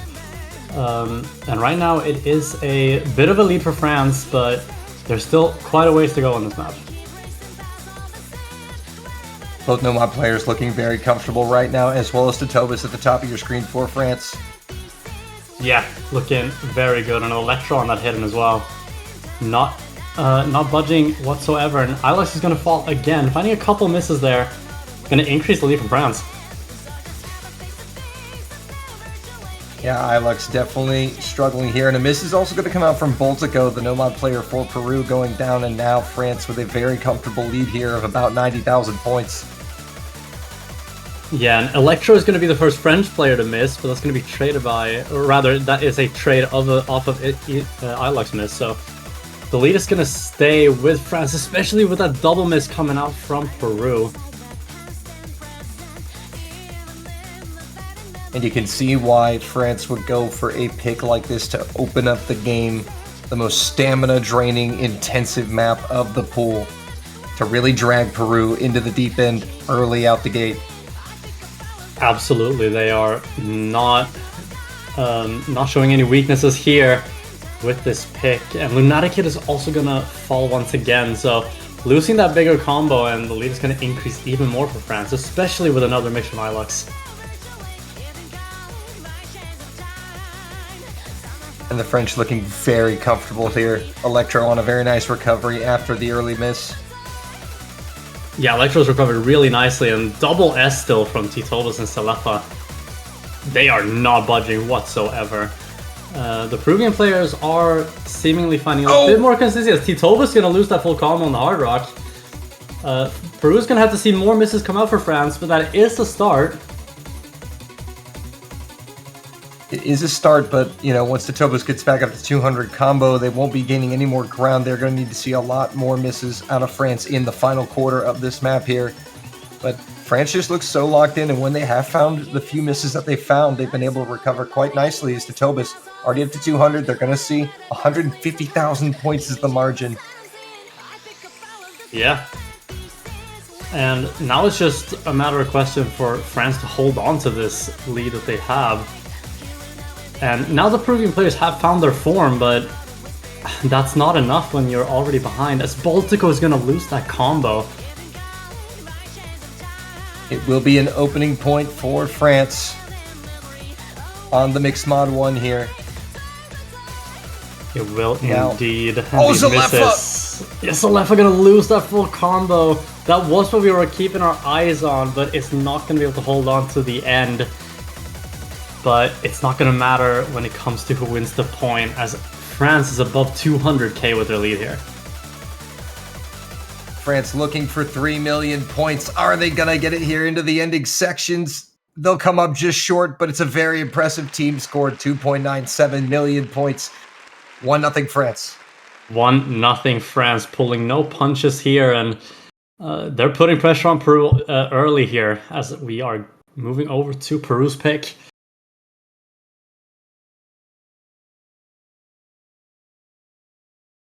Yeah, now very important here for Peru to get off on the right foot, especially after a very intense opening map, such as side by side. Absolutely, and I mean, it has to be scary to go against France to begin with, but seeing them pull out a team score like that on map number 1, it has to put a little bit of fear into you. Well, definitely lets your opposition know that you came to play and you're warmed up and you are ready. Peru know they need to respond with a point of their own, but the question is, what pick will they go for to try to accomplish that? That is the question. And I'm honestly not sure what the direction would be, because whatever map you look at, you know that France has a roster for it that will be able to rival you, but I'm thinking, do you dare go for something like a Nomad 1 against a France team like that? Peru has players that should be able to play it. It's just gonna be Hard Rock 1, the Haymaker. It definitely is a pick that makes sense. Nomad 1, Hard Rock 1. Peru are very comfortable on the Hard Rock, and again, Hard Rock 1 is definitely something that'd be right up their alley here, but we just have to see how that first map has affected the Peruvian players. Absolutely. After taking a little bit of a beating from France there, they are pulling out the Haymaker of their own. Hopefully trying to get something back here. But I agree with you, this pick does make quite a bit of sense. Hopefully just trying to get something on the board, which they absolutely have to do.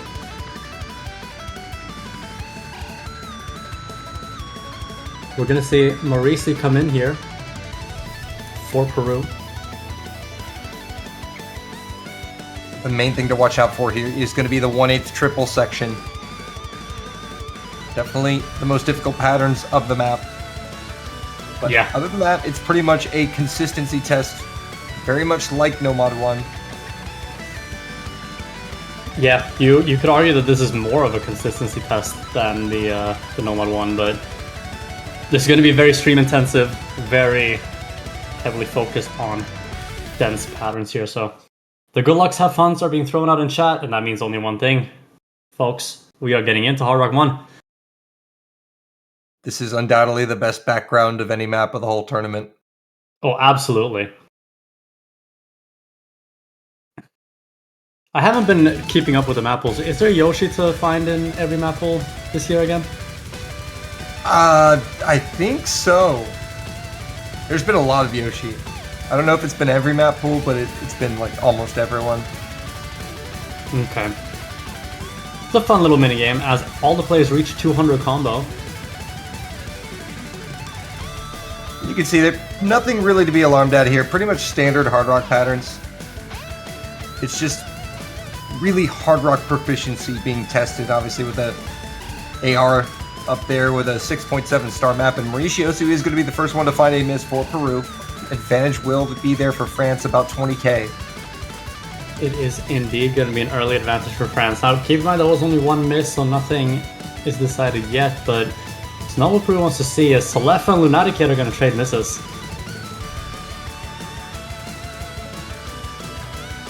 Yeah, traded misses ultimately, so it shouldn't mean anything here in the end.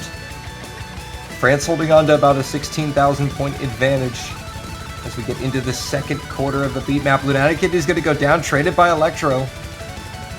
Yeah, but there was an additional miss and a few misses there actually from Lunaticate. Pretty big drop. Oh, but Salefa trades. Salefa is going to trade, but Marisi is also going to miss. The only full combo is on the side of Peru is still Boltico, but that's not doing enough. Oh, but Totobus does go down! The full combo for France, and Salefa. Here's an opening now for Peru to recover. This is Peru's chance. As Tito's going to miss again, Lunaticate is going to trade that, however. So they're not going to be able to capitalize fully just yet. They'll pull a little bit back here. Zalefa wasn't quite up to 200, so they do get a little bit back, but the double miss is going to kill them right there in the midpoint of the map. It is, and now it's going to go back to France, although Titobus is going to stop the bleeding. It's not really going to come down to who can find their footing. Oh, Electro 3 and players Salefa. missing. Yeah, and it is now slowly going back towards Peru. But a double miss from Peru. It's Boltico and Totobus really trying to hold things down respectively for their teams, but nobody can seem to hold form, and it's just been Peru missing slightly more than France. Yeah.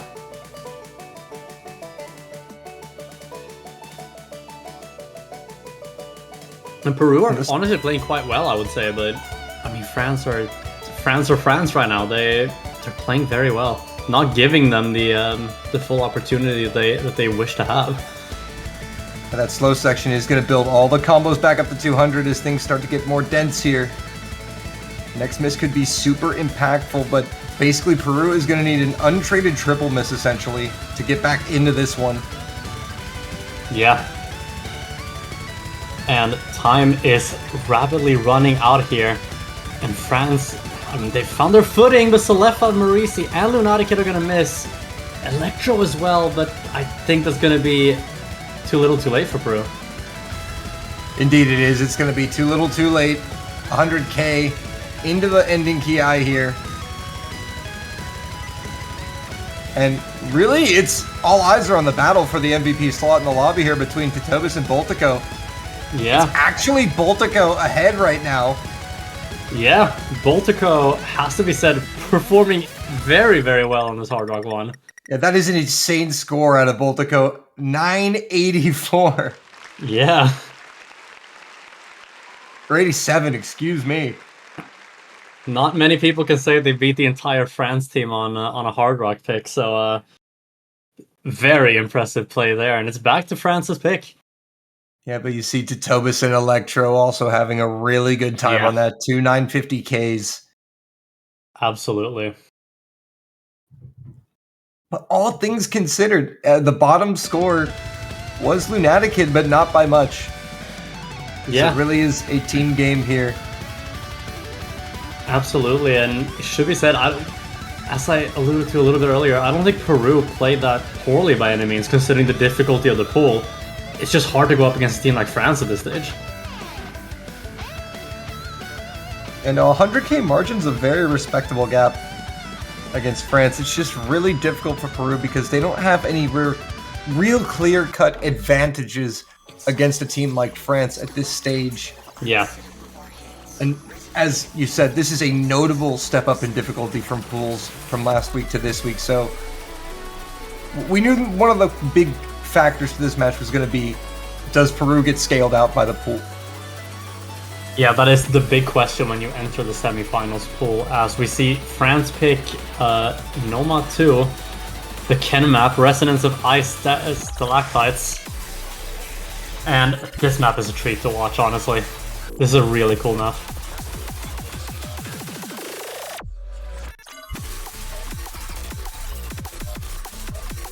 Yeah, the dense tech pick here. And so far is going to be the shortest map that we played in this match. 2 very long maps picked to start this match. Yeah. And people often connect reading with AR. The AR here should be comfortable for these players to read, but despite that, the rhythm complexity, it's gonna make this harder to read. So we'll see if Peru can keep up and if France are comfortable on this.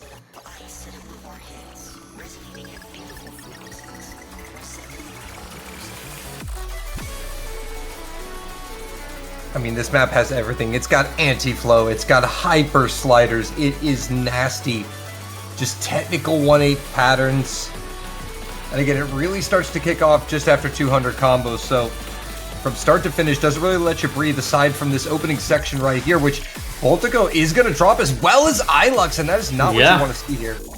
Definitely not. The MVP from last map is going to be the first to fall, and Ilux still struggling a little bit more, it seems, here in the early showings, and France are simply not. Lunatic Kid also going to fall.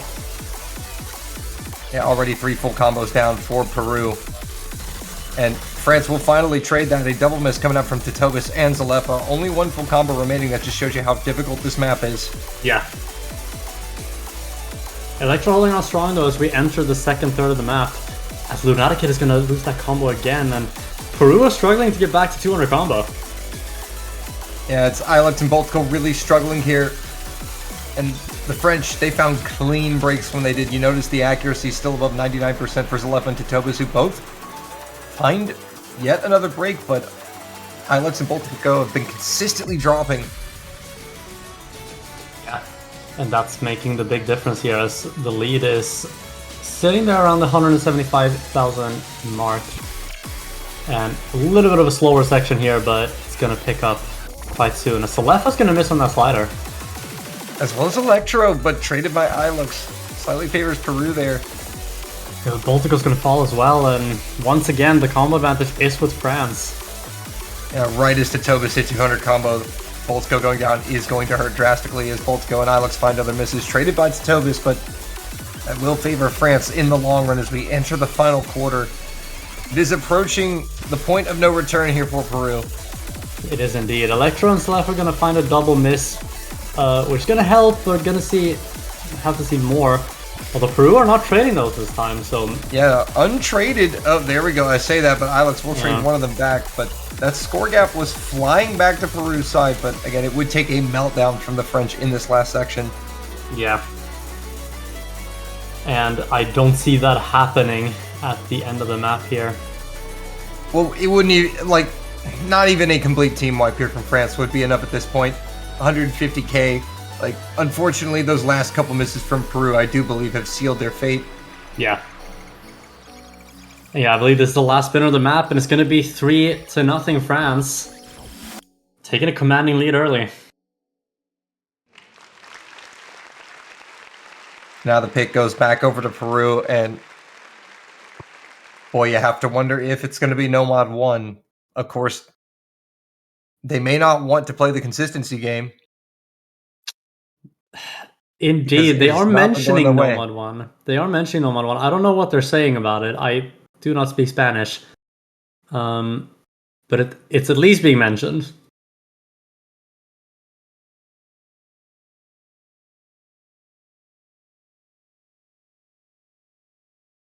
Yeah, they're definitely discussing things. Yeah. Looks like they're debating between either Nomad 1 and Hard Rock 3, apparently. It is going to be Nomad 1. They are going to go for the classic consistency pick. Yeah, Yoshi Green and Sizzix collab.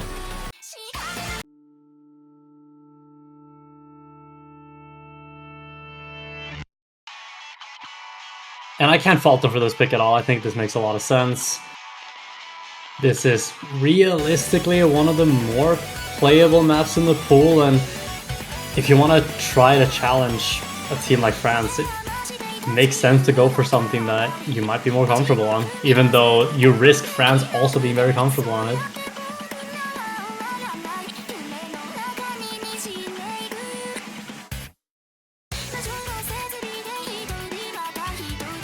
Yeah, the speed, stamina, wide spacing map here with some 1/2 jumps, some 3/4 snaps. But aside from that, it is pretty much your standard No Mod 1, just the wider spacing, something to note. Yeah, it's gonna be very interesting to see how this map goes. Peru gonna stick with the Lunatic Kid, Ilux, Baltico trio, and Titobas, Electro, and Celefa for France.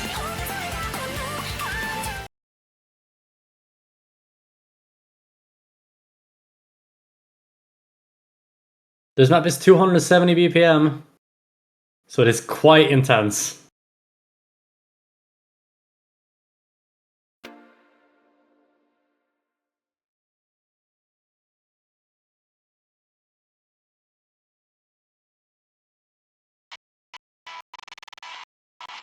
Yeah, definitely not a gimme. And definitely a step up in the BPM department, that is for sure. Absolutely, and we've gone underway as Ilux is going to be the first to fall again. Was before 200 combo though, so not going to be too big of a lead for France early. Yeah, just a very small advantage. And Ilux will quickly rebuild up to 200 combo. But again, that has just been the story of the match so far. France have been slightly more consistent than Peru, but that post 200 miss from Zalefa is going to swing things over to Peru. Yeah, and Electro's miss as well. It might be traded by Ilux, but that's going to keep it very close and slightly favor Peru. Yeah, Peru will take the lead here with 2 combos above 200. Oh, but the double miss comes out from Lunatic. The double miss is a disaster. Immediately swings it back to France's advantages. Now they hit all 3 combos above 200. And they will put some serious points on the board here. The timing of these misses are killing Peru. Yeah, that is a big thing, is Ilux is going to miss again, and it's not what they want to see. They want to find that consistency, but they're not beating France on it right now. Yeah, France looking very composed, very locked in, especially Titobas with the double S at the top of your screen. Zalefa. Double miss from Ilux and Baltico. Yeah, it's going to be traded by Zalefa, and Ilux missing once again. Titobas losing that, though. That is a brutal miss right at the end of that pattern. Gets caught out. Zalefa will drop, so that's 2 misses that are not traded here by Peru. Yeah, Ilux is trying to reach that 200 combo. Lunatic Kid with a big combo from Peru right now. It's them versus Electro. And every other player is now up at 200 combo. There definitely is a chance. But the miss from Ilux is not going to help. It is not, and France are not trading it. They are going to hold on to the score advantage, and Ilux again finding a few misses there, struggling a bit on this No Mod 1. And now France really locking in here. Electro with a nice combo. Yeah. Matching Titobas in the score department, and again, Peru. It's unfortunate for them. They've looked so good. They just haven't been consistent enough to get on the board. Yeah, and a little bit what you mentioned earlier, the timing of their misses has been killer so far this match. So that was 3 players. Yeah, 3 players actually, yeah. And it is once again in favor of France, those misses.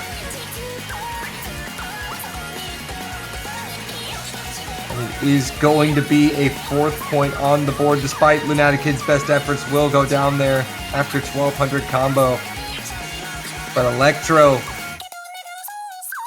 is going to fight with Titobas for the MVP slot as France put up a beautiful No Mod 1 score here. Yeah. And this was the risk of picking something like a No Mod 1 against France, but you have to go for risks in a match like this, and can't fault them for the pick, but France, I mean, 2-1 misses is very impressive, and a 5 miss from Selefa as well. Very impressive.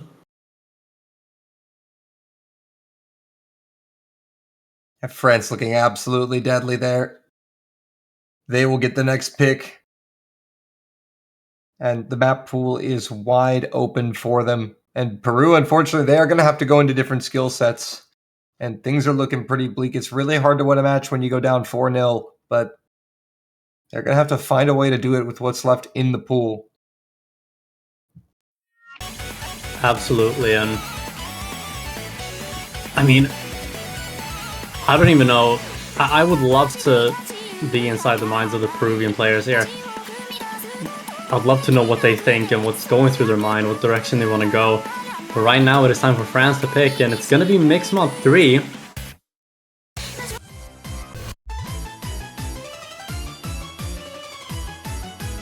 And I was sitting here considering if this could have been one of those like out of left field picks for Peru to potentially gamble on, but France is going to go there before Peru gets a chance to.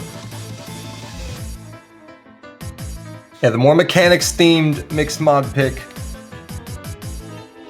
And again, it's not necessarily a bad pick, I would say. No, from France. It's just a very bold pick. I mean, you are up 4-0, so any pick is really fine here, but I guess if you had to label one that would be the most risky of the remaining maps, it would be the Mixed Mod 3 in my opinion, just because the comfortability of the mod selection. We know that Peru can at least contest somewhat on Mixed Mod, but at the same time, if France are able to take this point away, they pretty much take one of the last remaining viable picks away from Peru and essentially kill all morale. Yeah, 100%. So there's definitely pros and cons to this, but it's like you said, they have a 4-point buffer to work with a little bit, and also, while this is a very different kind of map from Mixed Mod 1, considering their performance on Mixed Mod 1, maybe they're just confident on it today. This differs a little bit in the AR, this being your standard AR9, well maybe not standard in today's society, I almost said, but the classic AR9, which is comfortable to certain players, uncomfortable for others. And it's definitely shorter as well, so it's not quite as intense.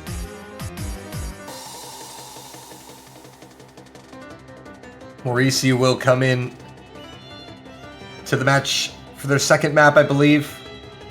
We'll relieve Ilux. Yes, indeed. And honestly, I think Mauricio played quite well on the Hard Rock one that they were in for, so not super surprised to see them here.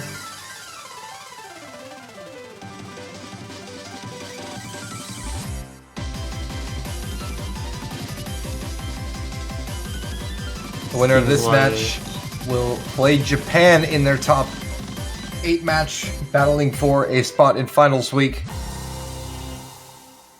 Yeah, and that's going to be a match to definitely keep an eye on. No matter which team wins here, I'll be very excited for that regardless. And we are getting into it here. It's going to be T-Tobas versus Boltico on the Hard Rock, Electro versus Mauricio on the Hidden, Selefa versus Lunaticid on the Nomad. And you see Peru have switched up Boltico and Lunaticid here. Boltico taking the Hard Rock. Boltico definitely is a solid Hard Rock player, but having Lunaticid on the Nomad just to kind of hold things down, you can tell Peru have realized that this is a must-win map for them. Yeah. And definitely an interesting choice. Mauricio's only other map so far this match was the Hard Rock 1, but it's going to play AR9 Hidden here. But despite that one miss, looking pretty good on it. Oh, will find a miss there. Catches the Hyper the wrong direction and misses. Yeah, and a the miss number from of Lunaticid notes. earlier as well. It's not going to help Peru. Only traded by Titobas on the side of France is Selefa and Electro. Carry on with their double S's as we approach the second third of the map. It's not looking good here for Peru. No, and an additional miss from Marisi there is gonna push the lead for France towards the 6 digits. And yeah, the two players you mentioned earlier, Electro and Selefa, they are looking really good on this.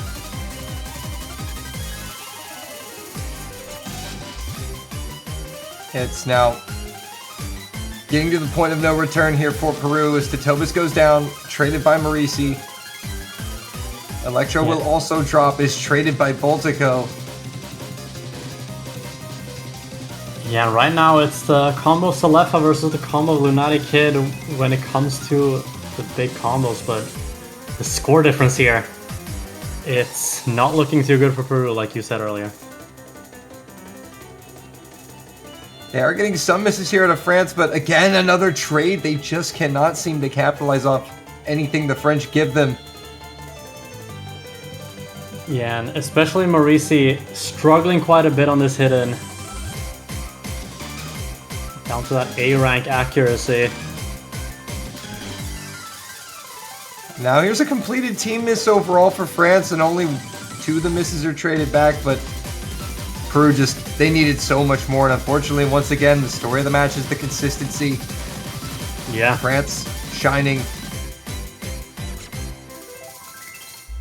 France are looking very, very good in this match, and really showing why they deserve that 5th seed. And they're giving Peru the pick once more, but I mean, where do you go as Peru here?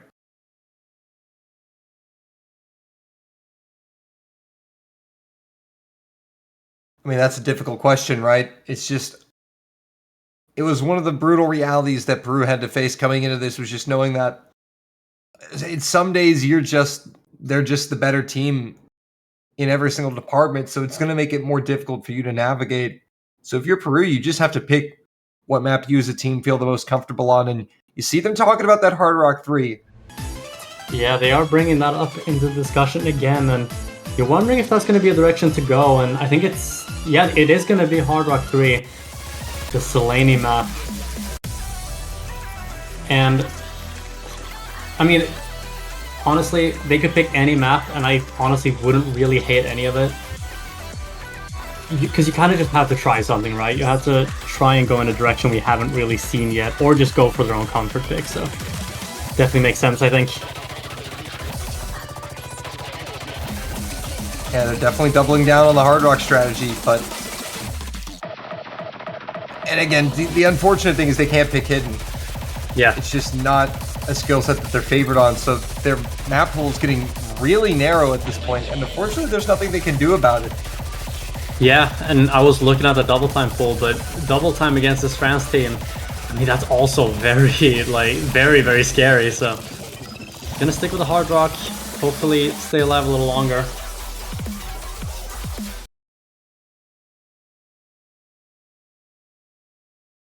See Ilex coming back in for Marisi.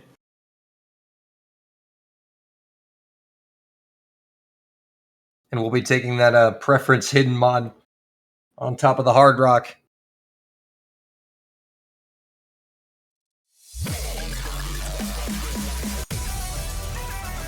And away we go. France with a little bit of a spinner advantage, but don't think that's going to make too much of a difference at this stage of the tournament.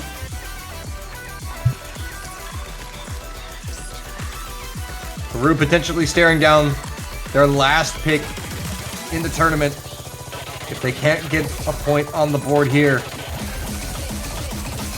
And we see an early miss from Selefa. So early slight advantage to Peru. So far, so good. And again, there have been a couple of decent individual performances from Peru this match. They just haven't been able to get it together as a team, as we see misses come out from Lunatic and Ilux. Yeah, Electra's gonna trade one of them, but Ilux finding a few misses there, and it's gonna push it further for France, especially with the full team miss from Peru. And France still holding those combos from Zalepa and Totobus. Yeah. Once again, we're nearly already halfway through the map, so it's pretty much going to need to be a complete team miss for France soon for Peru to even have a chance in this match. Yeah. France are looking really, really strong here. Peru have gotten those combos back up, but we're gonna have to see quite a bit come out from France. But the only player who's shown really any slight discomfort on the side of France is Zalefa, but it's just been that one real miss. Yeah, now anything can happen. The 78,000 is not the biggest lead we've seen in this tournament. The Lunatic hit is going to miss right after the break, and that's not going to help. Yeah, Peru's going to have to pretty much play flawless and see a meltdown from France. Traded misses from Zalefa and Ilux. And it does not look like that is going to happen as Titobus and Electro lock in for the French. Yes, indeed. Now, I don't know if Titobus missed early. Is that a full combo?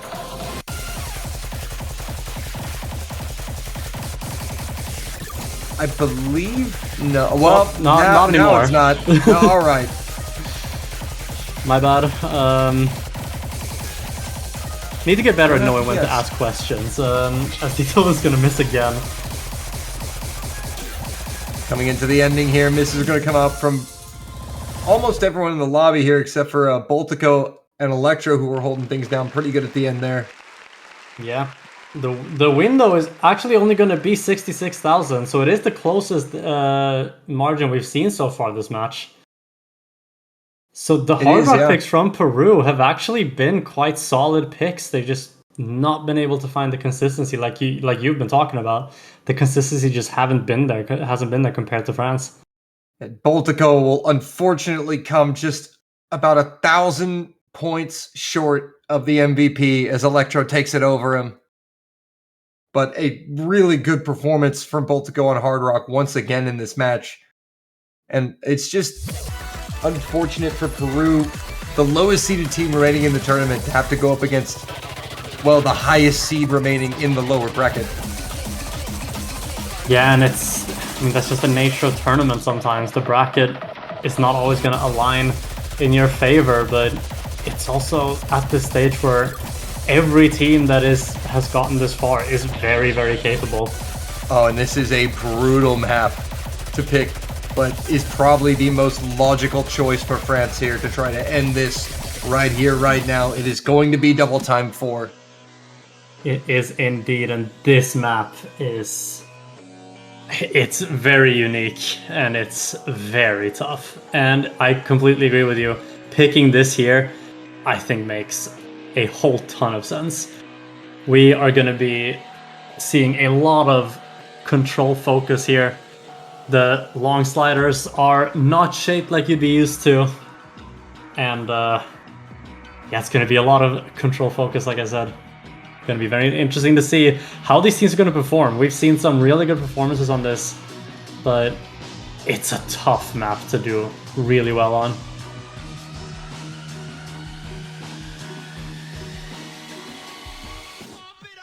Yeah, it's definitely a unique skill set. It's got some of the challenges, the reading challenges of a low approach rate hidden map, but it's DT. Yeah. This is definitely one of those maps where, like, yes, you can be a really good DT player, but this map is not going to look like any DT that you're used to, by any means. Even your regular control type of double time map is not going to look like this.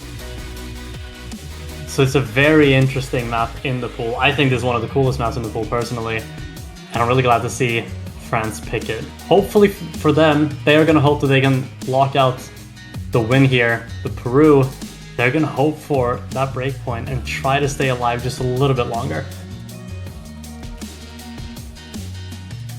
We'll see if Peru can get a point on the board here against France. Match point number 1 for France. Titobus Electro Zalefa will remain in the lobby as Marisi will substitute and relieve Lunatic Kid for Peru and join Boltico and Ilux, who will take the hidden preference mod once again.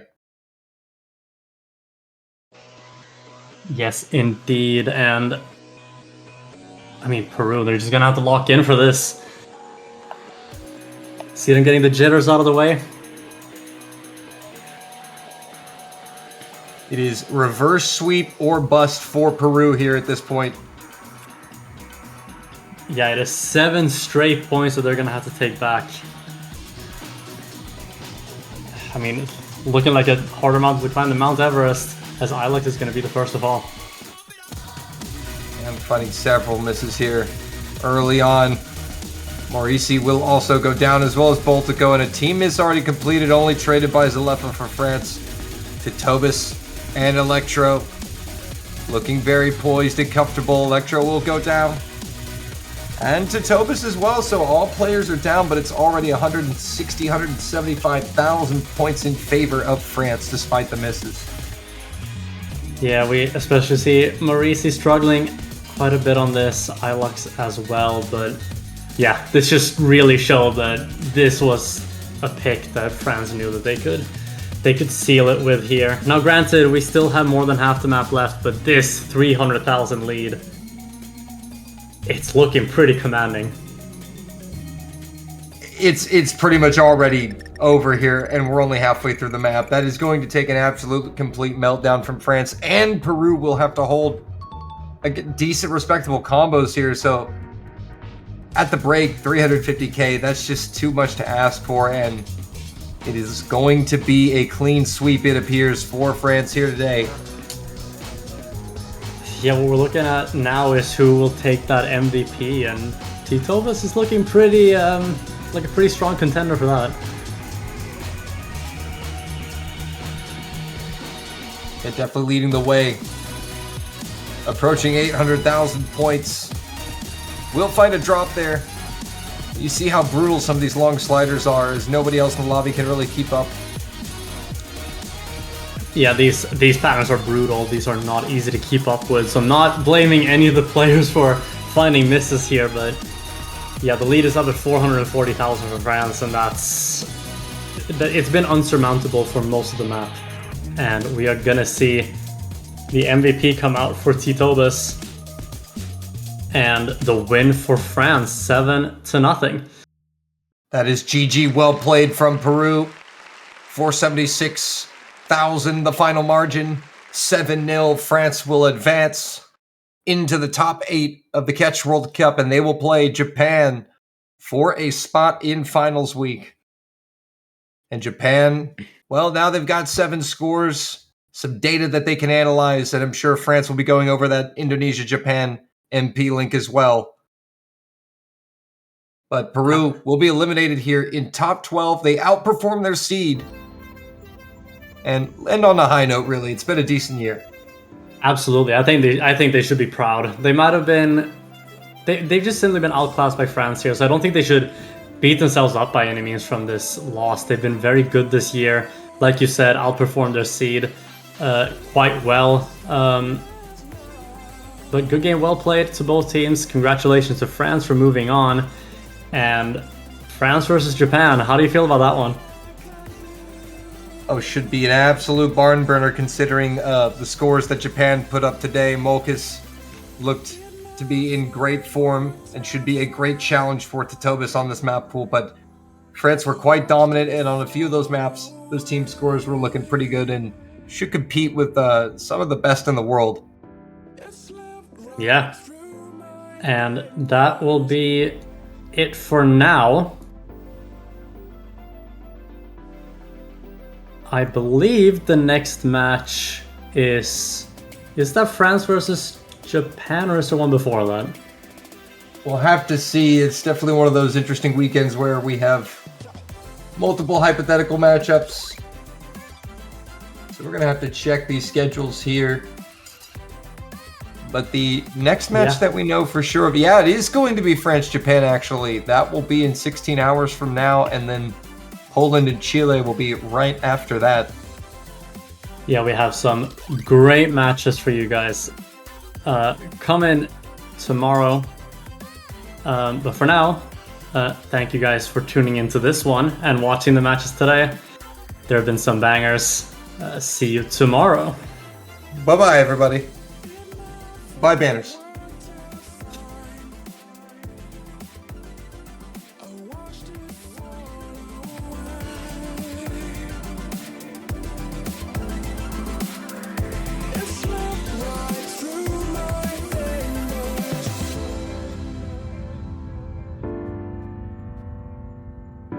It slipped right through my fingers.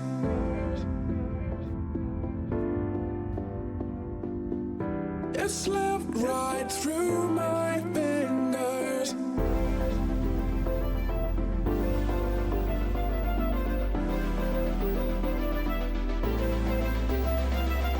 You said never let me go.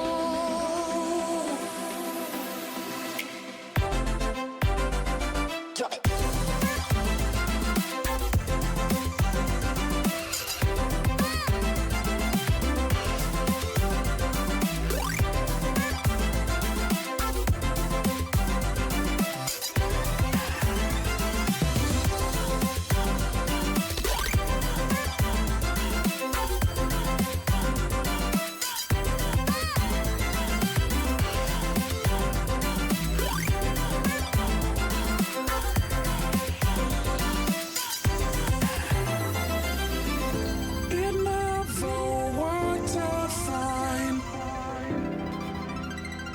I watched it fall away.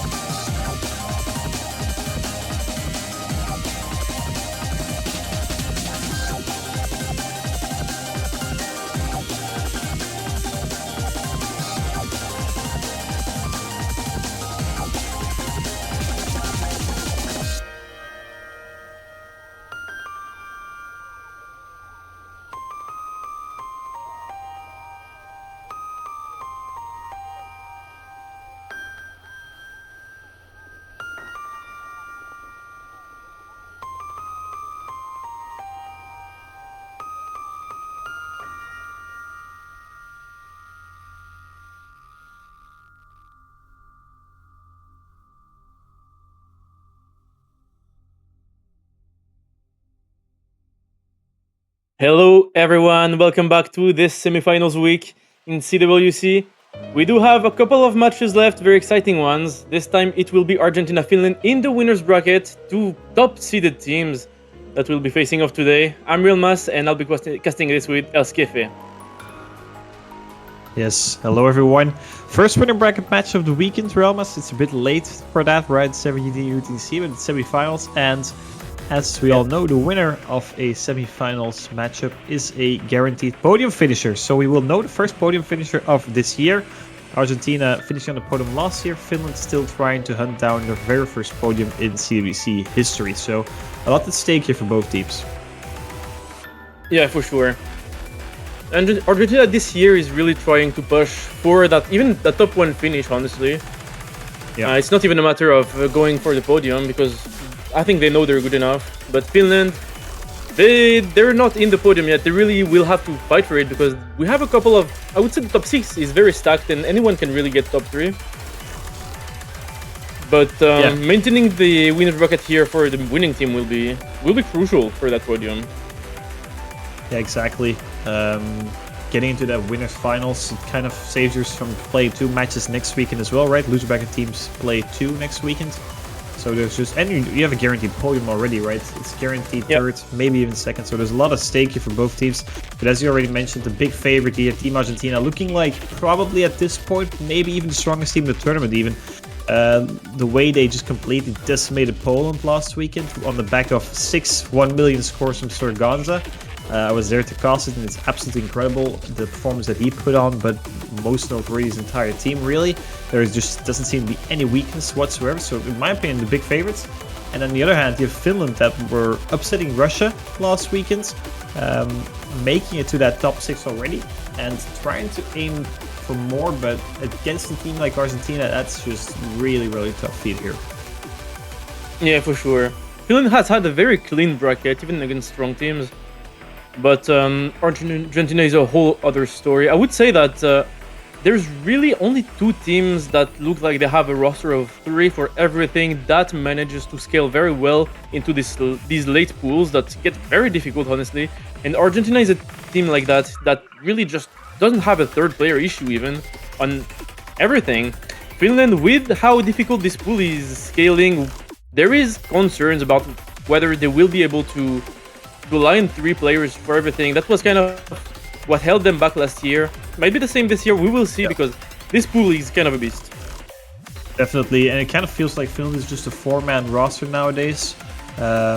Yurdi hasn't shown up the entire CDC, and then Tori Jeepis or Forgotten Taco or Bomburger, whatever you want them to call, they haven't really been playing any of the maps lately as well. So it's pretty much just Jonsku, Kaguya, Verti, and Lenu, the 4 of them. A really strong 4-man roster, but if you're then looking at Argentina, they also have 4-man, but their other 2 players also step in for various skill sets, right? There's, I think it's Sir Alex that comes in for the double time 1 slot, maybe for the double time 3, and just feels like there's just a little bit more roster depth there.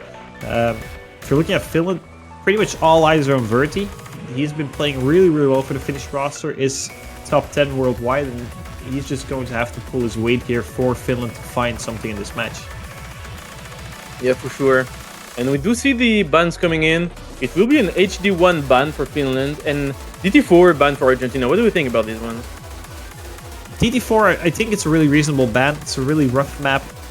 Really hard to be consistent at. So for Team Argentina, you could see a team like Finland that has shown some very nice double time score, especially in the lower AR double time. You could see them get a really good sword, something like that. Plus, Story, one of your best players, isn't really that comfortable on the double time bracket, right? So that combined makes sense for Team Argentina to ban double time 4. If you then look at Finland, I think banning Hidden 1 against a team like Argentina who have Story, who should just be able to full combo a map like that, right? Remember that Hidden 3 had the full combo last year Grand Finals, I think it was, or Hidden 1, one of the 2 slots. So kind of taking that away from Story also makes sense. So honestly, in my opinion, very reasonable bans here. Yeah, I would say so. I believe last week Argentina got the best HD1 score by quite a lot. It's quite a different map, but still, they do have a very solid core of roster of HD players. But that first pick will actually be Nomad 4 for Nomad 3 for Finland. I'm not really surprised by this pick. Finland, throughout the whole tournament, pretty much has had the same pick strategy, which is going for these gimmicky picks, going for these unconventional maps, really, that they have players like VT, like Johnsku, who feel very comfortable on, so this makes a ton of sense to me. Yeah, exactly. This is just like territory for VT, most noteworthy. I think he's going to have a really good run on something like this.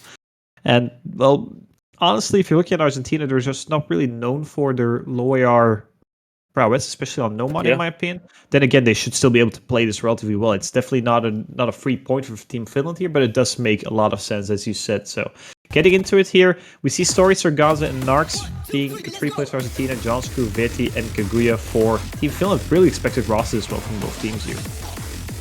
Absolutely. This map will feature a lot of different sections, and we do see a couple misses early on. Early on, I would say, is probably the section that you can combo the most. But we see Narcs dropping, Kaguya dropping, Narcs dropping again. Narcs not really known for these gimmicky picks, but we'll have to perform for Argentina on this one.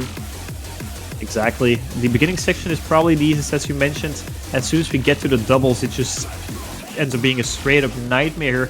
As we do see a couple of people finding some early drops here. Only a full combo left on Veti and on Story, but a really high supporting combo with Johnsku is making a difference. He is giving Finland a tiny buffer here going into the first streaming section. Yeah, absolutely. This is why we said that this is absolutely a finish pick, but VT will actually drop, but still, even then, Argentina is playing this very well. It's not that Finland is playing this poorly, it's just that even then, Johnsku missing again.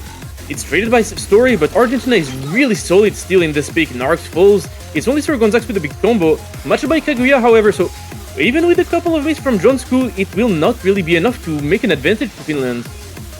Yeah, there's just some parity here. They just keep on trading one-on-one. But Johnsku finding a miss here and no trades coming out from Team Argentina. Actually, Story did end up missing at the same time pretty much. I didn't really catch that. Anyhow, some small combos on some combos on Veti and Kaguya and Sarganza. Nox building up to 200. And it's just going to keep it combo-wise completely tight. 5,000 points advantage for Team Finland. But we're approaching the doubles realness and I'm a bit scared here. Yeah, we have seen very few people get out of this double section unscathed. VT will be the first one to drop already. It's Sir Gonzax losing his big combo to this double section. Can anyone hold? There is a couple combos above 200 from Narcs, Stories, and Kaguya mostly at 600. Kaguya falls though. And Story and Narcs, everyone falling in the double section in the Argentinian side. It's only Johnsku holding. Yeah, that's a difference maker here. 20,000 points here if you combo through the double section, but he is gonna find the mates a little bit later on. But he has done some damage here. Veti's already above 200 again, but matched by Sarganza. Trades coming out from all other players here. And 22,000 points is the advantage for Team Finland here. Approaching the last third right after the double section, but some couple misses of Johnsku and Kaguya is decreasing the score bar rapidly. No trades coming out from Team Argentina here. And Verti is above 200 combo, but he's completely countered by Sarganza right now. Advantage Argentina, actually. Yeah, but that miss from Narcs will give a slight combo advantage to Finland. Not really anymore because of the miss from Johnsku and Kaguya. It's really just VT trying to pull his team ahead. But not really managing. A couple misses again from Johnsku and Kaguya will actually give quite a significant lead now to Argentina, who managed to hold throughout the section. Get up to 200 combo for Narcs, who missed prior. But Johnsku and Kaguya just keep finding misses. Yeah, Sarganza and Story doing so much damage, and Verti's dropping the huge combo with no. There's pretty much no combos here on Team Finland, and Team Argentina is just completely running away with this 100,000 points on the back of Sorganza and Story. The two main players for Team Argentina here just pulling their weight so massively. Story ends up dropping a huge combo, but still, it's going to be the Sorganza show again. I just already feel it. Coming on the back of that great performance in the semifinals and just completely outperforming the entire lobby here on the Nomad 3 as well. Verti is relatively close, but his team is struggling just a little bit more. Breakpoint for Team Argentina already 110,000 points eventually even. So a huge score coming out from Sorganza here. Absolutely wonderful performance from them, and first point for Argentina. Yeah, but if you look at it, it's really a second player difference here. Because Story with 880k is not really matched by anyone else on the Finnish side. So just better team performance from Argentina really on the first Finnish pick. What looked like maybe, I would argue, their best map in the pool against Argentina. Yeah. So that's not really a good look for a first pick. I would agree as well. But then again, going Nomad 1 is a bit of a... I would say it's a risk. To me, there's a lot of maps that kind of scream Argentina favorites in this pool. If most are really looking at the hidden bracket, I think. But also the mixed map bracket seems really, really good for Team Argentina here. Just anything where Sorganza and Story can just have, like, do their thing, and then the third player just has to support. But then going for Nomad 1, I mean, if you're looking at the Finnish roster here, all three of them are top 50 in the world. They should just be able to play an 8-star Nomad 1 completely fine. Verti might as well just find an FC or something like this. Kaguya and Lenu could very well as well. So it's a bit of a risky pick here. I would have kind of argued that this would have been a better Finnish pick even. Yeah, it's really not the safest one, you would think. But then again, if they pick it first, you would think that they feel very confident about their consistency in the match right now. Because this is quite bold to go for Nomad 1 as your first pick. But yeah, once again, we know how consistent these players can be. Stories, Gonzax, even Narcs this year has been popping up, and just being the third player that Argentina really has needed throughout the years. So we'll see how it goes. I do think there is a shot for Finland to take this one, but they will really, really have to perform. Exactly. Then again, it could also be a strategy of Team Argentina to just get like the best Finnish picks out of the pool and then just finish it off with what's left. But yeah, it's a bit of a weird pick coming out from Argentina, I'd argue. We'll see. Maybe they will just get triple 80k and just roll on the lobby. If they feel that confident picking it, but looking at the performance from Sorganza and looking at Story from last year, but also this year, they might just find that double FC, and then Narcs can just pretty much do whatever they want, in my opinion. Anything above 900k should suffice, I think. So, yeah, looking forward to this one. Yeah, but that's the thing that's crazy about Argentina. You know, you have Story and Gonza, and you know they will perform, and you're like, yeah, they have a third player that will have to fill in, but that third player, for most teams, you know, like Italy, like France, like these higher seeded teams that have a strong core of two players, they have a third player that noticeably really struggles to scale and everything. But Narcs, I would think, is probably a super strong third player, and they also have Velperky in the back, just ready to play everything, and will come to play this, it seems. Definitely. So it's really, really strong core 3 for Argentina. It's even with the 2 carry performances from Story and Gonzax, they can even have a third carry performance, and that's what's crazy. Yeah, exactly. And the thing is as well, if you're the third player and your 2 teammates are Story and Sorganza, any map you load into, you already know they're just going to be performing really, really well, and just takes a lot of pressure from your shoulders as well. It's kind of the same story, I think, for Sir Waffle for Italy, because as soon as the map ends, he's just going to see some ridiculous scores coming out from his teammates, and then even getting 900k or 950k is more than enough, and it gives a really nice feeling for you as a third player here. Absolutely. But looks like in the end we will be getting Narcs, I think. I'm not quite sure what's going on in the lobby. But yeah.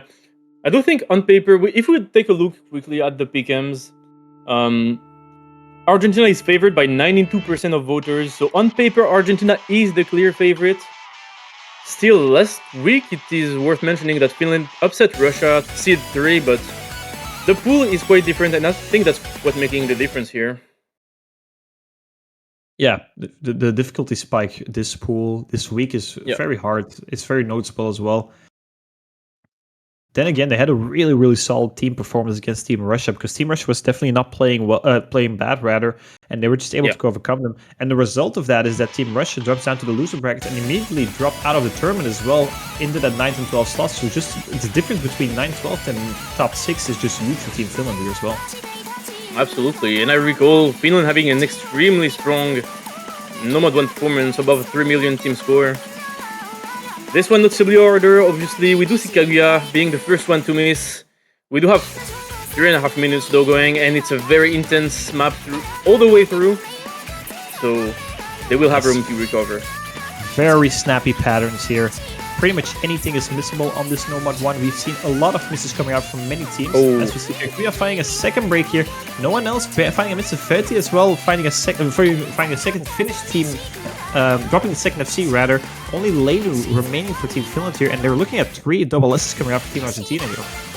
Yeah, that's really the issue. And again, Leno will be also dropping as well. Triple reset for Finland. That is really bad because, you know, Argentina will not give them that much room, really, that many misses that they will be able to punish. So if they themselves cannot really hold the combo, this is really not looking good already. Even though we're only 1/3 of the way through, there has been, I think, too many misses already to recover from that. Yeah, this is a very long map, and it's already 150,000 points in difference. That's a huge score margin here for Team Argentina. And yeah, Team Finland just keeps finding misses here. Verdi dropping his combo again, and Team Argentina hasn't even missed a single droplet halfway into this Nomad 1. Really solid team performance coming out from them. Yeah, that's what we were saying. You know, you can pick this and expect to do good scores, but on the other side, you will have Argentina, who is super confident, goes for Nomad 1 first pick, and just FCs, is still triple FCing halfway through the map. So triple SS even, so what I said about 980k on everyone might actually come through. It might be triple FC territory even on the semi-finals map. That would be absolutely crazy. And the thing is as well, I criticize it for the Nomad 1, but if this is your average team performance on a Nomad 1, you can just pick it. You can pick anything if this is your average team performance. This is absolutely ridiculous. They're 200,000 points ahead of number 6 seed here, right? So Finland isn't like 32nd seed, and they're the 6th seed, and they're just absolutely destroying them on this Nomad 1. What a team performance. They haven't missed a droplet, Realmus. It's that is crazy right now. That is crazy. There's only 1/4 of the map left. There is a stream section coming up, 270 BPM, but I do not think it is really an issue for these players with how good they are. We'll see, but arguably one of the easier patterns even of the map because it's not as snappy as the other patterns. Good, yeah. Oh, don't drop. But that's like one miss. Singular miss. It's still possible for the 980k for sure. Singular miss shouldn't matter. Still 2 double S's coming out for Team Argentina. Story drop here as well. I mean, we were talking about Story or Gauntlet, but it's going to be the Narc show actually instead. Is he going to be able to close it out here? 5 double S on the Nomad 1. About 20 seconds left here. If he just holds on here, he's going to be bringing home the only Argentinian FC. A bit of a surprise here, but a really, really solid performance as well. Yeah, Story missing once again, but Narcs will find a little droplet miss, but no combo break here for the FC on this Nomad 1. It is very understandable that they would go for this if this is just how they play it usually. And we do not have everyone above 980k, but on average, they do have that. With almost 3 million team score on a semi-finals Nomad 1, this is extremely impressive. Narcs showing that Narcs is not really a third player for Argentina, is really part of the core roster at this point. Yeah, definitely. Really solid performance coming out from Narcs. Definitely not an easy feat to just come in here on the Nomad 1 on a semifinals pool and be the only FC on your team. Sergaz and Story also outperform the entire Finnish roster. Just a really solid performance coming out from Nomad 1. And we hop straight into Mixed Mod 1. It does feel like Team Finland has really prepared for this matchup, right? They picked Nomad 3 pretty much immediately, going for the Mixed Mod 1 pretty much immediately. I like the pick as well. You could, I mean, VT is going to be on the hidden, Lane is going to be in the Nomad, and Kaguya is going to be in the hard rock. They just have those designated players for a map like this. So I like this as well. But then again, if you're looking at Team Argentina, they just have Gauntlet for hard rock, Story for hidden, and Narcs for Nomad. Narcs coming on the back of an FC on Nomad 1 as well. So they just also have those players as well. So it's, not as we already mentioned in like the intro of the stream. There's just pretty much no opening in this Argentinian team. There's no weaknesses they're just to be found, really. And I'm curious if we're going to be able to see them going into later weekends, right? Next weekend is still playing. Yeah. Rather, depending if it doesn't matter if they win or lose, they're still playing next weekend. Are they? Teams going to be able to find a weakness against this roster? Because currently there hasn't been any. It's crazy. Yeah, really.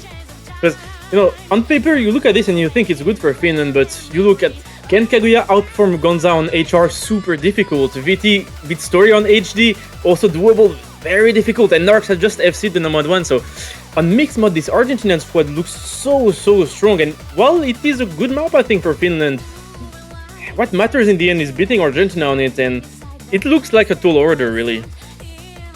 Yeah, it just also feels like a map where Story is just going to be outperforming on the hidden. Then again, the best Finnish player is on the hidden, right? So I do expect a good score coming out from VT, but he's going to be able... Well, he has to probably at least match Story, and then hope that Kaguya and Leno are also able to match Surganza and Nars. It's going to be a really close battle here on the mixed mod 1. The thing is as well, this map is really stamina heavy, so if you're not properly warmed up, which I'm assuming none of these players are, but if you're not, then you could run out of stamina towards the end, and that could also be a factor. Yeah, absolutely. Though I think for most of these players should be fine. Will be, I think, the one you will have to look out for is probably HR, because while Kaguya is very strong on HR, I think there's really a good chance that Gonza does make the difference on HR. We've seen how good the very solid top 10 level players can play this map. We've seen Titobas just one missing this, even maybe one missing this. We've seen Jack Frost FCing it in the show match, so I'm not really expecting a lot of misses. Jack Frost is absolutely destroying me on the hard rock in the show match. Yeah, but we don't talk about it. Anyway, let's get into this mixed mod 1 here. Argentina trying to find a second breakpoint against Team Finland. Finland trying to get on the board here, trying to narrow that deficit to a single point. Losing this one would be already quite a huge lead for Team Argentina early on in this match. As we see a couple of breaks coming out from Narcs later, Nomad players trading, everyone else holding on to combo. VT is going to be dropping as well, and Story and Surganza holding on to the full combos out of this intro section is giving Team Argentina a small lead here. Yeah, small lead with both Nomad players trading, but I do not think this is a map that we'll see many misses on, honestly, from Argentina. In the pool, there will be maps that you can expect many misses on. This one, not really one of these maps, I would say. So any miss is really bad for Finland, honestly. And Leno will find another one on Nomad, not really what you want to see. Yeah, definitely. Kind of. Nox ends up trading it, though. I was going to say, you kind of expect Nomad to be the easiest mod on this, but it's very dense and could trip up with the reading a little bit. Maybe for some people, Hardwick flows a bit easier, but still, on the mixed mod bracket, it's quite crucial for the Nomad players to just FC the map, at least in earlier rounds. Then again, Leno and Narcs are pretty much tied right now, so that's not the difference maker. It's pretty much the only miss from VT in comparison to Story, making up that 18k lead for Team Argentina here. Yeah, that's really just going to be a matter of a couple of misses, as you say. And here, for now, it's just on the Nomad player having a slight lead. And HD. Kaguya dropping on HR, though, is what I was fearing for Finland, because Gonza does not look like he's gonna drop anytime soon. And Narcs does find a miss, however, which will negate the miss from Kaguya and keep the score lead fairly close and actually give a slight combo advantage to Finland. Yeah, those were two misses from Narcs in quick succession, but Kaguya is going to be finding another break here. Surganza and Story on the left side, still holding on to the FCs. VT with the one miss run, really solid recovery as well, keeping Story close, but he needs Kaguya and Lenu to try and catch up against Surganza and Narcs, but Surganza just not giving an inch right now, and we could very well see just another FC on this. I'm not going to jinx it, I'm probably jinxing it right now, but still, really solid performance coming out from Team Argentina right now. Yeah, absolutely what you would expect, seeing such a strong mixed mod roster, and Kaguya finding again a couple of misses. Not a bad score by any means, once again, but it's just Surganza is steering through the peak, really, on HR, not finding any breaks so far. Same for Story, that's what you expect of these two, and even if Narcs is falling slightly behind on Nomad, Leno is not, has also found a couple of misses, so it's not the end of the world for Argentina, and they managed to keep now a 50k lead on this map. Exactly. Oh, It's and VT relatively finds a close, I miss. was going to say, but VT finding a drop here is going to keep increasing that. Leno is a really nice recovery combo as well. And now they can see the score difference, right? 62,000 points, at least 3 misses, I think, for Team Argentina up ahead here. Team Finland has a really good team score by all means, but they just have been finding some of these misses that haven't been traded by the Argentinian players. Sir Gon ends up dropping the full combo though, that is one. But Sori still with a huge combo. Narcs with a really nice supporting combo as well is keeping Argentina in the lead here. Oh, there's a trade between the Nomad players. If it wasn't a miss by Leno, maybe it would have been enough to just keep eating away at the score difference, but even then you would need, once again, Story to miss, and Story is looking very solid on that SS right now. Gonza has found just a single miss in the map and has recovered very nicely. Narcs, however, he's finding a couple of misses. There is enough map left that if he keeps missing, there is a good chance that Finland is able to come back, especially with combos above 200, but not with this miss from Leno. Yeah, no trades coming out, no further misses coming out from Narcs here. One trade from Leno, and it's just going to keep that at 40,000. I mean, Finland is getting a 2.86 million team score, and they're not 2 misses, 5 misses, and 12 misses. You're beating many teams with that. But if you look at Argentina, there is the FC, there's double S from Story, the 1 miss from Gonz and the hard work. Narcs definitely falling a bit behind in comparison to everyone else in the lobby, but just that's the thing as well, right? That's what we talked about. He can just get a 900k and it should be good like 9 times out of 10, and it was good this time. Second breakpoint for Team Argentina, trio up, and these team scores from Finland are really good on the Nomad 3, on the Mixed Mod 1. They just haven't really been able to get it across the finish line. I mean, Viti with a 2 miss on the hidden is just also really, really solid. So there's just not much you can how would you say? There's not much you can judge them on because they've been playing really, really well, and they're continuing their first map of the multiple pick right now because they went from Nomad 1 to Mixed Mod 1 into Double Time 1, and this is surprising because Argentina, we know the Story doesn't really like DT or doesn't play it all that much, and they're going for Double Time. That is crazy, especially against a team like Finland who have been relatively good at the Double Time brackets in the past couple of weeks. Yeah. Last year, for example, it was really the biggest weakness for Argentina was the DT, especially those DT ones that have slightly higher AR. But this year, with the addition of Narcs, they're quite stronger on DT really, because Narcs is an extremely solid DT player, especially on these DT ones. And I think Story has been building a bit more DT recently, so I think that's where it comes from, but still that's an extremely surprising pick coming from Argentina.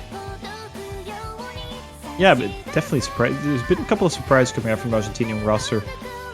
And it's going to be Story staying in, so Sir Alex is not going to be coming in here for the Double Time 1. It's going to be the same 3, Gonza, Story, and Narcs. Felperke staying on the bench, Sir Alex staying on the bench here. On the other side, Johnsku coming in for Kaguya, and that's also weird, right? Kaguya is known for their hard work and their Double Time, so Johnsku coming in, bit of a surprise as well. Yeah, usually Kaguya is a bit more of a DT3, DT4 player, but even then should be fine. It's really not that difficult. This DT1, it's AR 9.1, so if you're an HR player, essentially you should even not really have any issue with that. So kind of surprising, but still. We'll see how Johnsku can play on this. It's a reading test. If you can read AR 9.1, it's just an easy map for you. If you can't, you're going to have a really bad time. As you see, VT finding the first drop here on the Finnish roster. The second one as well is giving Team Argentina a bit of a lead here, as they still hold on to the triple SS even. Yeah, and VT is finding a decent amount of misses. This is probably where VT's weakness lies, is this high RDT. Johnsku will also find miss. And Leno has missed before, and now it's just 1/3 of the way through, and triple SS once again. Okay, a slight accuracy drop from Story, but still triple FC against players who drop their combos just above 200, so already 100k score difference. It feels like we're watching Nomad 1 again, right? They just kept held on to this triple FC for so long, while Finland was just finding singular misses left and right and just keeping that score lead growing and growing. That's going to be the case now as well. Johnsku finding on a break, Feet finding on a break. Leno rather has some combo right now, but he's just looking towards straight FCs as his teammates keep finding misses, and it's going to approach sooner. Complete team wipe even for Team Finland, and Team Argentina are just running away with it. It's just impressive how they've been performing in this match within this tournament as well. Team Finland just not able to find any footing into this double time one, and it's going to be a bloodbath here. Absolutely, still no miss in sight. And will we be able to see just a couple of them remain till the end? Sure looks like it with how good they're playing, but for some of these players, looking at Narx for example, and Sir Gonzax as well, who are known for their DT performances on maps that are much harder than this, you can expect performance like this, but it's just, even as a team, Story, who usually doesn't play the DTs, but is still good enough to play them, will this time just still be holding the FC all the way through, almost the end. And there's nothing that Finland can do, even if they had very strong runs, it's just a triple FC against them. Yeah, I want to comment on the Argentinian squad, but I'm so afraid I'm going to curse or jinx it here because I want to see that triple FC. They're above 900k already, so it's basically running out of time here. Oh, the map is closing out, and I think they've just done it. This is just a triple FC. Okay, let's find some between the ending. We're not going to jinx it. Okay, let's just say nothing, but yeah, that is a triple FC. Now we can say it with confidence, and that is crazy.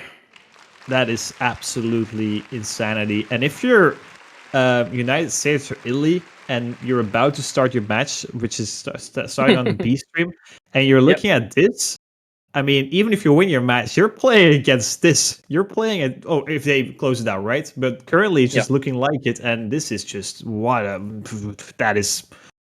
impressive team score. And we were criticizing the Nomad one, and they got like 2.94 million. We were criticizing the double time one, and they're just proving to us that basically, well, at least I have no idea what I'm talking about. I'll stop criticizing the Argentinian picks because this is just remarkable to say the least. Yeah, the thing is, even on stuff that is on paper not good for them, they're still just so good at this difficulty of a map pool that it doesn't matter what they go for, they will be strong on literally everything. So it doesn't really matter if they want to play something, they will just go for it. Exactly. And they're gonna go for the Nomad 4 here, Team Finland, trying to switch things up.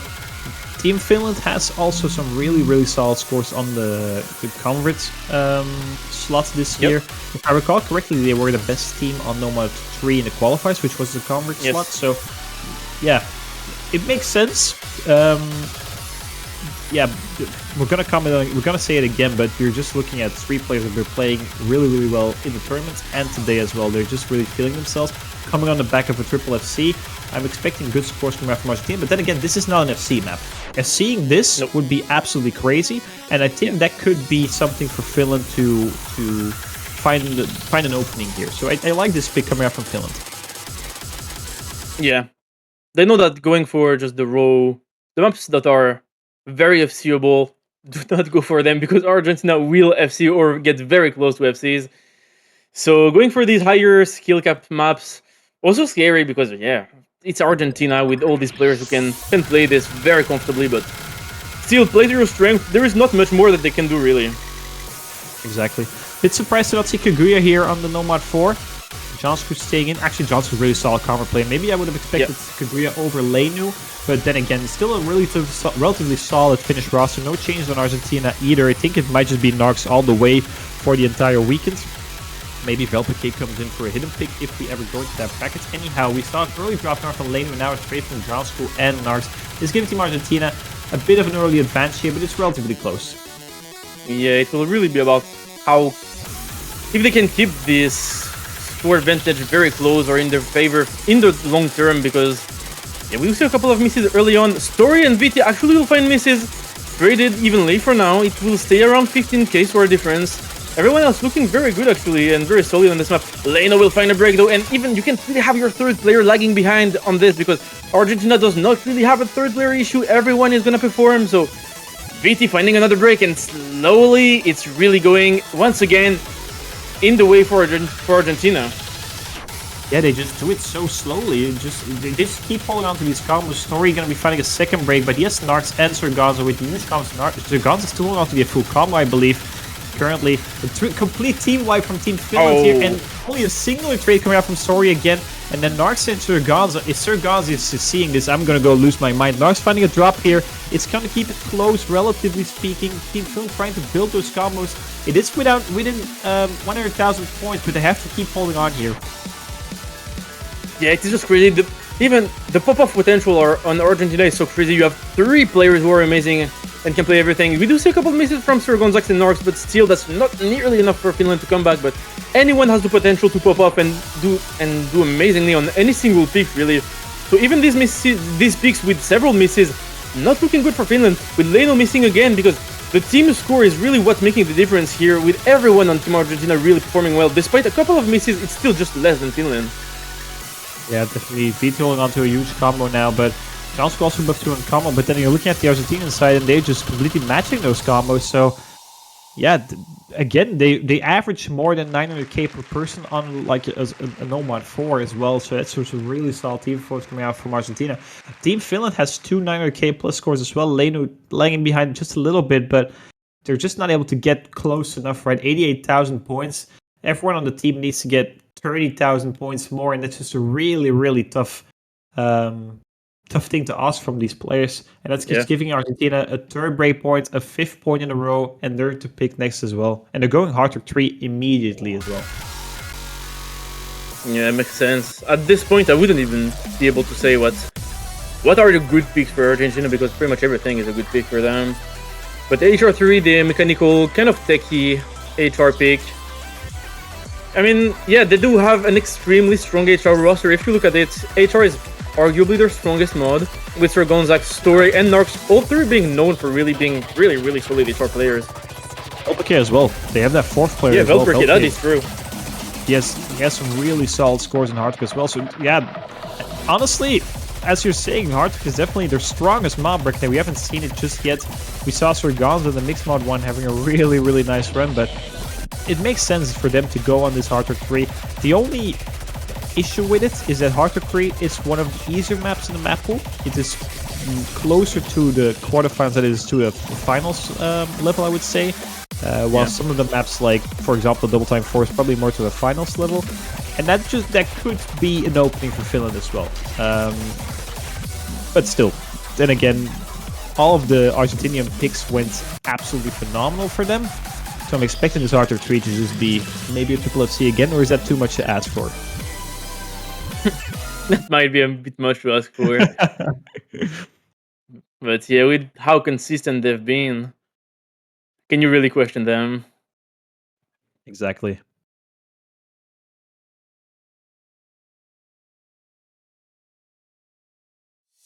Hardcore 3, same roster for both teams. Story choosing Hidden with the Hard Rock. Doesn't give any score multipliers, just for reading purposes. Story is known for being a phenomenal Hidden player and just likes Hidden with pretty much anything he plays except for Nomad, because he's not allowed. Early break coming out from Vit here in the intro.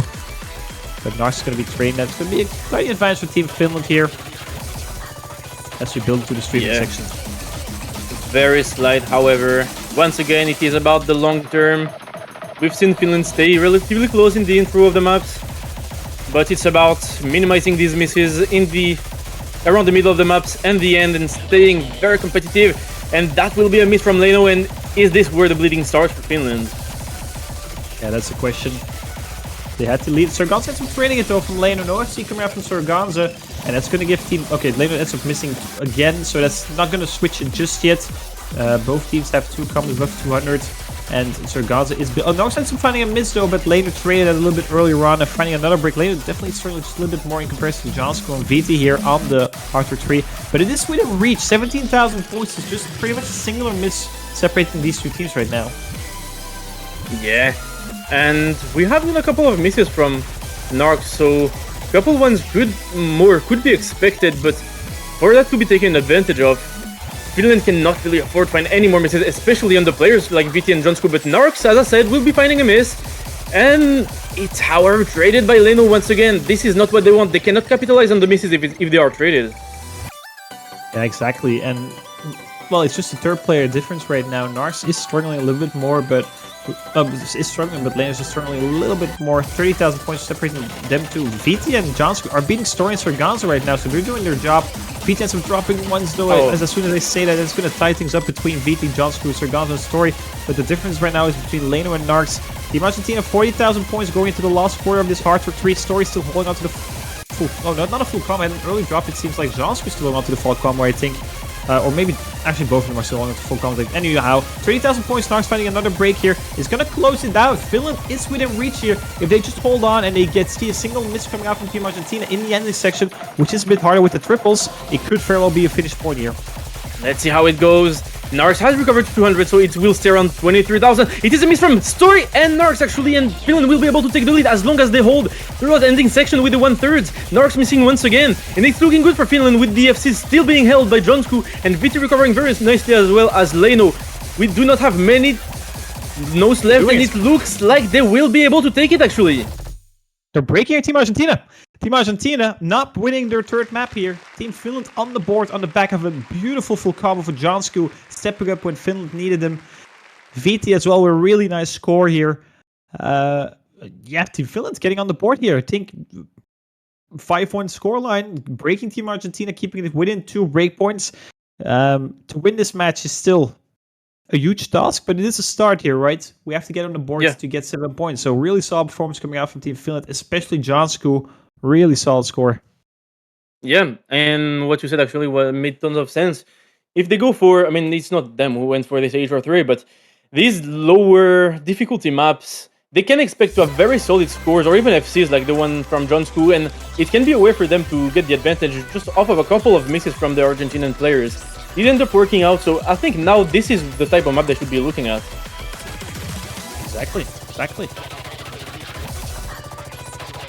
Narcs just struggling a little bit there on the hard for 3. Maybe Velpen K could have been, or maybe not. Kind of, yeah. Doesn't really matter anyway. They're going for double time 3.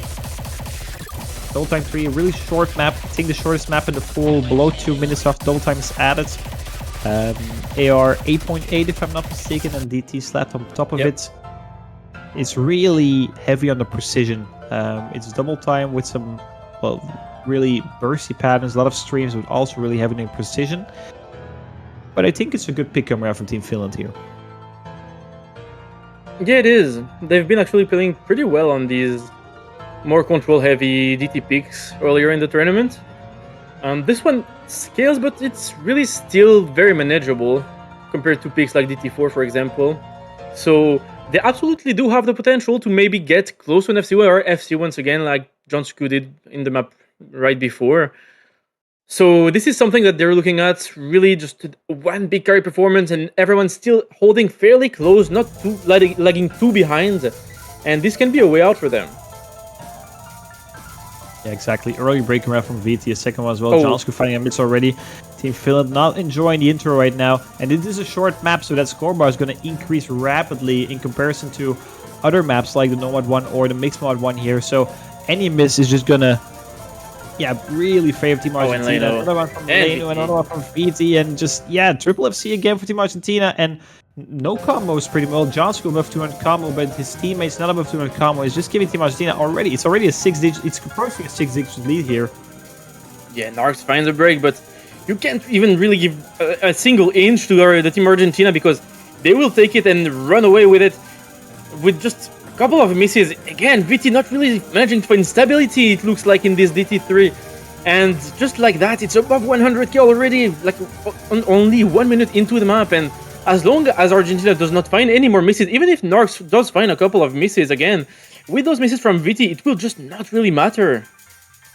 Yeah, exactly. Jonsku and Leno have really nicely recovered their combos, but it's just VT just struggling on the double time bracket. Probably his worst mod, and Team Argentina knows it, and that's maybe why they went for the double time to end the double time 1, as we see another double miss from Argentina, and it's just a singular drop from Narcs. It's not going to be a triple FC like double time 1, but it might just be just a 1 miss run again, right? So it's absolutely the same performance coming out from Argentina. It's 200,000 points, and Team Finland just, VT just really not enjoying here, missing pretty much anything here. And that's just going to be an Argentinian point, or another break point for Team Argentina, and that's just, yeah, it's looking rough for Team Finland here. No FCs though. We do see them finding a couple of misses just right at the end here, and the pick just did not go well for Finland at all. Right from the beginning, their consistency could not match Argentina's consistency, and on their own pick, it just didn't work out. VT had stopped playing at the end, knowing that it was over, honestly, and they knew that. It was over, but a bit unfortunate, a bit unsportsmanlike in my opinion to stop playing, especially for your teammates who did really nice scores as well, right? Jansku, I mean, he beat Narcs, so Gonza sort of really solid performance as well, but still, that's just a bit unfortunate. Anyhow, 6-1 for Argentina. They have pretty much the entire pool, or at least maps from every mob brackets to choose from to close this one out. And well, if you're looking back at the match, they just the only issue they had was the hard retreat, right? Where they just kind of got I wouldn't say outscaled, not at all, but just outplayed by Team Finland there. But the rest of the match has been pretty much a perfect match coming from Team Argentina. So let's see which map they want to go for to close it out and get themselves another podium finish, Realmus. Yes, and that will be HD3, the only mod pool that we have left to see from Argentina. And we'll see. I'm pretty confident that they should be able to play this well. This map is fairly difficult, however, I would say. I mean, the whole HD pool this week is very difficult, I would say. But they do have players like Story, for example, who should be super comfortable in this and play very well. I do not know if they really have a third player, actually, for this type of HD map. But we'll see. But either way, from the performances, if you're a team in the winner's bracket, like Italy and the US playing right now, and you look at this and you see that this will be your opponent next week, you have to be scared because it was a showcase of skill and dominance from Argentina on all mods, all peaks, and every style and just everything. Yeah, and that matchup is going to be really, really good, right? Last year, Team United States felt way above everyone else, and Argentina was surprisingly so relatively close, but still got beaten in the finals and the grand finals. This year, it kind of feels like Argentina has made some huge steps towards being close to the United States, or maybe even being better, right? That's going to be the main question. Then again, Italy is also back. I believe they didn't play last year, so it looks like those three teams in the winners bracket still are just the three strongest at the moment. And yeah, it's making really nice storylines for the upcoming weeks, but it's also making, well, really nice matches, I believe, as well, especially Argentina versus the winner of... Then again, Finland could still win it. I'm just saying, I've seen Italy being 6-2 up against Canada a couple of years ago, and Canada went to a 7-6. I've seen Finland being 4-0 down against the Netherlands, and they still winning it 5-4 in the group stage, but that's already been 5 years by now. But still, there's still possibilities. But if you're then looking at Team Argentina, who have been playing absolutely amazingly, it's looking very, very, very unlikely. I think it's... I wouldn't say impossible, but it's not going to be easy. Then again, Story, I was going to say this could be an FC map for Story, but Story ended up missing the third or fourth node, so no FC from Story, and some early breaks coming out from Jansku and Velpa K as well. 3 FC still on the board for Lenu, VT, and Sorganza. Yeah, but it's straight up by VT. This early section catching everyone except Sorganza, Lenu, and Jansku missing, and already 50k difference. It is a fairly long map, actually, at 3 minutes 30. 70k lead right in the beginning is quite a lot already, but Sorganza will drop the only remaining FC left. But it looks like Story and Velpuke with the very early misses have recovered and are looking fairly comfortable on the map. Yeah, it kind of looks like Lenu's... I mean, I don't think he's trying right now. I'm not sure what's happening there. Really, the struggle down below 80% accuracy. Then again, Team Argentina... They have just a really good performance right now as a team as well. I think the best Leno probably wouldn't even be able to match the Argentina roster currently. Story on the most Norway Story. I mean, this is a Story slot, right? Hidden 3 has been the Story slot last year, but it's the Story slot this year as well. And the map pool is going to increase in difficulty, and it's going to make it harder for everyone except Story, I feel like. Story is just going to be... Yeah, I could see an FC on the Hidden 3 from the finals pool, Hidden 3 from the grand finals pool like we saw last year. And it's just... It's remarkable how someone can be that good at a certain map in a certain slot in a map. And also be an amazingly well-rounded player with now almost no weakness as we've seen on DT, my bad. Yeah, exactly. So... DT as well. The Hard Rock went really, really well, but the Hidden. It's just the Hidden. The Hidden is just his main mob bracket, and he's just so much better than pretty much the entire community on it. I think players like Motion and Lexi probably come close to Story on maps like this, but I still think Story could beat him in a 1v1, and it's just completely remarkable. It's absolutely insane. Absolutely. We'll be dropping the big combo here, however, after the difficult first section, but it is over. We can say that confidently at this point, with over 400k score difference, and looking at a 7-1 scoreline in favor of Argentina, who were the favorite, as we said, coming into the match, but were people expecting Argentina to play that well on every single pick? Honestly, maybe if you looked at their matches from previous weeks, but it just really confirms the fact that they will be able to scale super well into the tournament. Yeah, definitely. I mean, if you're looking at the team score from Argentina, they're again above 900k average per person on a map like this, which is a really difficult map. So that's just incredible score. VT has a really solid score on the Hidden 3 here as well, over 900,000 points. But just the overall team performance from Team Finland just not able to match the Argentinian team. I mean, Velpake just comes in for one map, gets like 920 or 930k, and just leaves and refuses to elaborate. That's amazing as well. Yeah.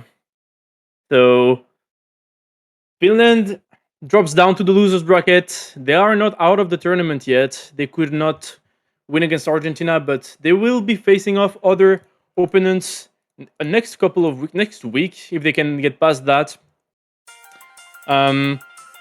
Argentina secures the podium once again this year, same as last year. Last year they were second. This year they are absolutely aiming for the top, the number 1 spot against the United States, who are playing currently against Italy in the other winner bracket match on Osu Live 2. So go check that out if you're interested, because it is looking like a crazy match at the moment, with already 1-1, I believe. No, 2-1 for the US. Italy is gonna probably get give the United States a challenge that they really haven't had for now in this World Cup. So be sure to check it out, and I think that's gonna be it for us. Definitely. 2 more matches left, as you said. 1 winner bracket matchup going on, and then also Canada facing off against Chile for the last slot in the finals week. There's 2 more weekends left off of this Real Madrid, and it's already over again. It's been a great World Cup, but there is just so much still brewing in that loser bracket as well, but also in that winner bracket. So a lot to look out for.